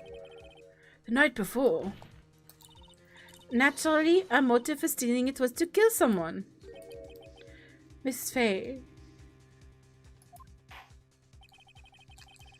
Laura's a stressful career. Gotta take the edge off somehow. You gotta get the edge off somehow. Good one, Holly. If you're so certain of your theory, then let me ask you this. Mia, this is your last chance. Think carefully now. There's something that she desperately wanted to get back there for. Exactly who was Miss Dahlia Hawthorne planning to kill? Phoenix Wright! There was one person that was standing squarely in Miss Dahlia Orson's way. And that person was Mr. Phoenix Wright! Me? That's preposterous! After all, it was Doug Swallow that was murdered. Well, it's true that's how things worked out. But let's remember that Mr. Swallow died of electrocution, not poison. The person that Miss Hawthorne was planning to poison was, in fact, you, Phoenix Wright. There's no one else that it could be. But how can that be? I thought Mr. Wright and Miss Hawthorne were in love. Poor Mr. Wright, this must be killing him. Hang in there. I'll bring her to justice. I swear it. As I said before, the only thing Mr. Hawthorne truly cared about was the one piece of evidence linking her to that incident 8 months ago. That's right. The bottle necklace. That's all she cared about. But even so, why would she go as far to murder him? 8 months ago, just after the fall of that attorney in the basement cafeteria, Dahlia Hawthorne could think of only one thing. How to get rid of the bottle necklace as quickly as possible. No, it can't be. It was a pretty good move she made too. The evidence was missing for a long time. But there was just one big problem. Although she got him to hide the evidence, Mr. Wright refused to return it for her. To him, the tiny little bottle was a cherished treasure. He even showed it to everyone he met.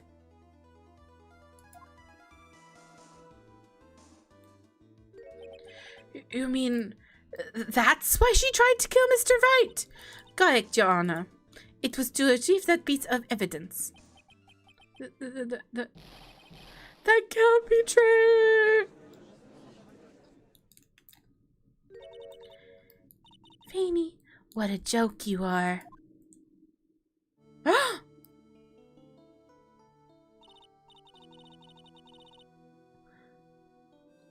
If evil, why hot? Honestly, how can any woman ever count on you for anything? I even told you, time and time again, to keep your trap shut about me and that necklace. You disgust me. Miss Hawthorne? It appears that we're nearing the end of this trial. Fine. I can tell you plan on making me into a criminal no matter what I say. You are a criminal, Miss Hawthorne. We'll see about that, but first, where's your evidence? It seems your sniveling little crybaby of a client has eaten the bottle as a snack. Well, hey, old man, are you senile or something? Why don't you say something instead of sitting there with that dumb look on your face? Miss Hawthorne, what's happened to you? Are you really that shocked? Or do you prefer me this way, Mr. Judge? With absolutely no proof, you treat a voluntary witness like she's a mass murderer. Well, I have nothing more to say. I'll be heading home now if you don't mind. But we're not finished. Fine. Then ask this nasty old hag to finish up already.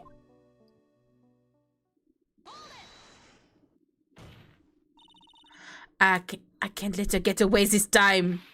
Stop, Mia. If you keep on pushing without any evidence, you could pay the ultimate price as a lawyer. The ultimate price? You'd be forced to take off your attorney's badge forever, I'm afraid. No. You'd better think it over carefully, Miss Fay, or should I say Miss Gray? Gray? Well, Miss Fay, can you provide evidence that would establish her guilt once and for all? If I mess up here, my career as a lawyer is over. But to be honest, at this point, I don't have any evidence as well founded. Even so, I'd rather lose my attorney's badge than let her get away with murder. Your Honor, the defense would like to present proof. Impossible. You can't possibly... Stupid woman. It is the opinion of the court that there has already been enough discussion. Therefore, I will allow only one piece of evidence to be presented. Just one? If you are unable to establish your guilt, then I'm afraid that a very harsh verdict will be immediately handed down on Mr. Wright. I understand, Your Honor. I can just imagine the headlines for tomorrow's newspaper. Up-and-coming lawyer plummets to earth before she gets the chance to soar. She's planning to poison Mr. Wright. If that's the case, then the poison was probably in there. Well then, Miss Fay, please present your evidence. Show to this court if your irrefutable proof that Miss Hawthorne was planning to poison Mr. Wright.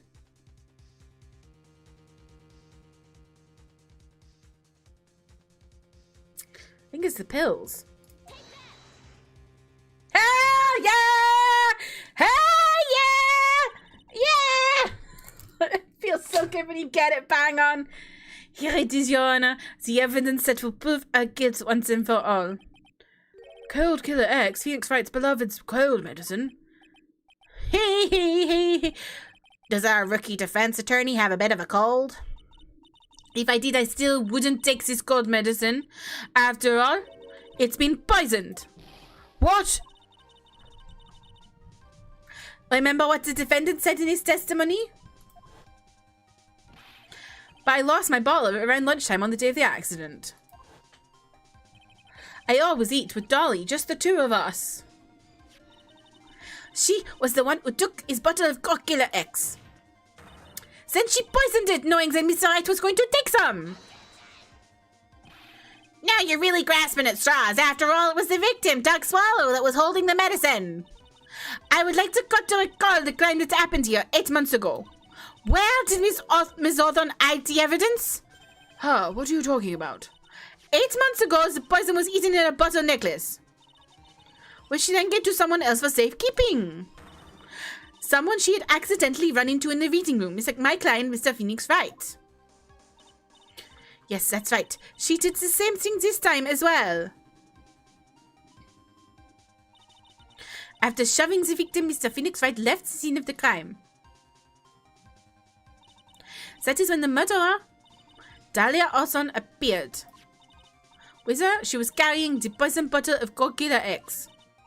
This is, of course, was so she could carry out a plan to murder Mr. Wright. I believe she did testify that she was going to meet with the defendant. Yes, and she heard and saw everything that happened at the scene of the crime, including what the defendant and victim were arguing about and the cut electrical cable. That's when she realized, I can't allow Doug Swallow to live. She used a severed electrical cable to silence him forever. Unfortunately for her, this is when the problem occurred. Mr. Wright, who she thought had left the scene, came back to check on the victim. And on top of that, because of the power outage, some students showed up as well. It's hardly any wonder that she was, as she put it, in a state of panic.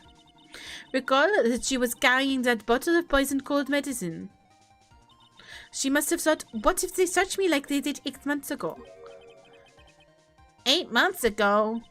Yes, she disposed of the evidence exactly the same way as she did back then. She had someone else hold it, in this case, Duck Swallow.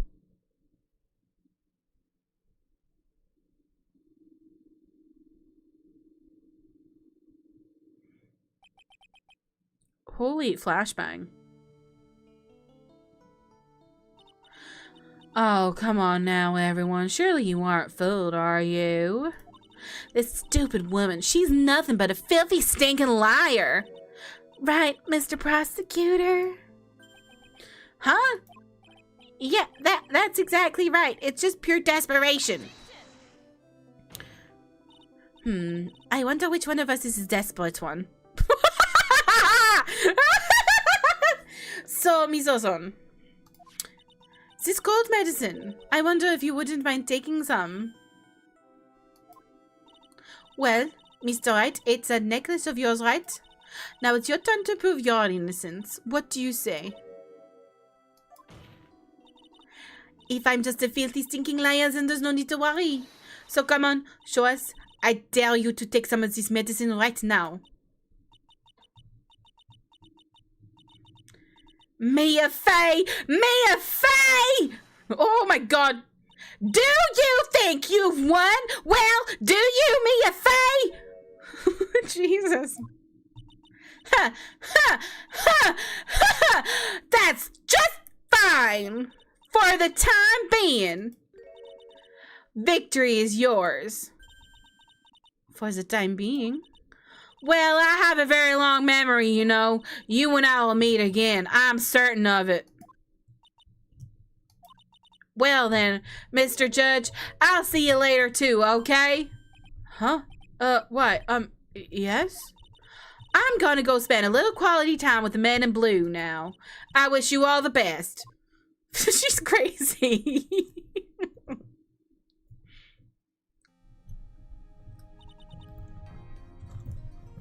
Whew. It's finally all over.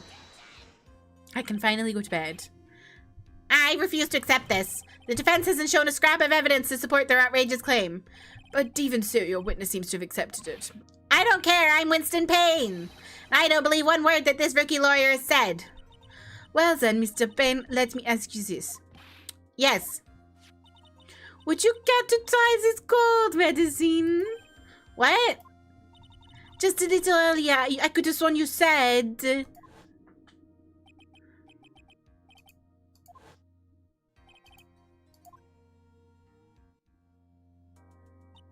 So, if she's so trustworthy, then I'm sure there couldn't possibly be any poison in here, right? You see, yes. And here comes the back pedal. Come on now, rookie killer. Show this rookie how it's done. How much trust do you really have for this woman? Are you willing to bet your life?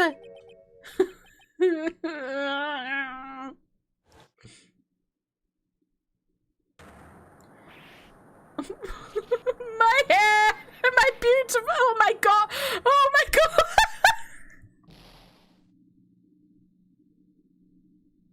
Mia made him lose all his hair! Just like that! Mr. Payne, about Miss Dahlia Hawthorne. Oh my god! That's crazy! Yes, Your Honor. I'll file papers for her immediate arrest. He is molding! That's where it comes from. It comes from Phoenix Wright. He's mad and he went bald. Tragic, but not surprising. I knew there was something suspicious about her from the very beginning. You're a fucking liar, you old lecherous man. Don't lie, you just admit you're wrong. By the way, Miss Faye. Yes, Your Honor? Was it just me, or did you and Miss Dahlia Hawthorne seem to know each other? Your Honor, whether we did or not has no bearing on this case. Very well. Mr. Payne. This can't be happening. It's a nightmare. It's like losing to my daughter. It appears Mr. Payne has lost his spirit along with his hair. Does the defendant have anything further to say? It can't be true, my dear Dolly. Very well then. I believe I'm ready to pass judgment and bring this trial to an end. The court finds the defendant Phoenix Wright not guilty.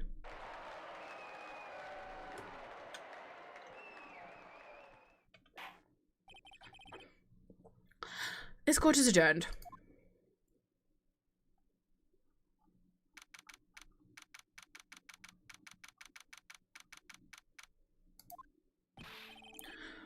Mia, you were wonderful in there. Thank you for everything, Mr. Gosberg. During the verdict, I thought my hemorrhoids were going to explode like Mount Vesuvius. Mr. Gosberg, do you, maybe think you could stop talking about them? That's rather rude.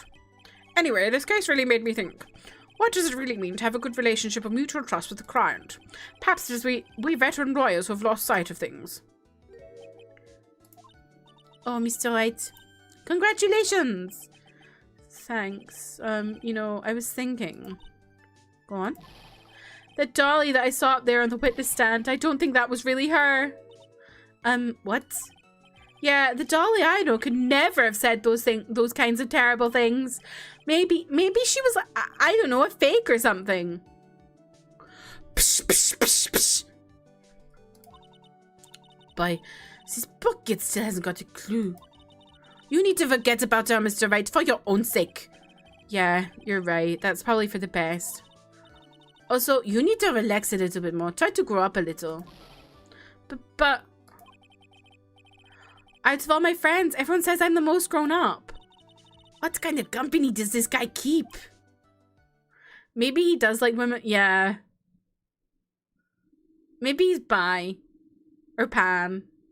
Or omni. He's really down bad and horny. Right now, I'm studying to become a lawyer myself. That's what you keep saying. But I thought you were in the art department. Well, yeah, I am. But there's a friend that I desperately want to help. And if I hurry, then I should be able to save him in time.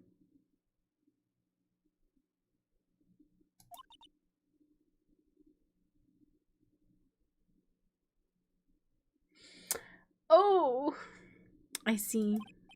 Say, Miss Faye, a lawyer is someone who can help people when they're in trouble, right? Mr. Wright, I'm still new at this myself. But I think that's exactly what a lawyer is. Okay, I'm going to do it. I'll study my butt off. I'll become a lawyer for sure. I hope. I hope we see each other again someday. Maybe even in court. Oh. I also wish Mia lived. It's been 5 years since I was acquitted of all charges. I became a lawyer like I planned and managed to save my friend! Ah!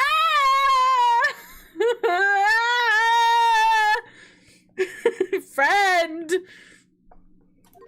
But Mia has passed on to a better place.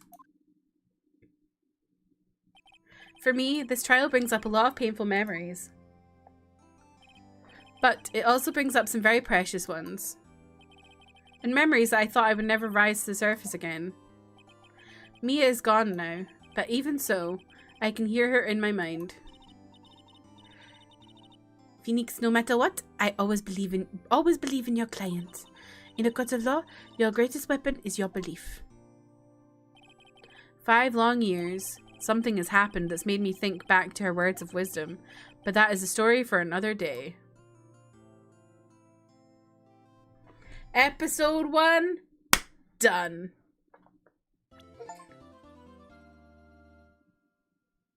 But episode 1 is basically just tutorial.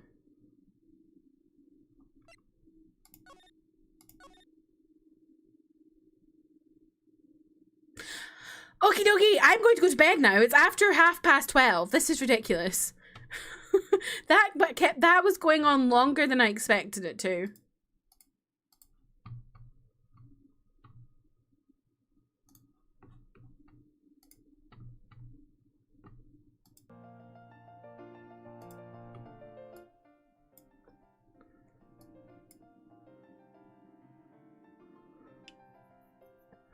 Anyway, who should read?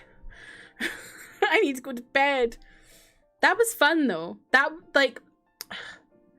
was like so much better. Like, I just have so many bad memories from fucking Turnabout Big Top. That is like, I don't know how I feel about Ace Attorney anymore. But that was good. So now I'm like, okay, Ace Attorney is so back. I love the feeling. I love the feeling when you select the right thing first time. You're like, is it this? And then you go, what, bam! And it's like, yeah, I did it! You see the health bar go away and you're like, yes! Turnabout Big Top Trauma, exactly. Third game is the best for sure. I'm excited. Is it really gay?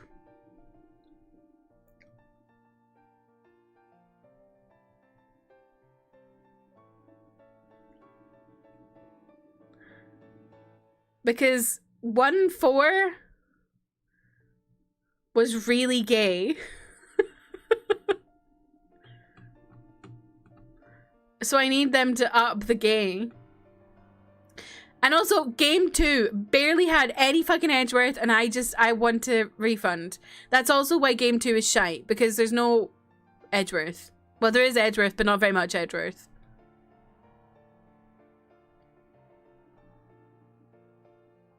Are you excited for the proper geezer, Miles Edgeworth, to make a return? Are you excited?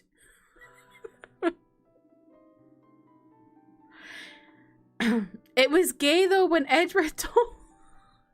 Who's PW? Oh, Phoenix Wright. To strip naked and shriek. Yes. Okay. Let's find someone to read. Phoenix spending most of that game, and literally, he really did spend most of that game acting like Edward divorced him. He's like, where has my man gone? He just left. They were in their divorce era.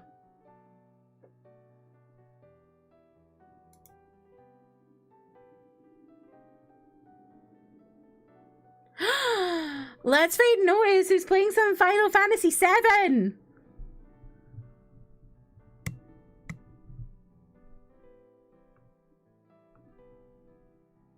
My beloved Final Fantasy VII.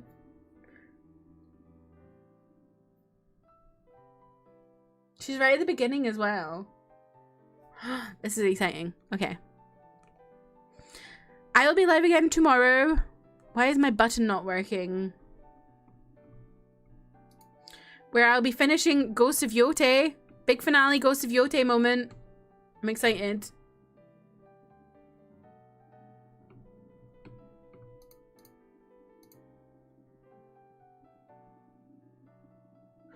Okay, never mind. My bar raider is not working. I'll have to do it manually. Instead of pushing the button.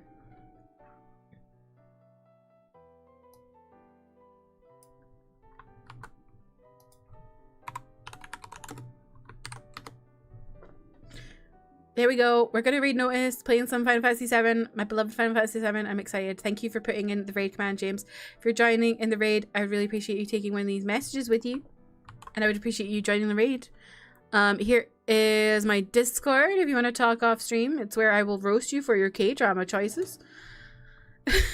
Like Ventus. Or I will, I don't know. I will share out of context the messages like Trev. What was it Trev said earlier today? Anyone up for a spot of anal? That is a message that Trev said.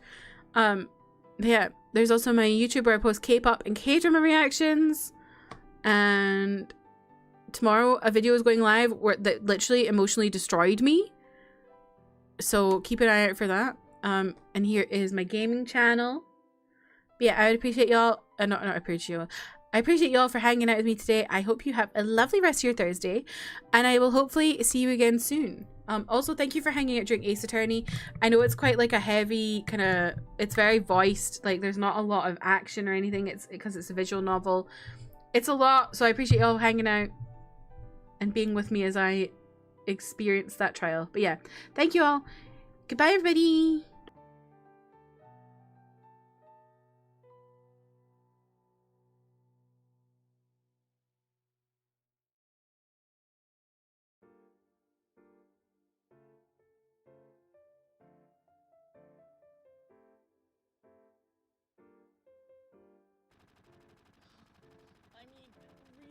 crash out.